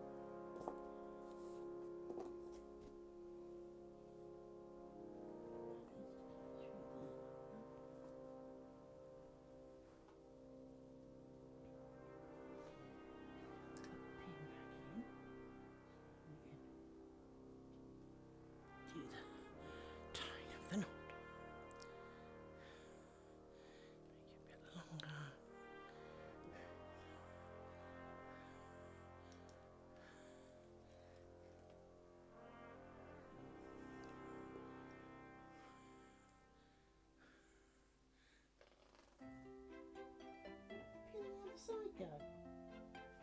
Where did that pin go? There was a pin there moments ago.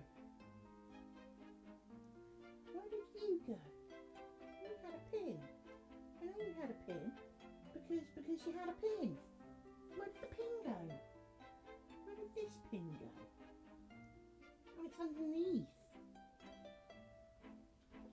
gone through the gap. Goodness.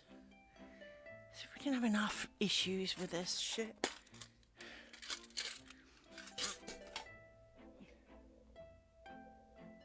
See, look, pin is still there. It was not my imagination. There was a pin. It's just that when I pushed it down, it obviously went through and went through that part of the thing.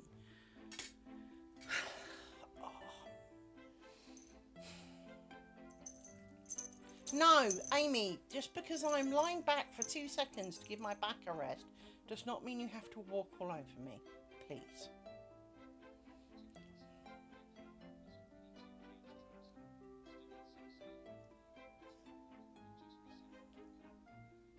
Yeah, that sounds fair enough.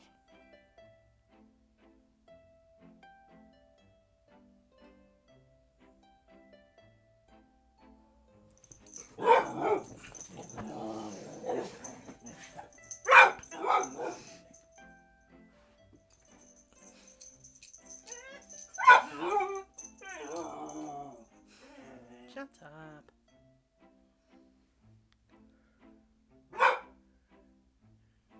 It's probably next door getting a takeout.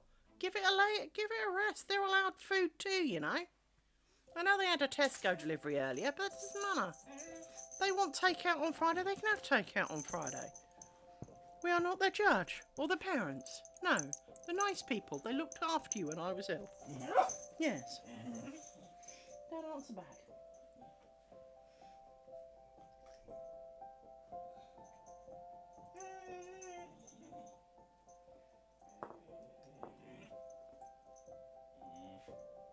I haven't chopped off the last pad. That's a full of turnip. Did I not? Yes, I did. Let's undo these then. Let's chop you like that. Right.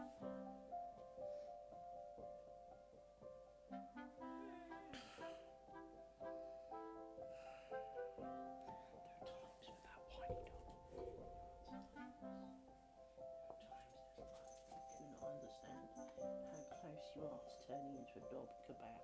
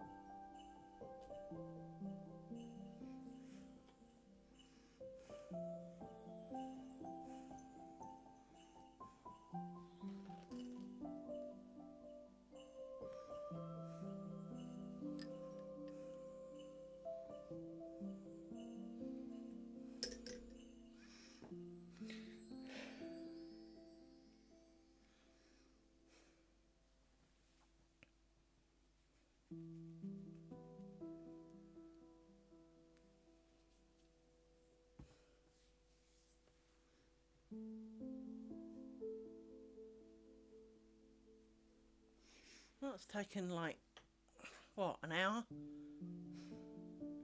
I know that's still really slow, but compared to Saturdays, speedy.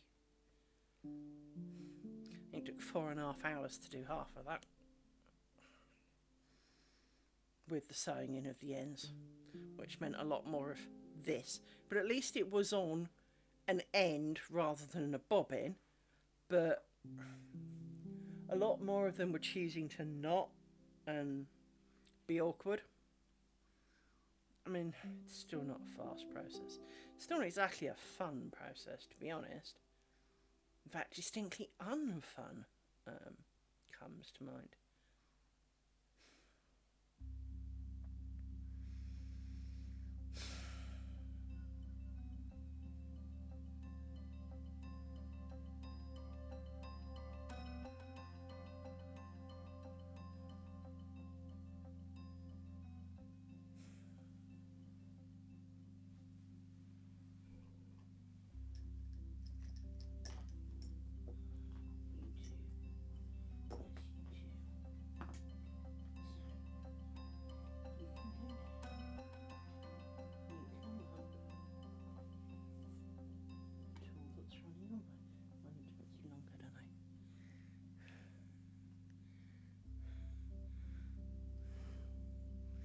At this stage, just you.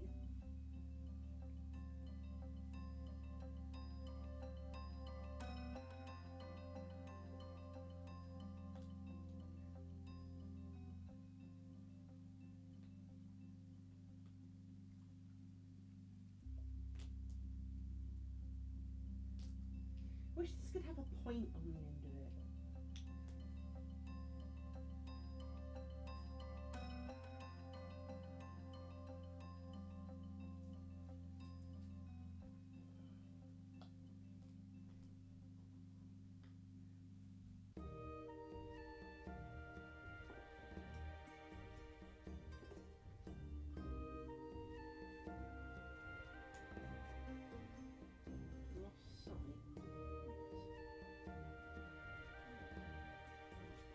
Lodge them through. That's not good, is it?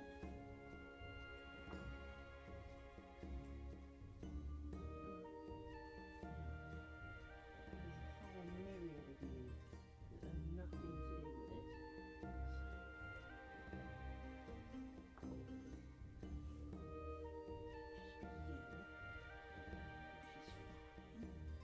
But you just twisted into a lock's head knot. I swear I just watched you. See, it did. Somehow it's part of the twisting mechanism. It twists it and pulls. And it's obviously somehow the bobbin thread is a lark's head knot, because I already know from weaving that a lark's head knot can switch sides, because you pull one straight and the tension on it flips the knot to the other. So I know that can happen. And clearly, somehow, it applies. You then can go through the hole. You then pull right through. What are you doing? I hear you mooching, dog. I hear you. Mooching. Causing trouble. Mooching. More mooching.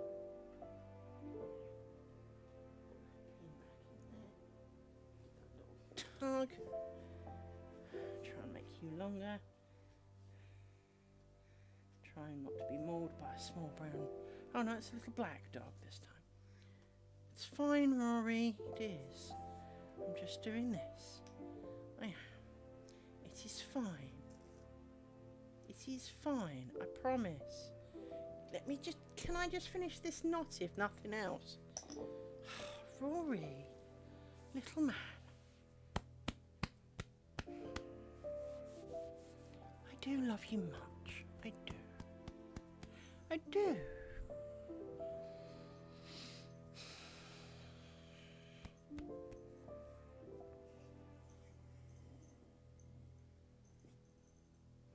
Your sister is not accustomed to fitting behind me, but she's making her best so that you can't. Isn't she? Now, hold over. Come on, off you go. Good boy.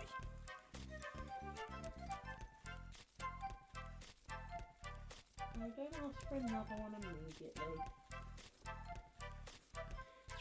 This is not going to happen if I have to do 90% of dog hug. Come on, shut off.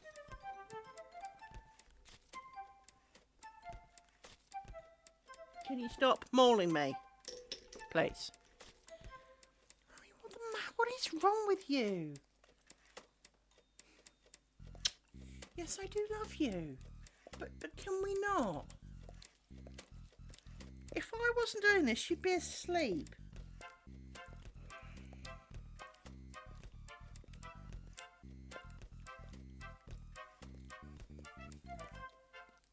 Wouldn't you? You would. You'd be asleep.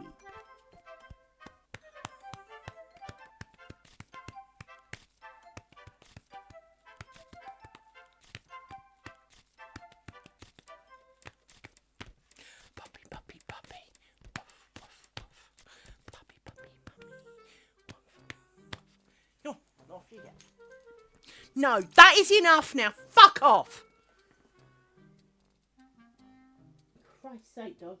Really do need to do something other than hug you.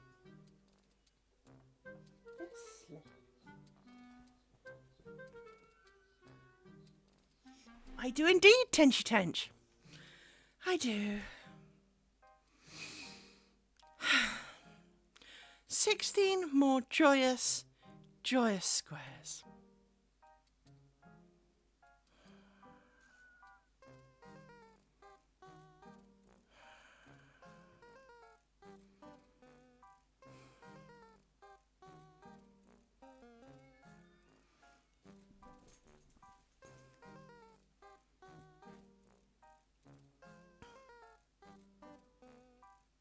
Or 64 annoying triangles.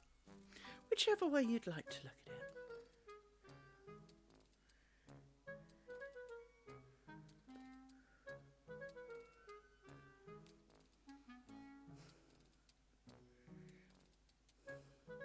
The only good side is, at least I only have to join 16 more squares once I've done this one. Well, 16 3/4. Of course, somehow we've got to join the squares together. But I planned on a needle and thread for that one.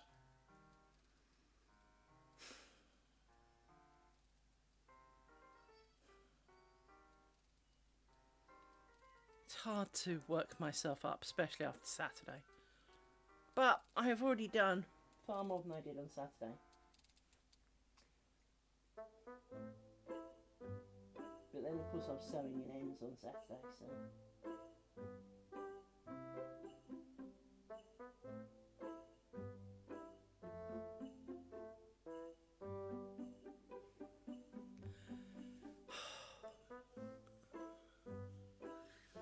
If I didn't know better, I'd say a nap would be a great plan. But this is not going to do itself.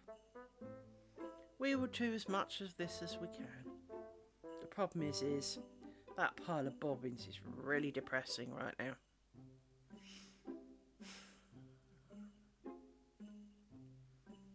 But to be honest, we have done quite a few pairs of bobbins. We've done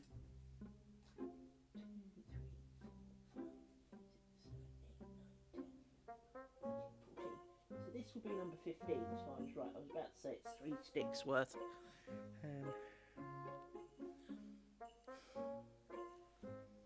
But still. I mean, it's nearly a third.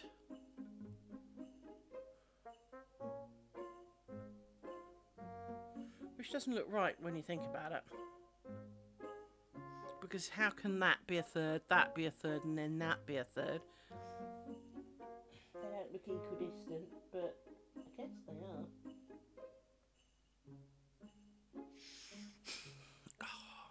Oh, tench, why is this so hard? Naughty Cal is on an epic adventure of bravery and daring. When he returns, we will hope for an update to hear that the beast's trap has been set. In short, he thought he heard a rat in his ceiling. And neither of us are particularly keen on that particular mammal, and so, yeah, no. All he had to tell me was I thought I heard scratching, so it's like, no. It was one of those, I just knew kind of moments. But yeah, no, don't, no. I don't have a phobia of rats, I just absolutely don't like them. No, we're not washing this one because fuck washing them. I haven't washed the first one. We only washed the test one because it was a trial test. But the main washing scenario was that small green square to see how the woven ends hung on, and the answer was not overly well. And as a result, if they're going to slightly come out and need gluing anyway, and it takes all that extra time and my sanity, because I had negative amounts of sanity left after that. No, seriously, sitting around hysterically laughing is kind of bottom of the barrel sanity crap. It's beautiful. It is a better finish, but it's like, and I mean this with respect to all Mercedes owners, it's like buying a Mercedes instead of a Ford. If all you're doing is commuting to school and back, and it's not, you don't have any freeway, motorway, whatever, autobahn type thing to go on. You're just doing like 30 mile an hour for a mile or so. Yeah, you can spend, 150k on a Mercedes, or you can buy a second-hand kind of Ford for like, I don't know, 8k, which gets you there perfectly well. I'm not saying that Mercedes isn't a nicer ride, it isn't a nicer car, although I personally will never own one, for historical reasons, because the more my dad told me I wanted one, the less I was ever going to have it. And I put up with that for many years. But the truth of it is it's a better car, it's better made, it's a nicer ride, but not to the tune of like 142k, when all you're doing is travelling 1 mile down the road. If you're a long-term rep travelling up and down the length of the breadth of the country, go for it. Worth it. When you're doing it like a mile a day in it, no! Let's not bother. Let's not waste that level of money on it. Plus that, all Mercedes tend to be automatic. There are manual ones. Oh, the dog's got beans now. There are manual ones, but according to an awful lot of people, they're worthless. Not to me, they're not. They would be the only ones I would ever own. And interestingly enough, I was talking about this once with a guy at work, because he was saying that he'd just bought, he had bought a Merc, and I was like, I wouldn't buy a Merc unless it was manual. And I went, well, funny you should say that. Mine's manual for that same reason. And I'm like, yes, it's not just me. It is, but is it really worth 150 grand when for 8 you could have a marginally less nice ride? Because let's face it, in a couple of miles, you're really not going to notice that much of a difference. It is the longer journeys you appreciate the quality a bit more. So if all you ever did was to school and back or whatever, work and back, whatever it was, and it was a couple of miles, really, it's not worth it. If you live the opposite side of the country to your work, so on Monday you drive down to work, on Friday night you drive back home, you've got 2 really long journeys, could be worth it. If you're a rep, worth it. If you're just going down Tesco to get your food, all those idiots who ding their doors into your car, really, you want that on a Mercedes? No. Although there is a beautiful Lotus Elise who goes to our local Tesco's in electric blue. It's phenomenal. I'm impressed they ever even dare take it in that car park. That car park's more like a bumper car ride. Everyone seems to drive into everyone.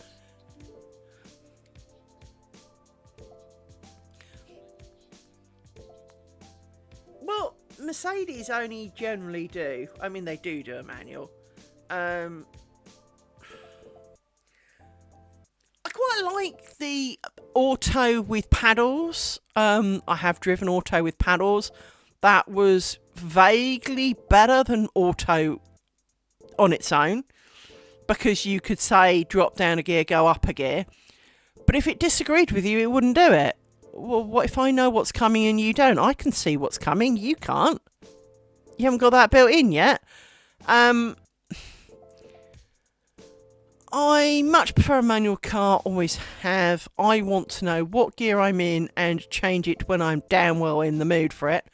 I have had changing of the gear nearly caused me a couple of accidents in my time. The most spectacular of which was in a Cortina. So obviously an old style automatic, as it only had 3 gears for starters. But we were driving up a really fucking steep hill. I mean, like, really steep hill. And we were slowing down to the point it felt like we were going to be doing 2 miles an hour in a minute. And I dropped it to second to force it into second. Wouldn't have none of it. Dropped it into first. It wouldn't have none of it.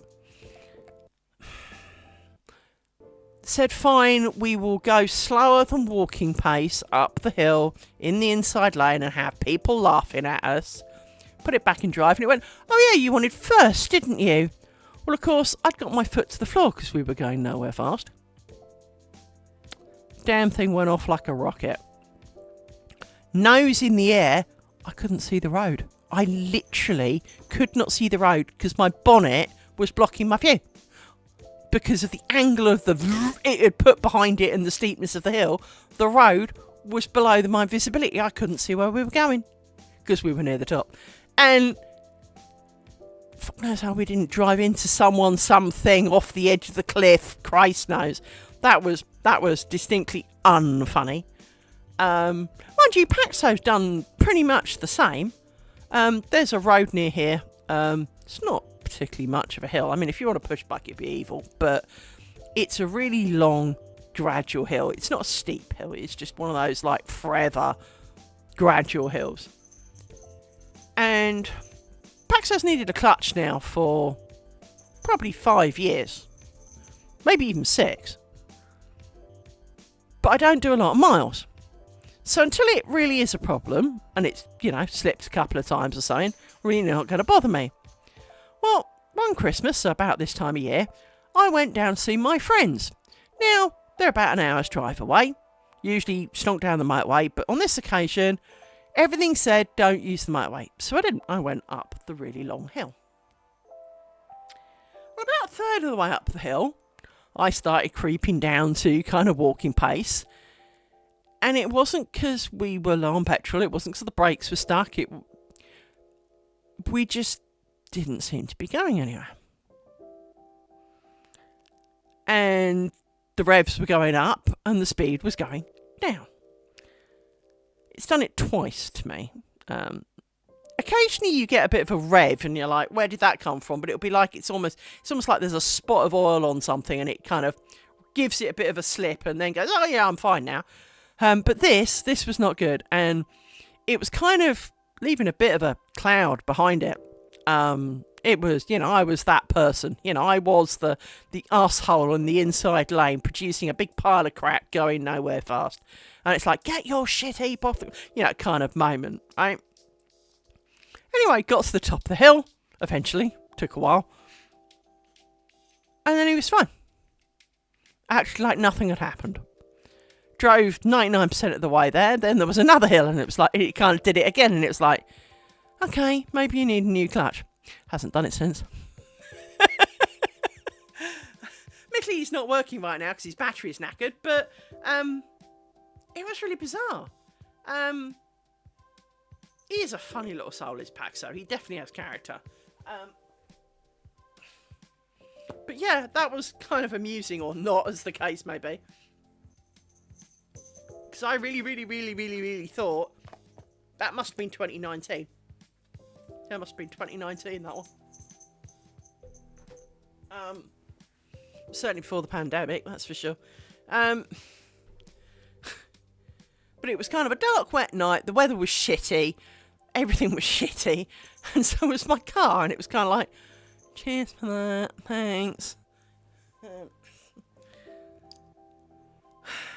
Thanks for that. Made me happy now. Not. So yeah. I don't know quite what to do with Paxo this year. Do I repair him and keep paying for insurance and MOT and probably £600-700, or do I just say fuck it and get a taxi if I ever need to go somewhere? Because this year I'd be quids in.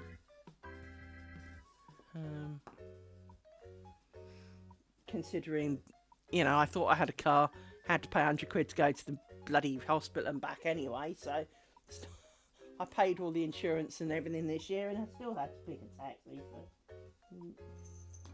I mean, don't get me wrong, the guy was really nice and very sympathetic, and they helped me and did all the things that I needed. And he waited around for me so I could get home easily. But, yeah, not ideal.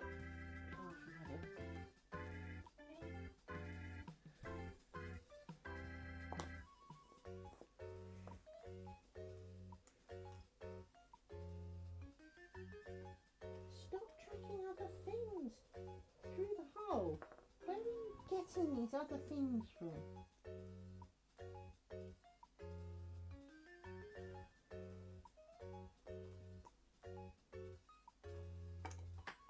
Oh, will you stop knocking them off and all? All the flat things on the flat surface are falling off. Tension is rising. And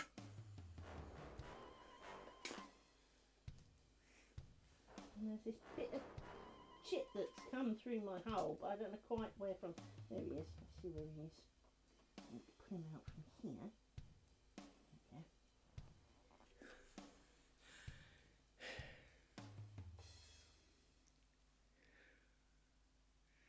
I almost need to use that painter's tape and hold it all down, you know? Keep it out the way. To be honest, it doesn't matter which direction you go in, whatever you do, it always seems to be in the way, if you know what I mean. It's one of those you're always downwind moments.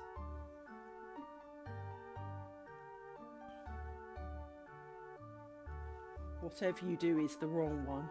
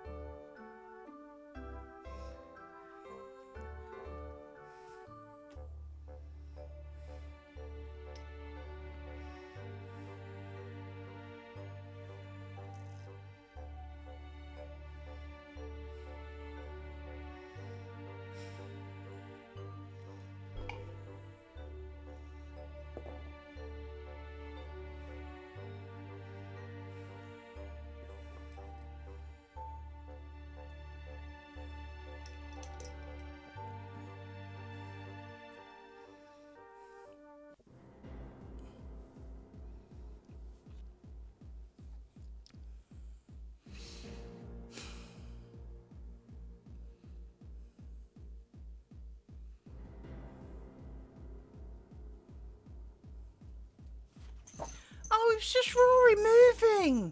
Amy, Christ alive. One of them moves and like, I don't know, you hear a slight... And then suddenly the whole fucking dog brigade's leapt out of its skin as if the axe-wielding murderers are knocking on the door. And it's kind of like... And of course, there's always inevitably one of them touching me, so they jolt me really hard. And you're like... I was thinking, half daydreaming, half contemplating naval, whatever I was doing. And you completely lose track because suddenly this dog's leapt out of its skin and you're like, what? I'm getting an ulcer on the side of my tongue. I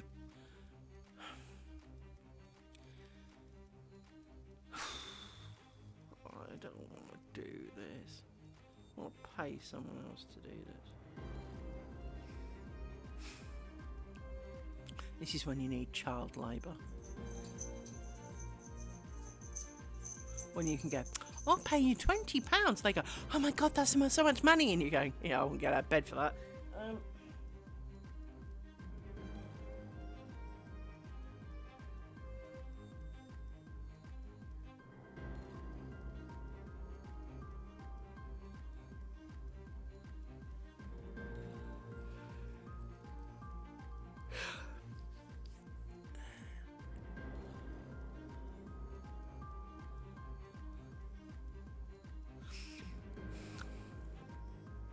I noticed on a video of somebody else's the other day, my rose grounds are kind of squircles, in that they're squares with a circle in the middle. Theirs were way more circular. Yet when I watch them make one, they do what I do. But the corners that you do, where you do the hole stitch at the end, is what give it the points. And they did that too, but theirs weren't pointy and I didn't understand. If they did just a half stitch at the end, I would understand because that kind of works out. But because you're joining 4 threads together in a corner, well, it's not too surprising then, it becomes a corner, you know.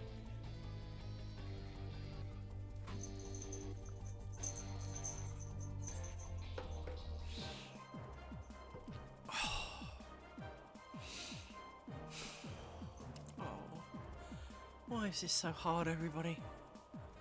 Why do I struggle with this bit? This bit is so hard. It's not hard to do, but it's hard to concentrate and get it right and not make it look crappy. And everything. It's just... I know, I guess it's a level of effort my body is not really in the mood for. It's probably more accurate. Actually, I think I did sew the first one. What I didn't do was the trimming of the ends, so sorting this bit out afterwards. I think that was the only bit I didn't do on screen because I kind of tried to pretend that I was not sticking a dollop of glue on the knots because I have no faith in knots. These knots do look smaller for some reason. Oh, I've got the yawns. Sorry, people. This is not helping with my motivation, clearly.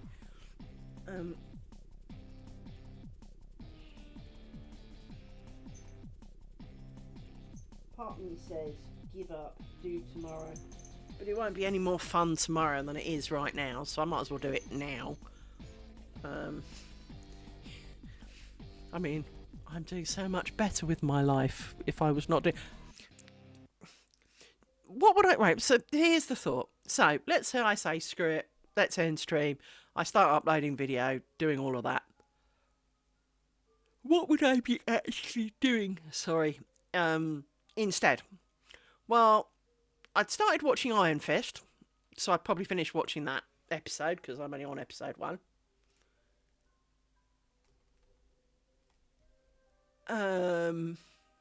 Snoozing, so missing most of Iron Fist.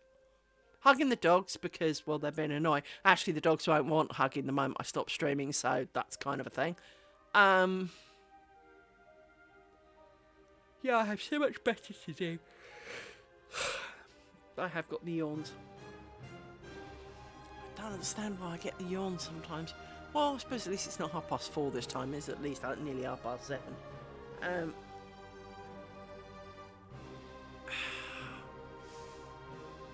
Dearie me. But I do find this such... It's not emotional, but I find it really draining and really... I guess it's the concentration. And the fact that when I'm haunched over, I don't tend to breathe as much. and I think that doesn't help. I kind of hold my breath, which I think is helping with the yawning factor, because clearly my brain is thinking it hasn't had enough oxygen. I feel like I've got a couple of ulcers trying to form on my tongue. Thanks for that, body. That really helps. Or something. Got a sore bit anyway. Come on, let's try. Come on. The more you do today, the less there'll be for tomorrow. May not be much for consolation. As I said, I apologise for yawning, but as we all know, trying not to is really, really hard, and it's kind of doesn't really work. I could slap myself, that usually helps. Wakes me up a bit. I would also point out that my Coke is diet caffeine free. I wouldn't say caffeine free, but I'm pretty much sure most of them are caffeine free these days. It's not the one. It's not Coke Zero, that's for sure, because that's just black piss. But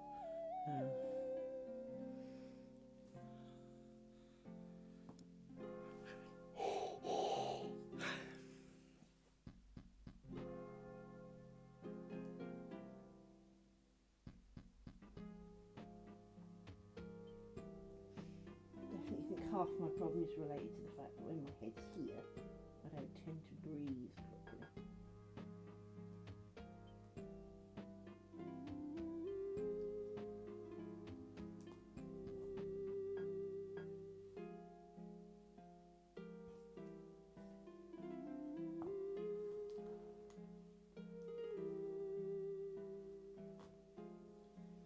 I do need to find a way to stop it bringing extra bits back with it.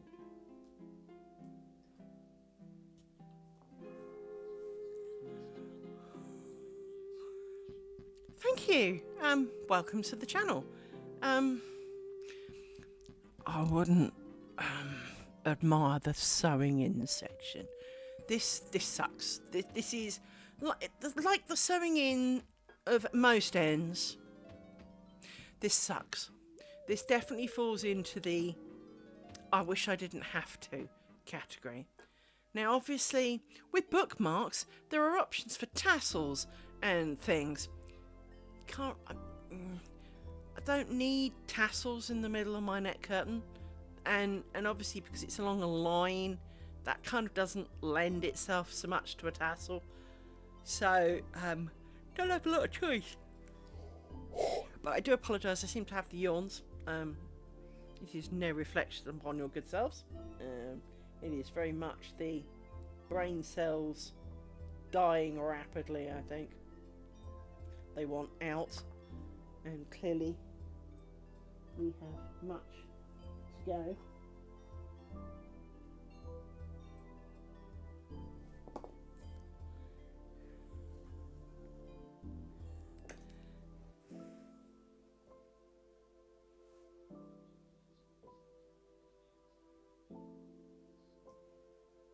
Technically, I could argue for 30-something years. Actual real time? Months. I did some when I was a kid. Don't know how much of it I remember doing. I've got quite good memory for things I did as a kid. So when I picked this up, I could remember how to do it. It's not that bad. But I had a couple of lessons, but all I ever did was a thin strip of practice this stitch. Never something like this. A few months ago, I woke up with this kind of... I always treat my brain as a second person because it does this to me a lot. It kind of went, Liz, yes, brain. I want to make lace again.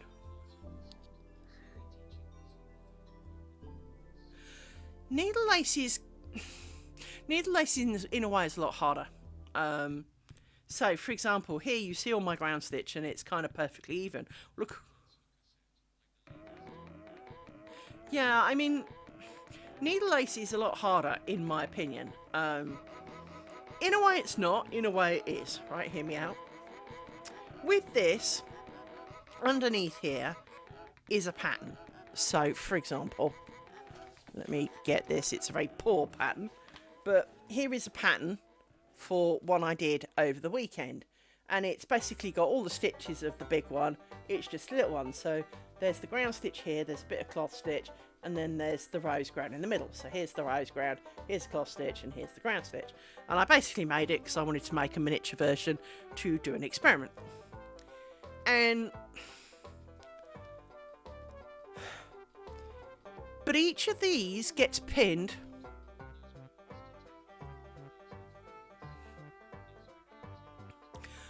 the pins don't scare me.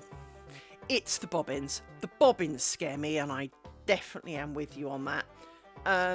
Hence I have sticks that hold them together.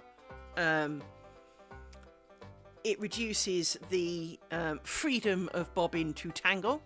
It doesn't prevent entirely the tangle, because they can still occasionally swap places, but they don't tend to do the whole kind of big knot.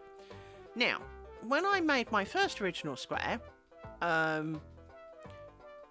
dogs and life really tested my patience. I used a thing called a Honiton bobbin, and a Honiton bobbin is this little toothpick of a bobbin. Because, well, you can get a lot of those on a cushion without resorting to too many hillocks of bobbin. But the problem with these is that you so much as breathe funny and they've moved, right? Because there is literally no weight to them. And if I mean, it's slightly off camera, but it moves, right? Tiny bit of breath, this thing moves. And that was prevented moving too far by the tails, right? They just move. So I ended up having lots of little elastic bands holding them in pairs, because at least if they were in pairs, they tangled in pairs, and the thread was therefore thicker, so you would be able to, but it couldn't, well, they could go through each other, I guess, but it was less likely to go through each other, so you had more to kind of see on what to undo. Whereas, of course, tiny thin thread making a small knot, I can't see that small, right? So I did very much suffer from that. I have since moved to fatter bobbins because I am not a dainty little person. I'm quite a clumsy, kind of ogre-y kind of person. And so I wanted something that was a little bit more me-sized and a little more me-appropriate than toothpicks. And these are not my favourite bobbins, but my favourite bobbins are bigger. Oh, I'm usually good for that, and I'm really good for self-deprecation. So, hello, welcome to the channel. But I've gone for a bit more me, clunky, chunky sized things, because I have man hands. I may be female, but I have man hands. And man hands and toothpicks, again, not ideal. I mean, seriously, look at it. It's tiny. It's the tiniest of nothing. It was your brother, dog. Christ, anyone want dog kebab? That's really going to be an option today. When we first started, I designed this particular variant of a pattern I'd seen, and we made our first test triangle with these. These are called Midlands bobbins.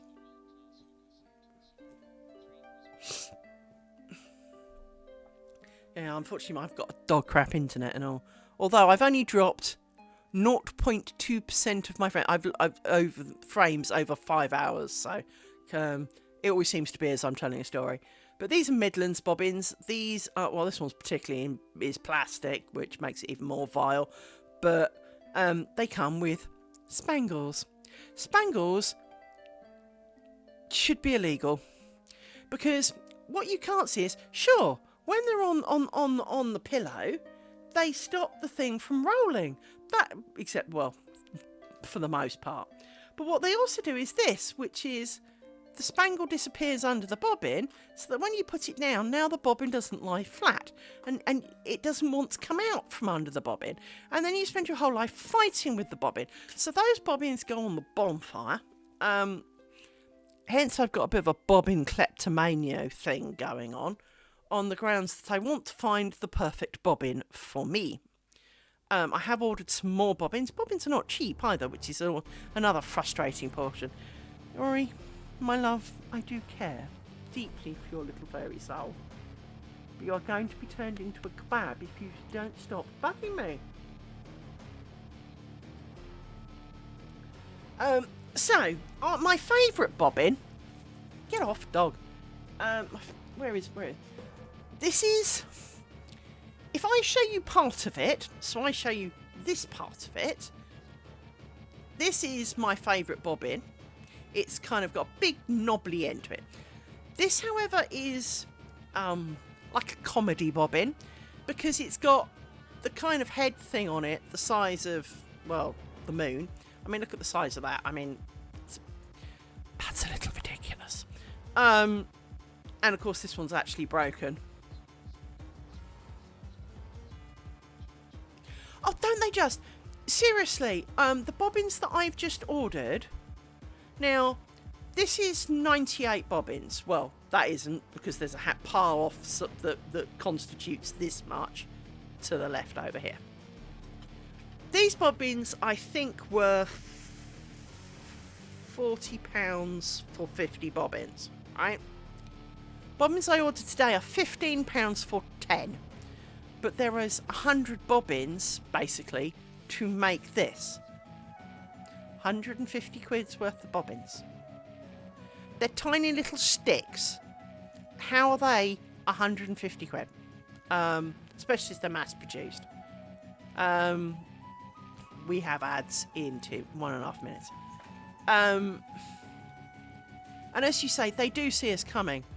Especially if you're a weaver. Oh, madam, you'd like a warping frame. Well, madam, you'd like a warping frame so that you can measure out, say, 10 yards of warp. Yes, please. It's a picture frame with bits of broom handle in it. You can buy a picture frame for like 20 quid, usually with a picture in it, probably even less. And a broom handle is, £6-7. That'll be £180, please, madam. It's a picture frame with broom handle in it. What the fuck, man? I mean, there are children who are 8 years old in woodshop making that kind of stuff. Seriously, what do you mean £150? Inkle looms. An F-shaped piece of wood, again, with a couple of bits of broom handle sticking out of it. Ah, yes, madam. That's £230, please. Fuck. We do get seen coming. They laugh at us. They most certainly do. I could show you the world's most expensive bits of wood. They hook over the back of my loom, and they're literally 2 pieces of wood with 7 holes for broom handle. That'll be £280, madam. It is, and if I had the tools, I could so do it myself. Because I'm the daughter of a carpenter, I know exactly how to do it. I just don't have the bits, but of course to buy the bits, I only really need them twice, so I don't want to. Adds in a few seconds. Yeah, it is absolutely insane. And let's face it, crochet hooks and knitting needles aren't any better. Not really. Not unless you got the Zing ones. The Zing ones are epic, but... just...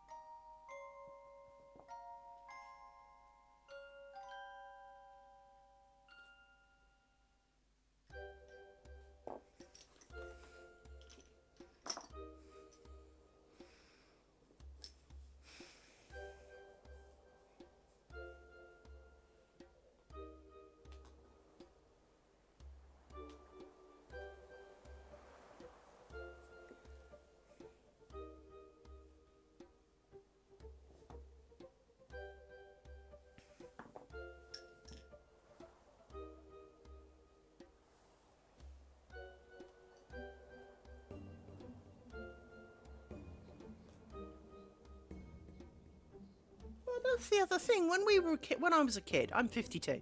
When I was a kid, it was cheaper to buy a pattern and make your own dress. It was cheaper to buy your own wool, stroke, acrylic, stroke, whatever, and make your own jumper. These days, no, it's not. As a spinner, I can cost effectively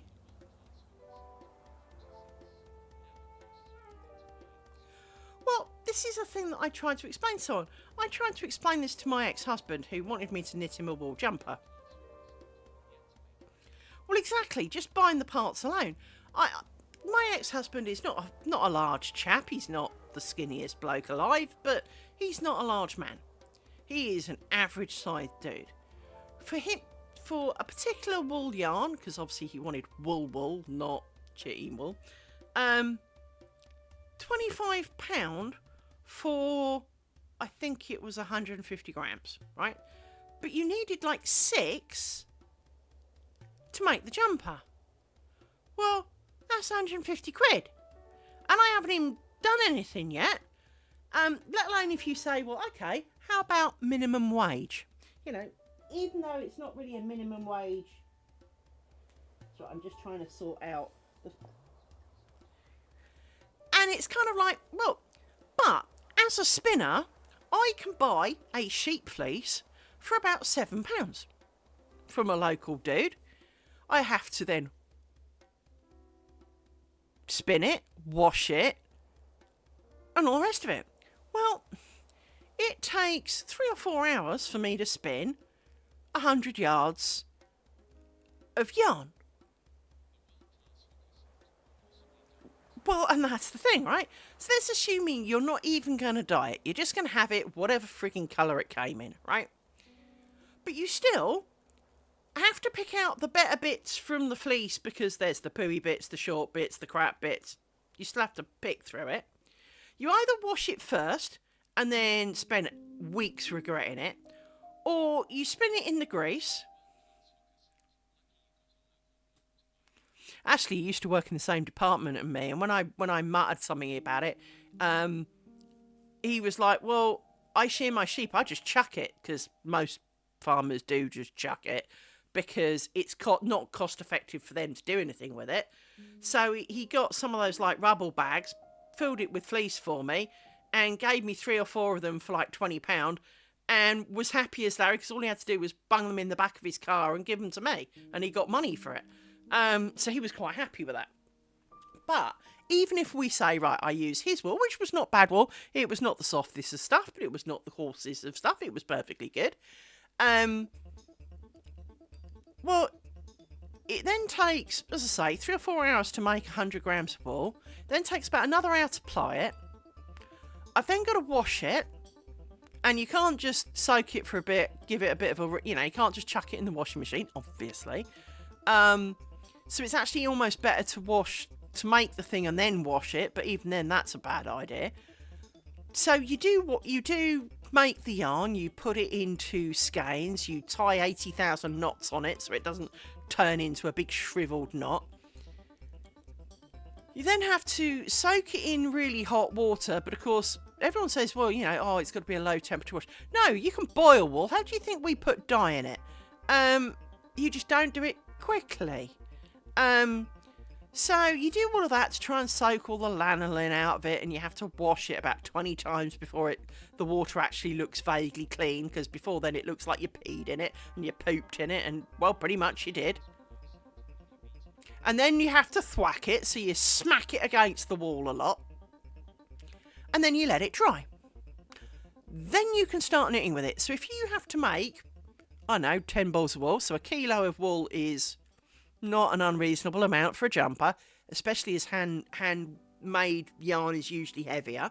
So even if it's 10 balls of wool, well, that was, say, 40 hours of making it. You can wash them in multiple skeins, obviously, but you're going to have them one at a time, so, you've got to wait time to do that. As you've then pointed out, it's then got to dry. You can't really put it through a tumble dryer. It's got to just dry of its own accord. So you've got a day or so of it just sitting around stinking up the place. If you're then going to dye it, you repeat basically that last process all over again, because you need to get it wet, you need to have the right colours, you need to do the thing, you need to measure it, you have to have different pots for it because it's going to kill you if you use the same one. You then have to, rinse it, wash it, maybe dye it a bit more, blah, blah, blah, blah. So you've easily already spent 2 or 3 weeks and you haven't even started the knitting yet. So, you now get onto the knitting at minimum wage. You're easily talking, even if you do it at kind of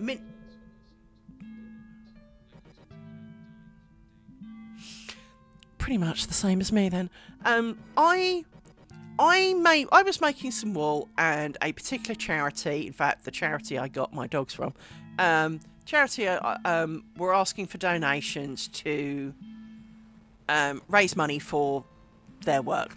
And I said, and I'd started dyeing some of the wool, so about 3, I think I dyed 3 or 4 skeins, kind of Cadbury purple, right?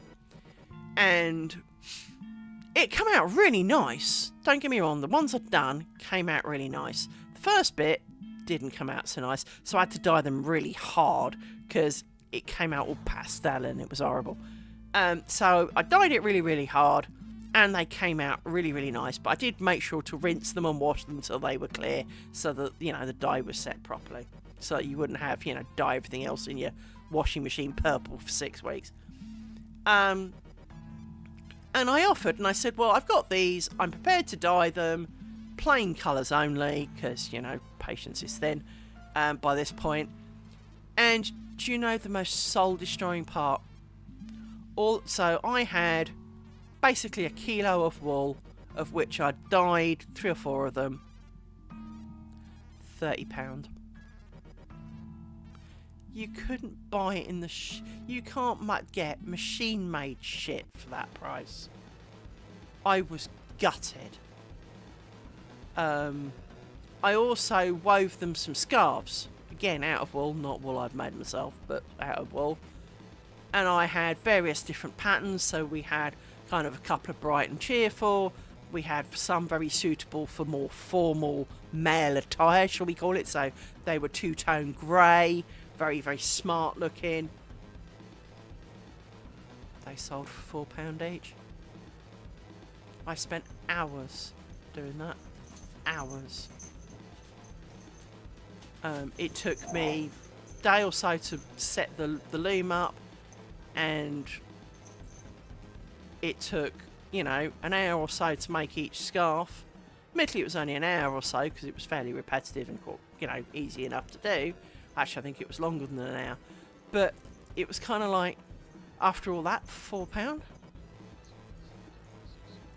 Well, it kind of puts you off even dreaming of selling your stuff, doesn't it? Because you're... Well, most crafters do, because the truth of it is that, when you see, for example, I do crochet, I do basically anything that's wool related, and you see on, eBay, £20 for a hand crocheted baby blanket. Now, okay, maybe, and it's probably acrylic, but okay, so maybe it cost you half that to get the yarn. Well, you didn't do it in 5 minutes, did you? No, you didn't. And you're selling yourself short by saying it's £20. But people don't want to pay, because they can go down Poundland, Dollar Store, whatever, and buy cheap, extra, Chinese, slavery, knockoff crap for next to nothing. Well, it's crap in comparison.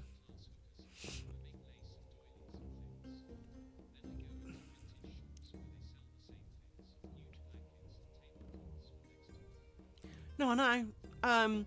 At the end of this, as you can possibly see from the top right-hand corner, I've got 16 squares. Well, I have 18 squares to make. I now technically have 16 to go.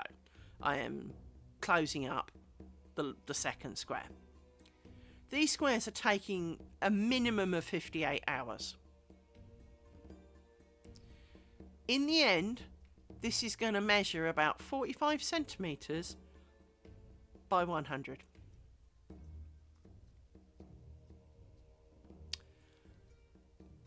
at 1,000 odd hours, if you aren't paying at least £1 an hour, you can go jump. Now, fortunately, this is for me, right?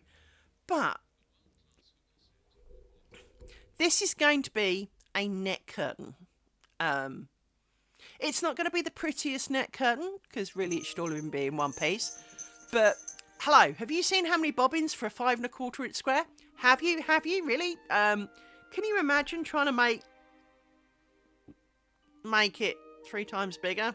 No, is the short answer to that.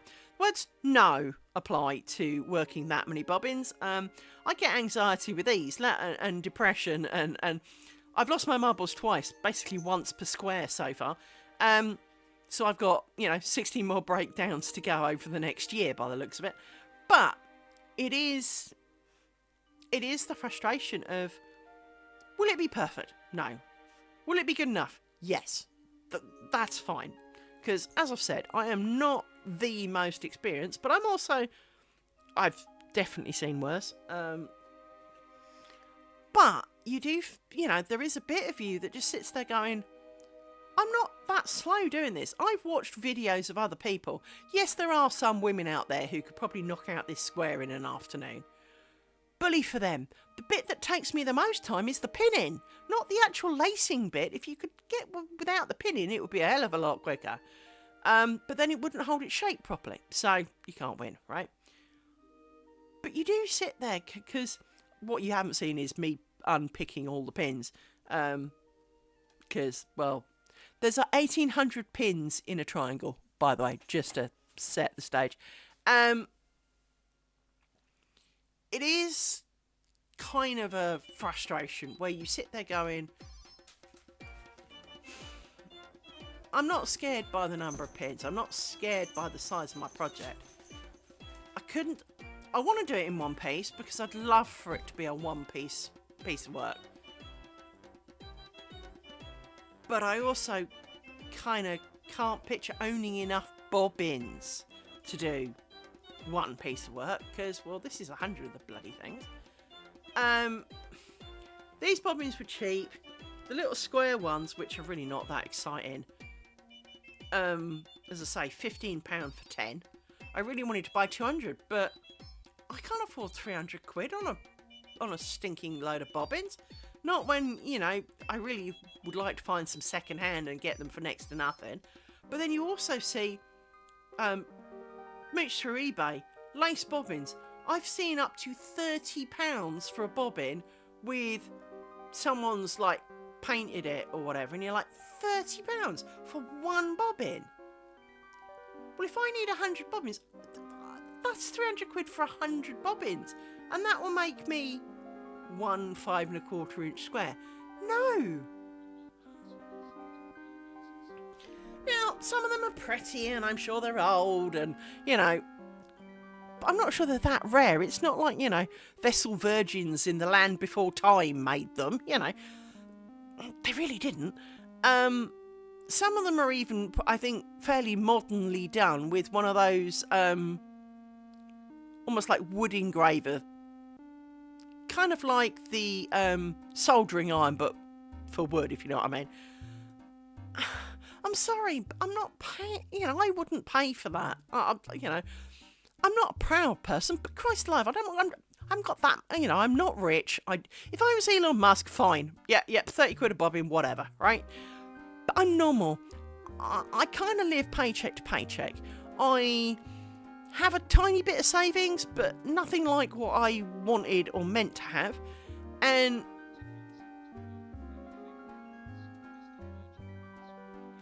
exactly, I mean, part of me, and I mean this genuinely, you can get bone ones. Now, part of me would really love a set of bone bobbins. Just for the sheer freakiness of it, right? I'm not paying for that. Have you seen the price of those things? They are the kind of 30 plus quid ones, right? And that's the ones without the decorations, let alone the ones with. But you also see so many people, I mean, for example, my favourite bobbins, I've got about 250 of those now, and I think in total I've probably paid 100 and something pounds for that. But I've got 250 of them. There are some up currently on, I think it's Etsy. I think it's 27, but they want £71. You do know they're only little wooden bobbins, and they don't actually really do anything, right? You know, they don't magically turn into gold eggs overnight or have diamonds in them or something, you know? It is the frustration of it. So much of it, they act like they're made out of, rare metals or but they're commercially mass produced. Get over yourself. The machine that makes them cost a fair bit, but by the time it's made a couple of 100,000, it's probably paid for itself. So can we not fleece people for it? I bought recently some DVDs on lace making to enhance my knowledge a bit, because I'm quite aware that the learning I did was a kid. Everything I've done since is a bit of Google, a bit of guesswork, a bit of everything else, right? I watched one of them yesterday. In the first 10 minutes, after her going, right, with these bobbins, you need to twist them 3 times. So you go, twist is right over left. So she goes, 1, 2. Now that's it. She gets it wrong 3 times in 10 minutes. And you're kind of going, you're teaching and you don't do it right. You didn't re-record it because you screwed it up. You didn't notice that you didn't screw it up. And you're telling me what to do with it? Then later she goes, oh, I missed the pin. Did you spot? No, love, I was too busy distracted by the fact that you can't count to 3. That and I actually wasn't looking by that point. I was looking at something else. But you were kind of going, the quality of some of this stuff is just not that good. I bought, God help my soul, and I'm looking at it now, basically a bookcase with tiny little spindles sticking out of it. For it is for mass warping your loom. Thanks for knocking that over, dog. Pleasure. Now, it is basically a double amount of bookcase, so it's about 4 feet square,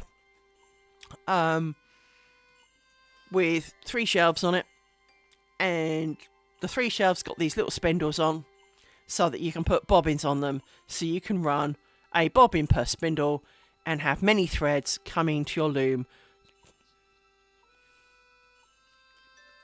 Take care, naughty Kel. And so I bought this. This thing cost me nearly £500 from AVL. And it comes with the bookshelves. It's all flat packed, obviously, and a pile of little spindles. And I set about screwing all the shelves together. Good me. Did all of that. Took my time. Made sure not to split any bits of wood. Made sure I got checked if there were right way ups for things. Absolutely everything. Then went to try and put the little spindles in the holes. They didn't fit. I thought, maybe they're the other way up. No. Or maybe the shelves the other way up, because obviously there's 2 sides of the shelves and the hole goes all the way through. Maybe it's a slightly tapered hole so that when it's all the way in, it's really firm. No, neither end fitted either side. So I contacted the people I bought it off and went, this shit don't fit. And they advised me to contact the maker AVL. So I wrote to them. Do you know what they wrote back? They said, well, what size are they? I don't know, love. It came in your kit. It didn't actually say what size they are. So I measured them. I've got a little special measuring job. And I wrote back, they're this big. Oh, that's the wrong size, they said. Well, that's the size you supplied. Oh, you'll just have to buy smaller ones then. I've just paid 450 fucking quid for basically 1, 2, 3, 4, 5, 10 pieces of wood, a handful of screws, and a load of little sticky bits. And you're telling me now that the sticky bits are the wrong size, and that you sent me the wrong bits, or you didn't drill the holes big enough, whichever takes your pick. But that's now my problem. You charged me 500 quid for this thing. I had the same problem with the 2 bits of wood that go on the back of my loom to make a warping board. As I said, it's 2 bits, well, a bit of wood with like 7 holes in it, and you have to plug the broom handle in. They pre-chop the broom handle, that's nice of them. Yeah, the holes aren't big enough. So you spend half an hour with a Dremel trying to gently sandpaper the inside just a little bit to get the sodding broom handle to go in the hole. And you're going, I paid a lot of money for this, and yet I'm doing most of the work. They definitely see us coming. They absolutely do. And this is why so much of me is really tempted to get a handful of basic equipment, get a bandsaw, a router, a lathe, and make some of this stuff myself. Because, except for the expense of the machine, I already know how to make it. I just don't have the equipment. Well, it wouldn't cost me anything like that to make it. Including time and effort and maybe even a few mistakes. It still wouldn't take me that. Even if I charged my commercial normal working rate, you know, so what my employer pays me an hour, rather than minimum wage, I would still not come anywhere near. I would make a vast profit. And I would be like a tenth of the price. I know that wood prices are more expensive since 2020, but it's still not £100 per bit of 2x4, it really isn't. It's still, you know, a couple of quid. Okay, it's probably nearer 10 quid, but it depends on the length, obviously. But there is a bit of you that goes, it does not cost that much to get four bits of wood, join them together. It doesn't even have to be frigging square for a warping board. It just has to be parallel. That's all it's got to be. And in fact, it doesn't even really have to be that, because, well, the thread goes up one side and then back the way it came. So it doesn't matter if it's not even parallel. So it could be really a bit avant-garde, for Christ's sake. And it would still work. As long as there are pegs sticking out and the pegs are at 90 degrees, it's good. Can we not pretend that this thing has to be, you know, NASA level scientifically calculated? It is 4 bits of wood hammered together in some shape or form to make an approximate rectangle square type object. It might be a bit rhombus, it might be a bit parallelogram, it might not, but to be honest, it doesn't matter. As long as it could be a freaking pentagram, as long as you can take a given path through it to make the length that you want, and you can go both directions on it, which of course you can, it's good. Can we not pretend that it's that complicated? So I don't know. They definitely do see us coming. Thank you for throwing up, Rory. I feel so much better now.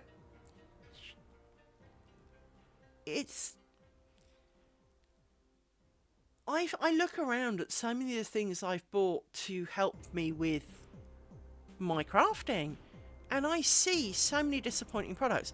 I originally bought, was it a Jerome serger? I think it was a Jerome. It might be a Jaguar, one or the other.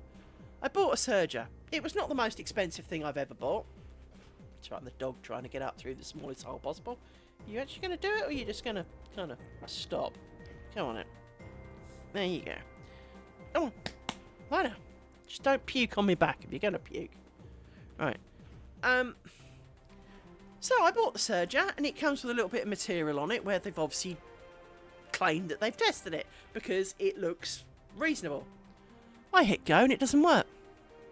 Just eats everything. And I check all the settings and nope. It just ate everything from the start. Now, admittedly, it wasn't expensive, but I never got it to work. I spent months checking this and replacing that, and it never worked. I spent money on that. I've got another one now and it works a treat, but from a completely different brand. There are so many things I bought. I bought a Glamacra band loom.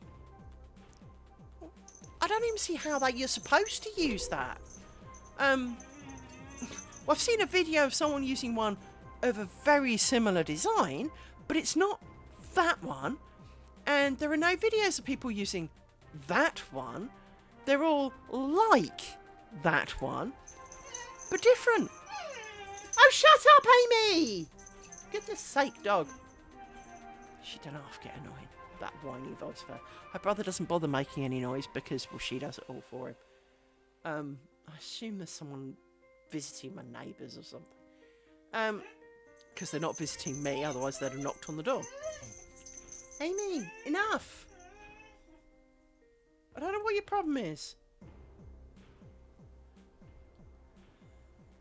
But, you know, as you say, they most certainly see us coming a lot because everything has got a really big price tag on it. Spinning wheels. Carders. Oh my god, carders. Carders are slightly rounded brushes with basically a piece of leather with lots of little pins sticking out through it. Or you can use a dog brush. The metal dog brush, obviously, that's of a similar design. The metal brush, the most of the proper ones, £75. Dog brush, well, £8.50. You know, it's the same with so much of it. So many things are always on the real upper limit of your tolerance for, I really want it and I can just about afford that. If it costs like £3 more, you wouldn't do it. They have really absolutely taken every single thing in the crafting industry over the last 20 years and pushed it to a point where it's almost elitist to be crafting now. You have to be sufficiently well off to craft. You know, if you're skint, you can't. You just can't. No, sod off. You got off, go somewhere else. Pick the rest. No, use the rest of the couch. Do not come up through the small bit. Enough of that. Just enough of that. But yeah, it's so frustrating because we're taken for a ride every time. And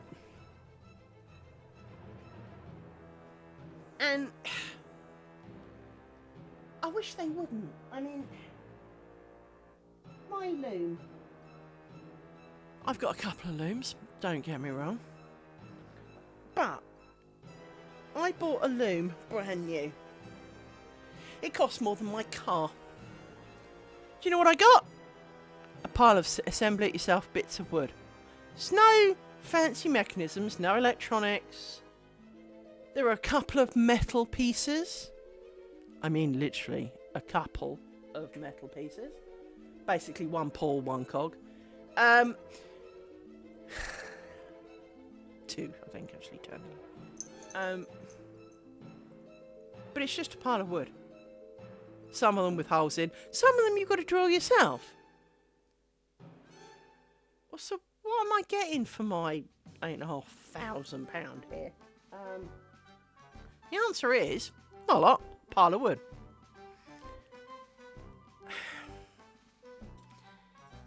And then you get these snarky people who seem to think that your handmade item is you cheaping out. That you giving them a handmade item was you not caring, you not, you being cheap, and it's kind of like, if you had any idea how much time and effort it took me to do that, you would not be telling me that.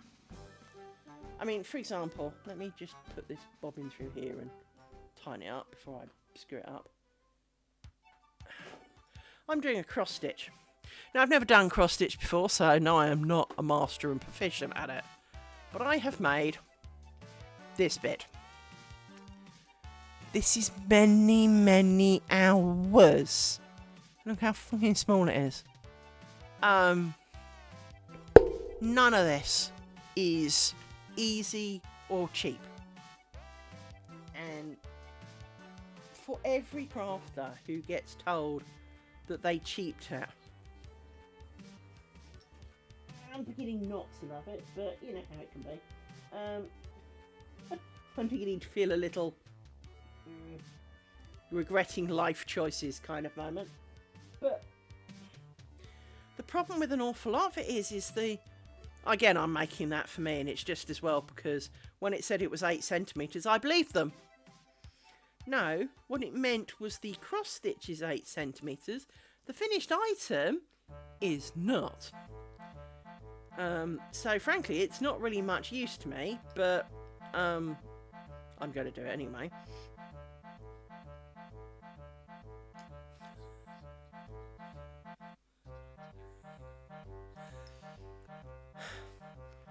Good luck to getting kiddo in bed. I know that can be a challenge in its own right. Irrelevant of how old it is, it can be 20 and you still have a job to get it in bed. So, well, actually, more at 20, you have a job to get it out of bed. But yeah, I know what you mean. Good luck with that. Nice to meet you. Please do come back. You are always welcome to be here. I would love to see you again. I do stream most days, by the way, except for when I lose my marbles or I'm dead on my feet. So I do stream most days at some point.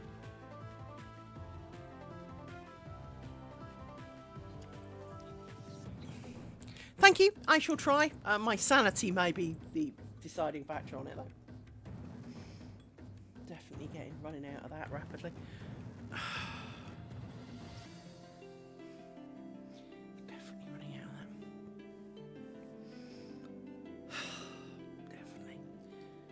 Let's see who's next. Now, this is going to be one of the fun ones, because I have 4. Need to go to this tiny little. You're not one of the 4. 4 horsemen of the apocalypse. Let's split you that way and you that way. And we need to pick up this pin that's on it.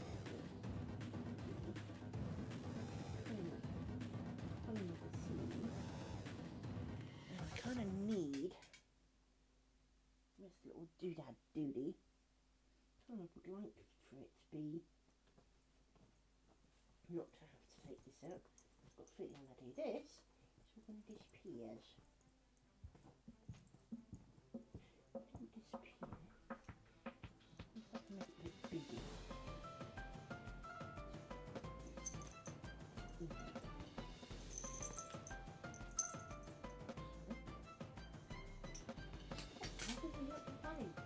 What's this one looking like?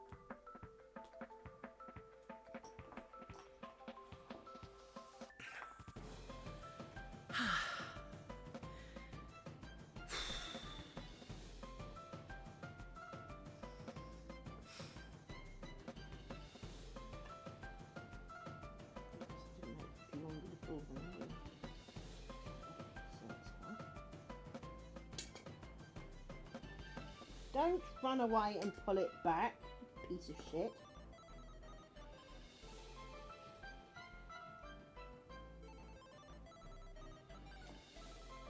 So, on you, all the ends that are now trying to be in you, it's nothing to do with you. And go out of there, take you and you through here. Hold you still, give you a bit of a pull. Not ideal, because what are you?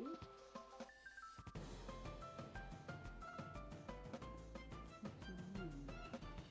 You can do heaps of shit in the wrong place.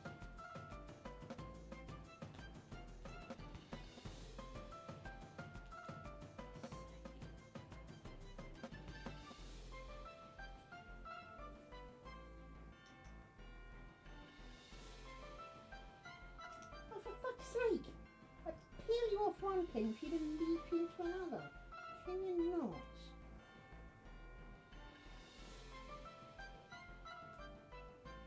Loads. How can you all be so looped round all these pins? Can you just get out here?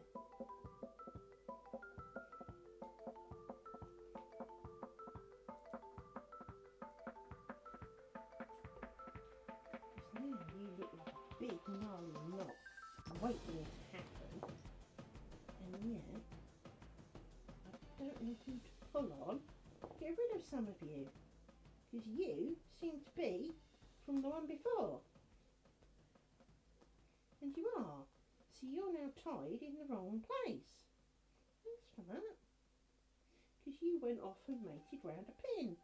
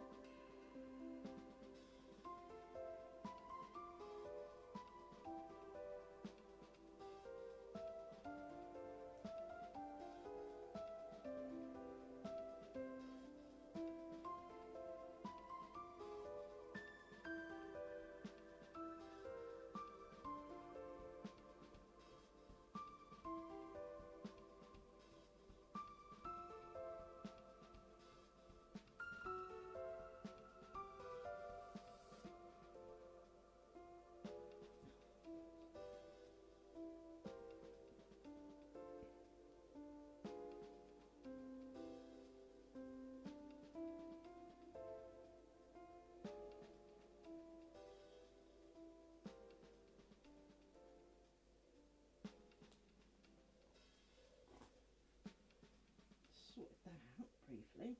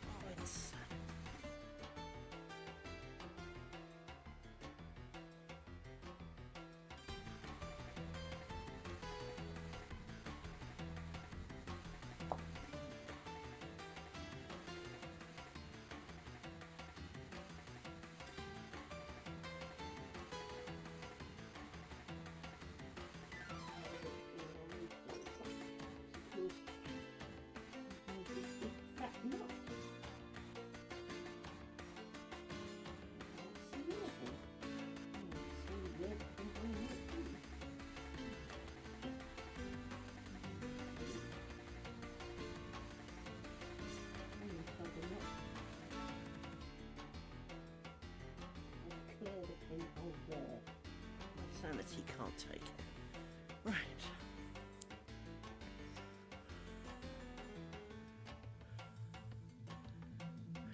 You two. You've come undone. Of course you've come undone. Because now's a really good time for that.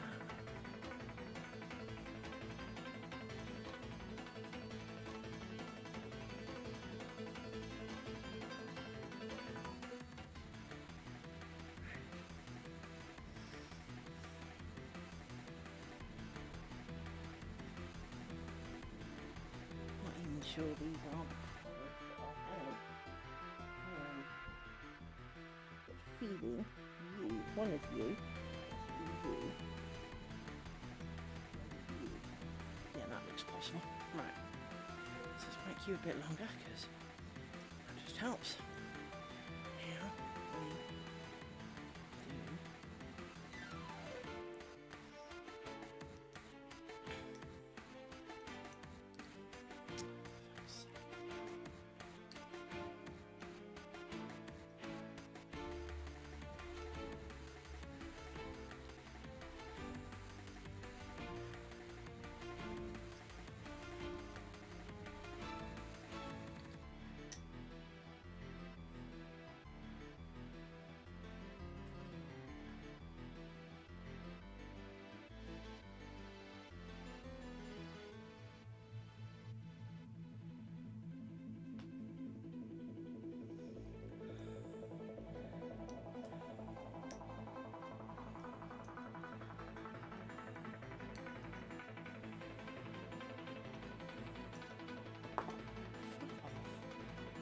to hold 4 bobbins without dropping them.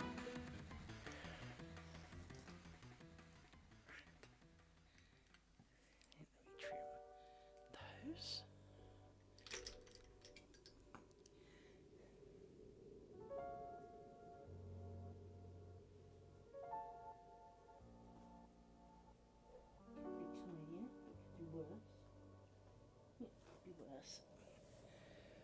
Oh dear. This is proving so hard. I don't suppose it comes over why this is so hard, does it?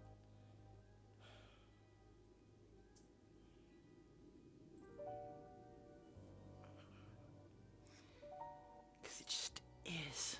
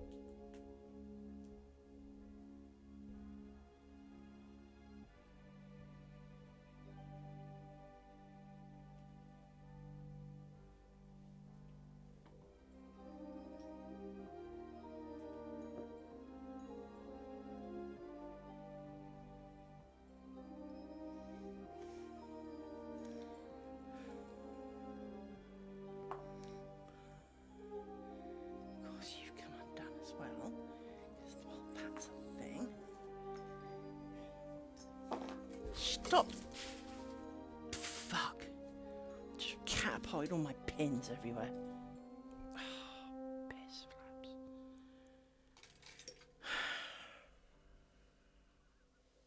At least it was only one size of pin. Just catapulted my pins everywhere. Trying to straighten my stupid board.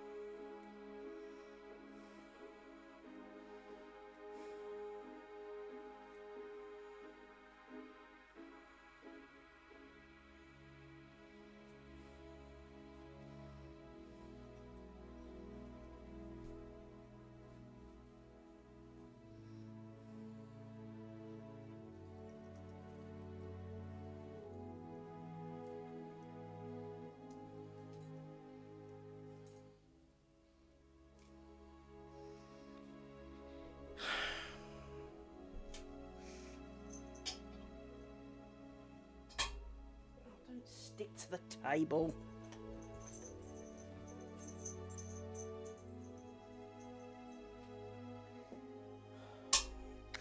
Fuck off with the table. Ow. Pin on the end of that.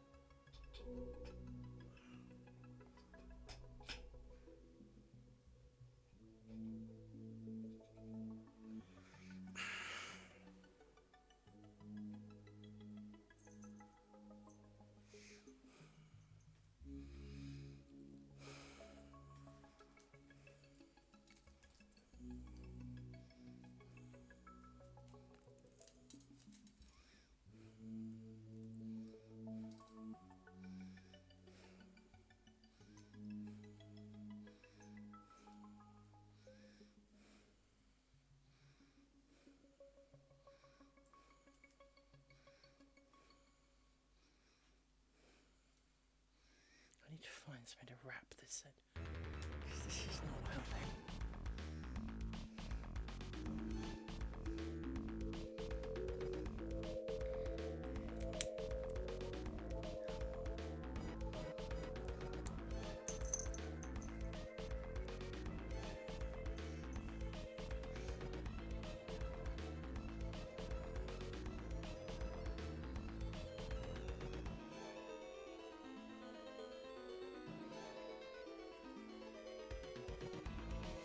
It's amazing how a magnet it can pick up dog fur.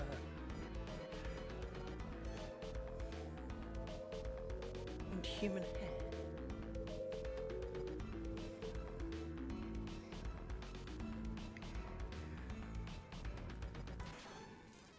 Now suddenly all of the pins are within them.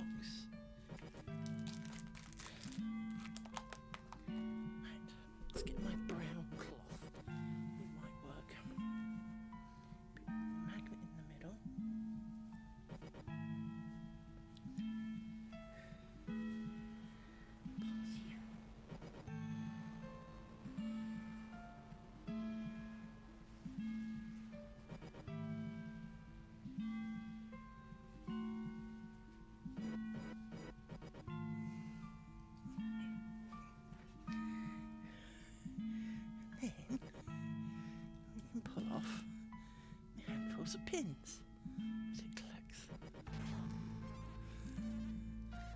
And that's it hiding in the crevices of the magnet. Because the cloth is in the way. Mostly anyway.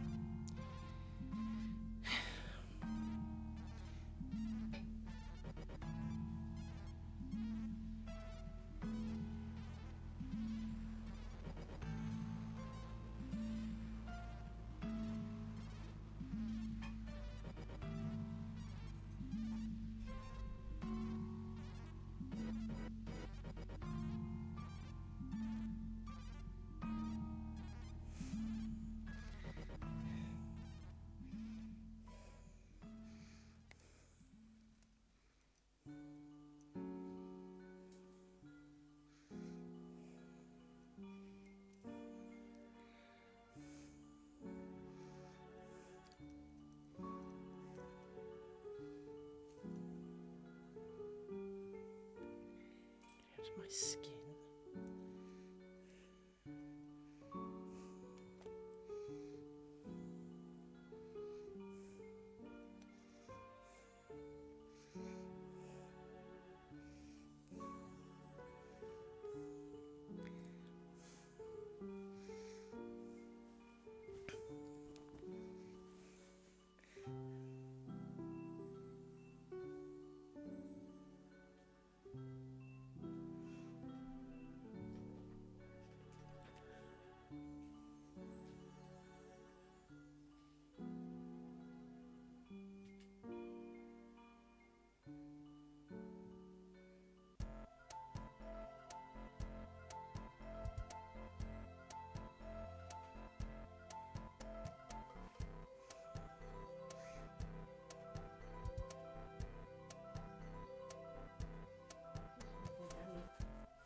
Pins that are supposed to be magnetic,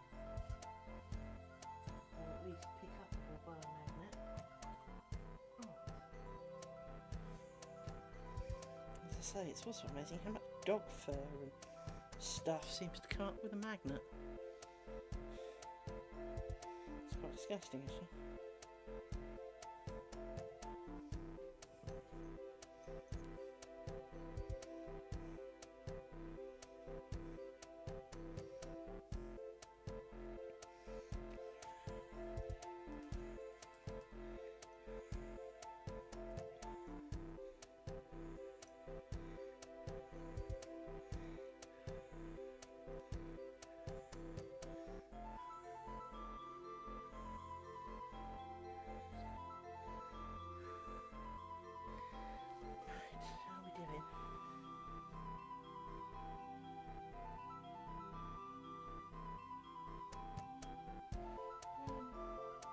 I feel like I've mostly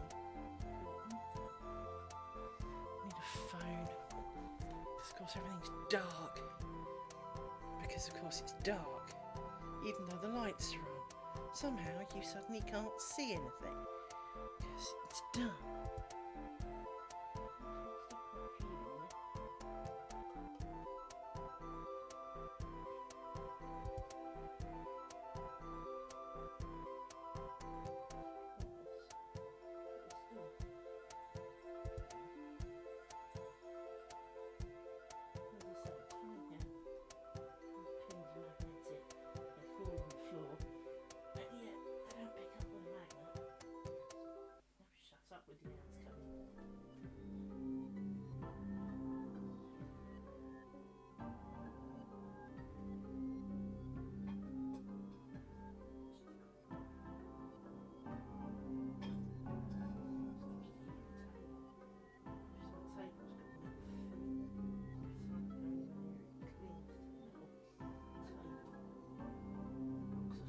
Pins from my collective picking up.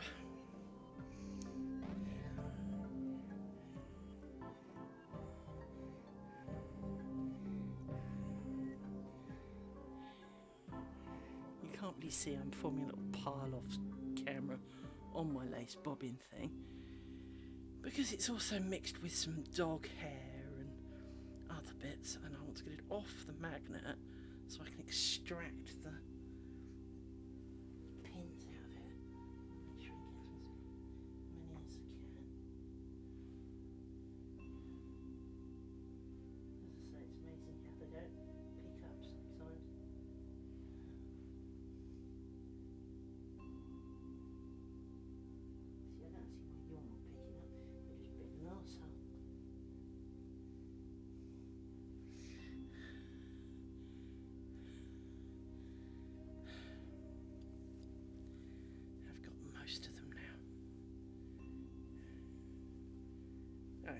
I did have most of them, and now I have none of them. Where did they go? I had a load, now I don't. I don't know where they went.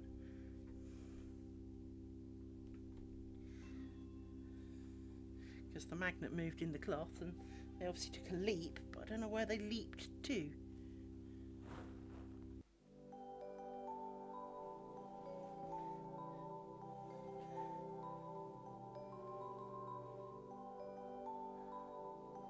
That'll have to do. I can't find it. There's one.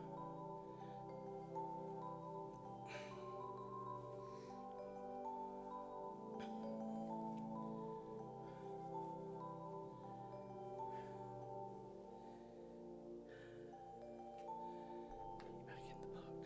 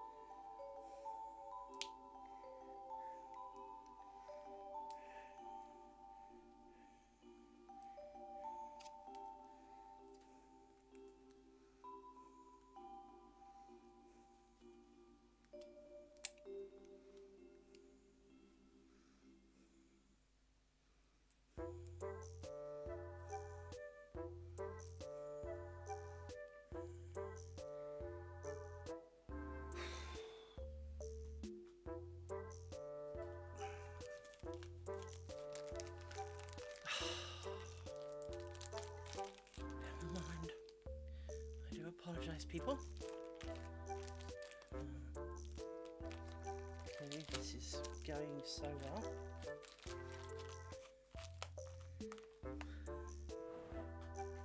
Let's put that back down there, then over there. Why is this saying I've got a thing? What's the thing?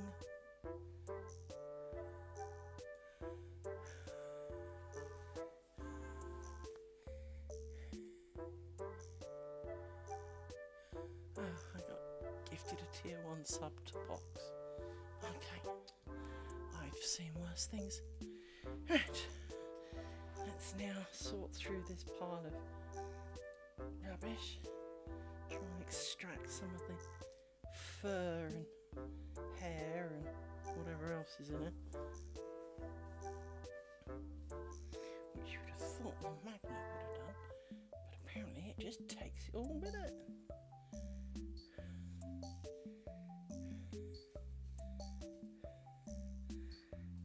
Because of course all I see now is long bits of hair and fluff in it.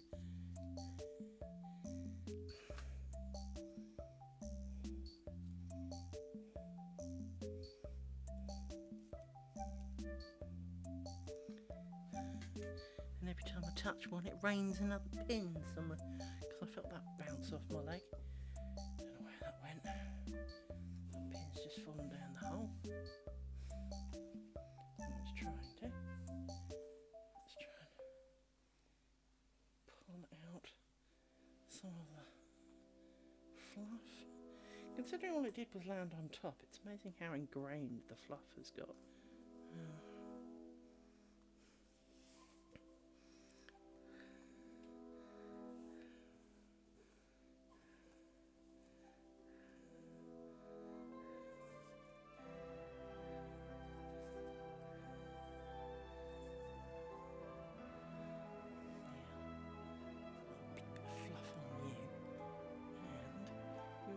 To the big bit of fluff over here, actually.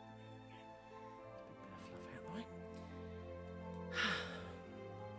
Let's move those before I do it again. Right. Try and keep this vapor level, which is harder than it sounds. As we all know. spend my whole life straightening it.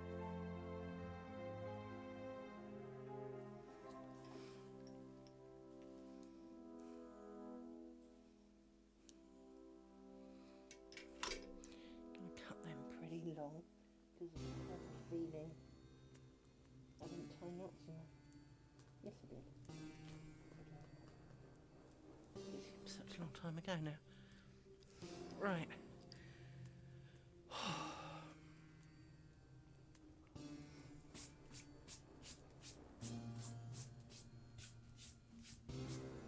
I'm eating my dinner of it now.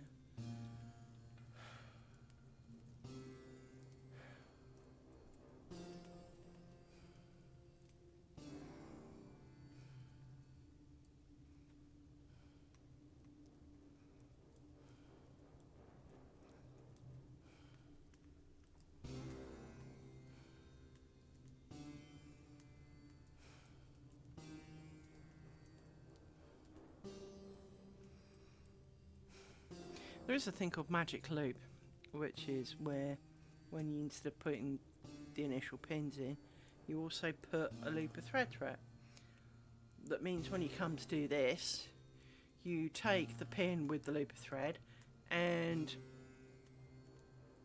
you just go for it. Well, of course, that's fine when you're doing a bookmark, not so much in the round. Because obviously back down here, the pin in the middle here has got to stretch all the way over wherever, you know, so let's say you do it back here somewhere. Well, that's great while you go in, but not once you get to the bottom of this, it's now in the way. It's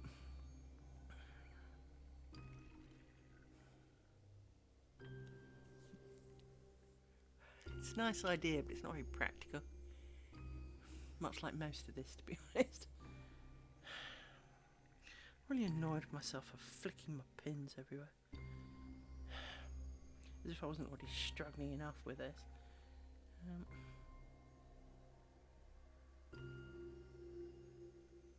I'm just looking at that pile of bobbins yet to go. I know that we're kind of verging on halfway, but we're not at halfway. Well, maybe we are. Because it's 15 from there to there, 15 from there to there. That doesn't add up, because it's not, well, maybe it is there. 1, 2, count these, 1, 2, 3, 4, 5. See, that's 20. So, must be. Okay.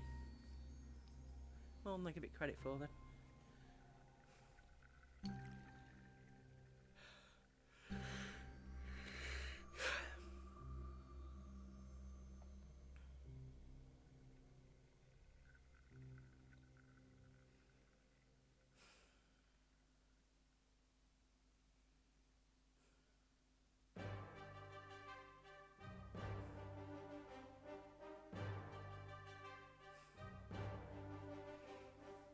This bit's looking alright though. Ground stuff's looking good.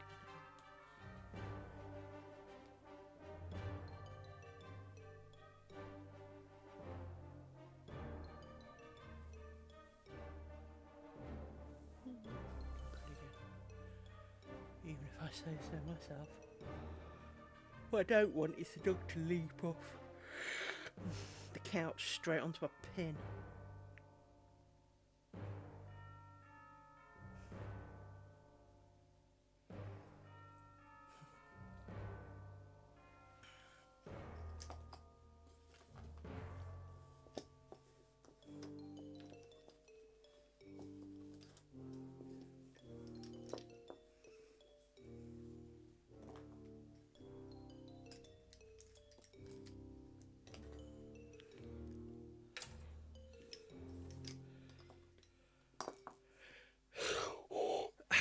Yawns again.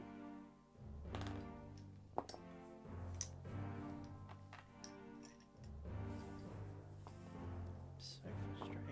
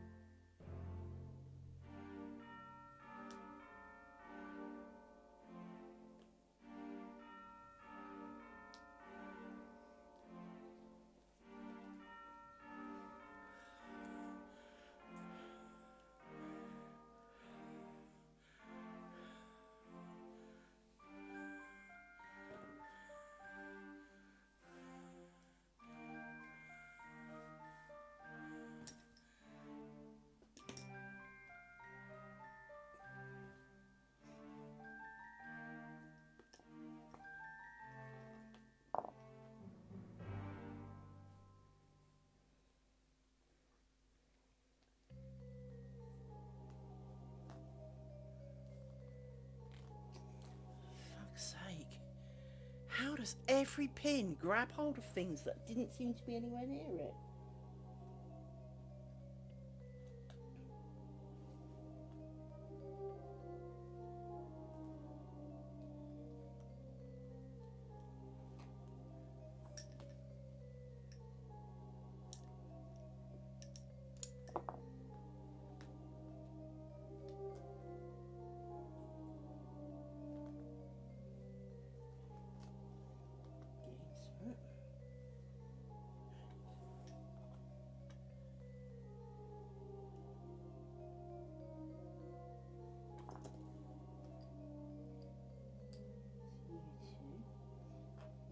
Twist everything, because for some reason it's now the most twisted thing in moving history.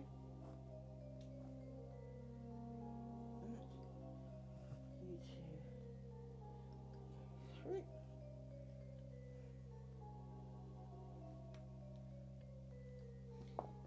And we need to put you back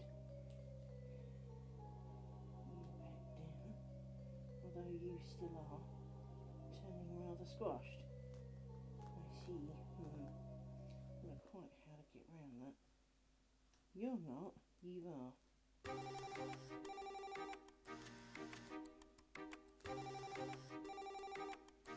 Need some pins.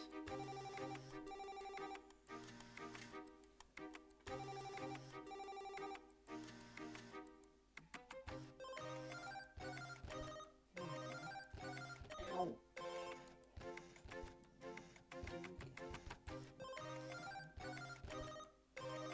Can you not bite me when I'm poking things, dog?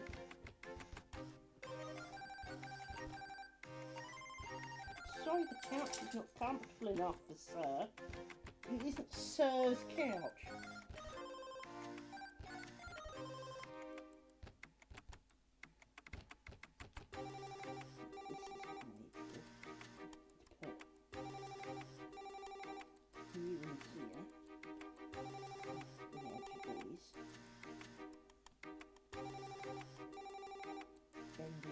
Them as I go.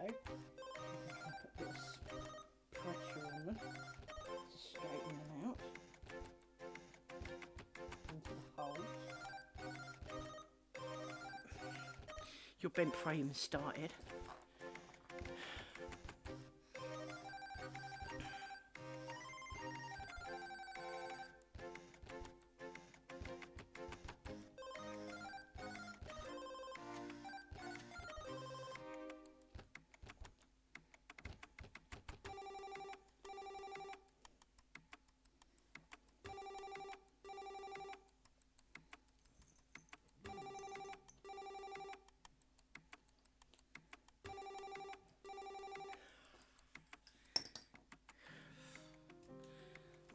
Can you stop tilting, table, please?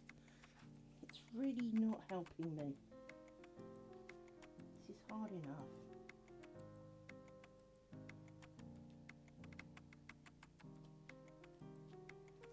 Put you in each of these, because we haven't done you yet. See if it helps a bit. In which case we'll remember this for the future.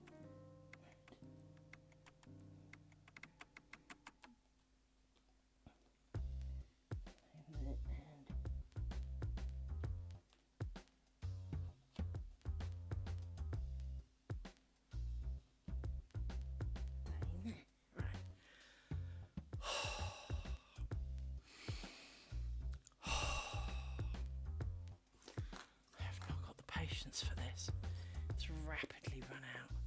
Right, let's see where we're at. I can't see for the tails over there. So, you are long and you are short, which means you two need to be longer.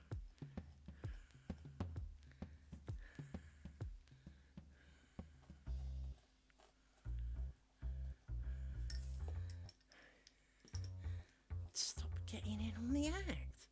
Come on, out the way.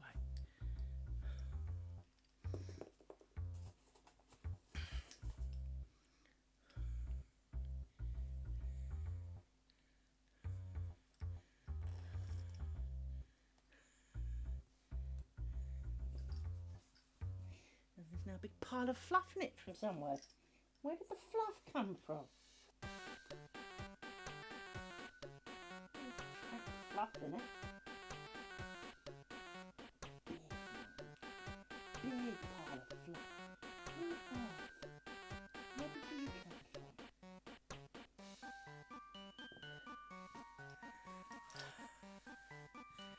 Stop moving.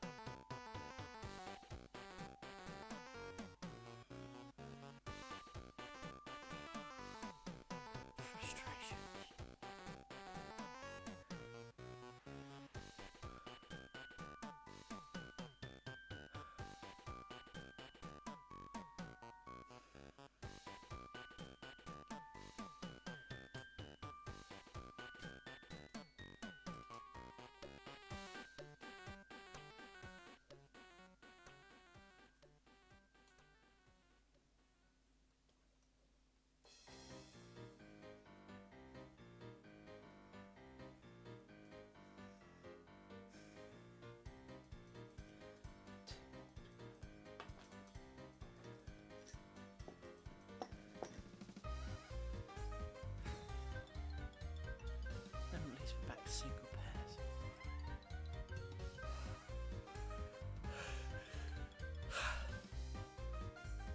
Sorry for the yawns. Clearly my brain is just not in the mood for this, and having my pins leap all over the floor really is not conducive to happiness.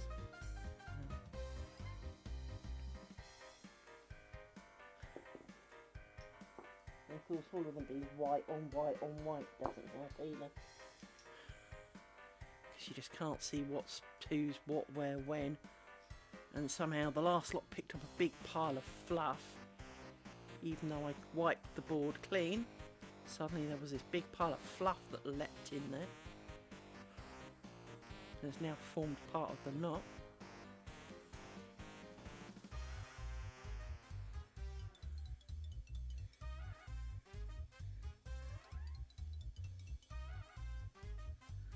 Got an idea though.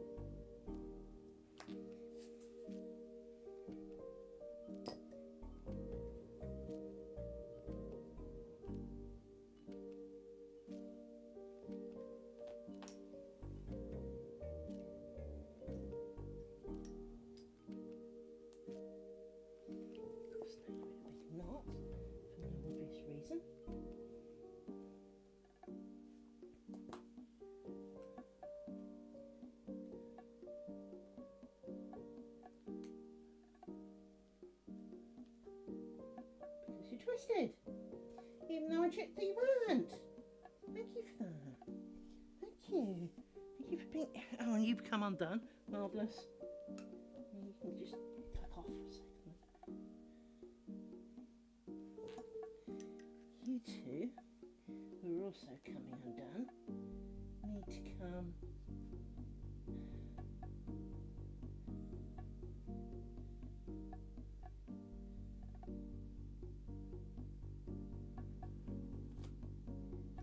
through there, I think. But not round the pin. That has nothing to do with it. It's 6 inches away.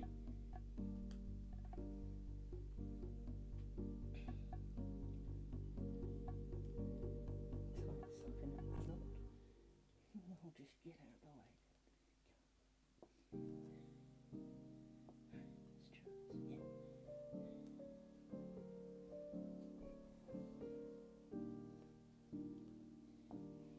You go there.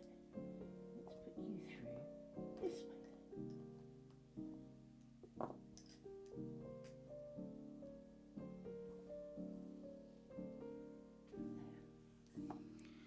Where are you? Because I need you to tie a knot with.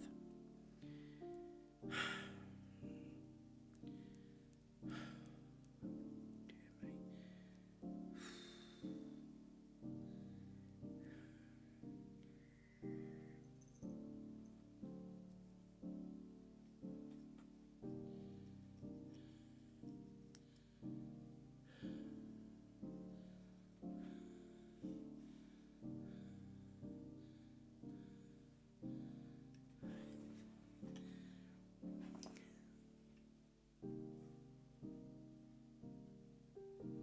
Where did the pin that I had?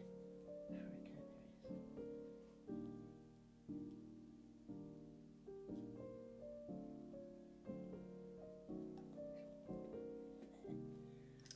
Pretty sure it's not, but that's not the point.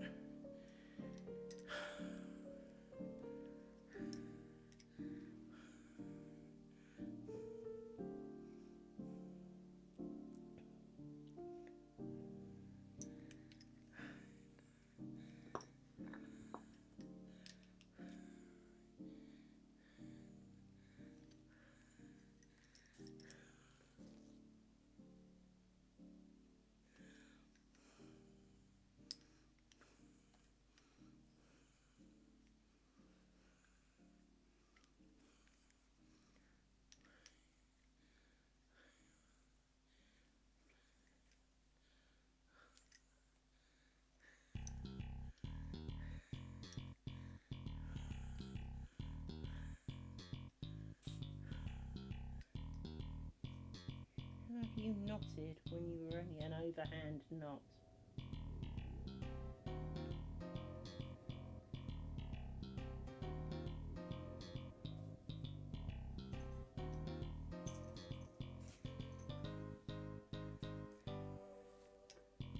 Cute.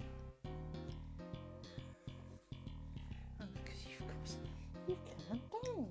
Because you're an asshole.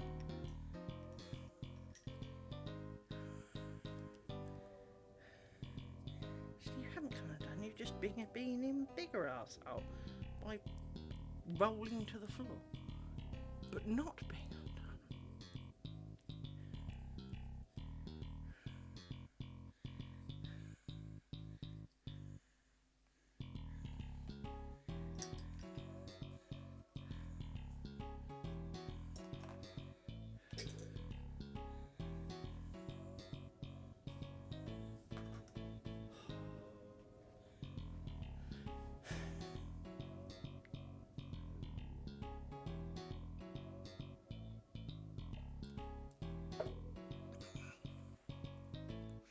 I don't think even having Elon Musk's bank account could make this interesting.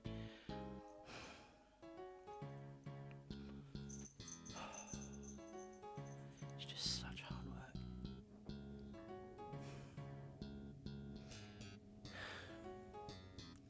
And to that end, I need...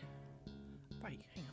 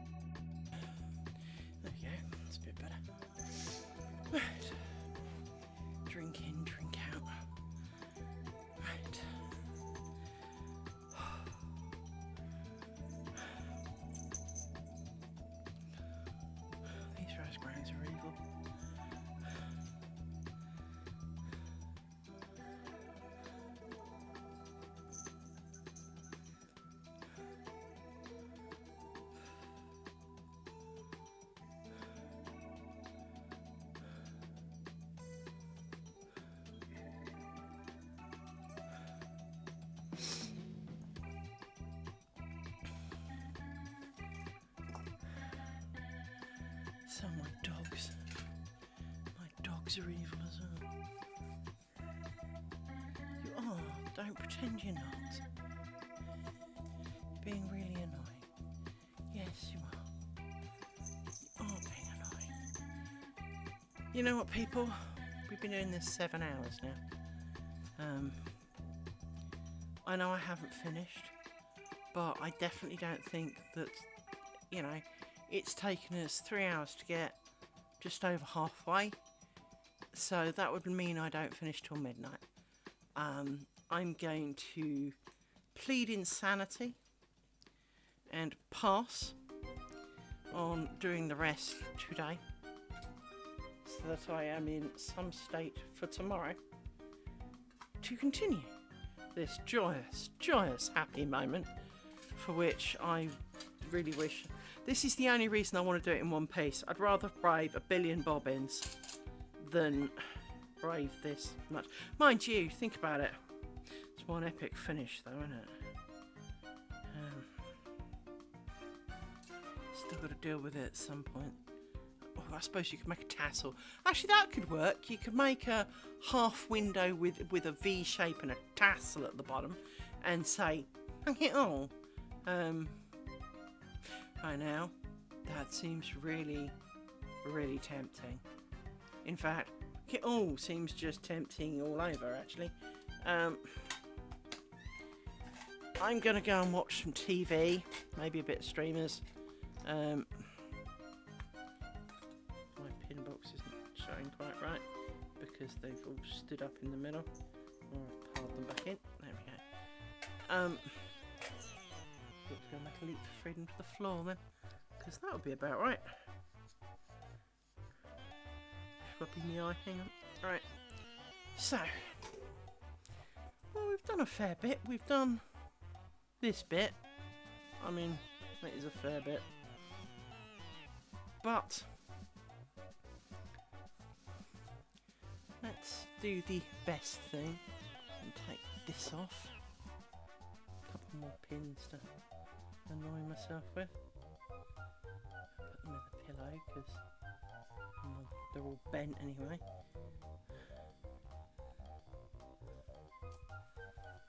Take that off.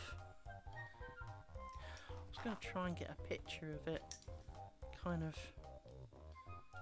They're all mated together.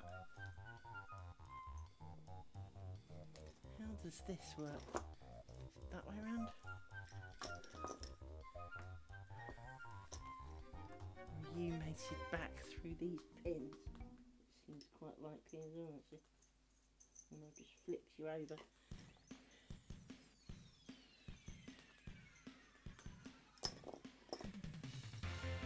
So, you go over there. You're down there. So that's you. And try and get a picture of most of the square for the thumbnail, so that we can at least marvel in some of it.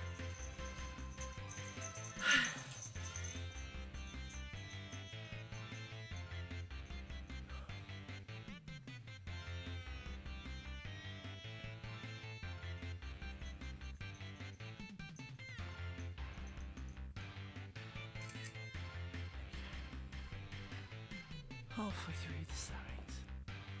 So,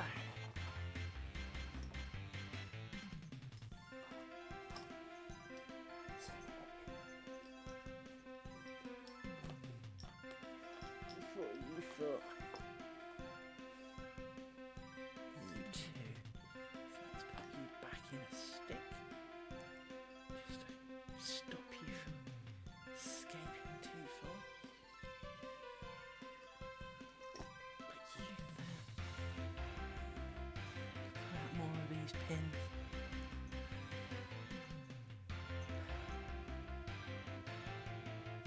But that's a tomorrow me job. It's definitely a tomorrow me job. This cloth goes there.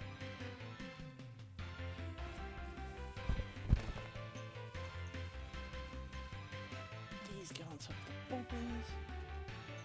nails over the whole thing.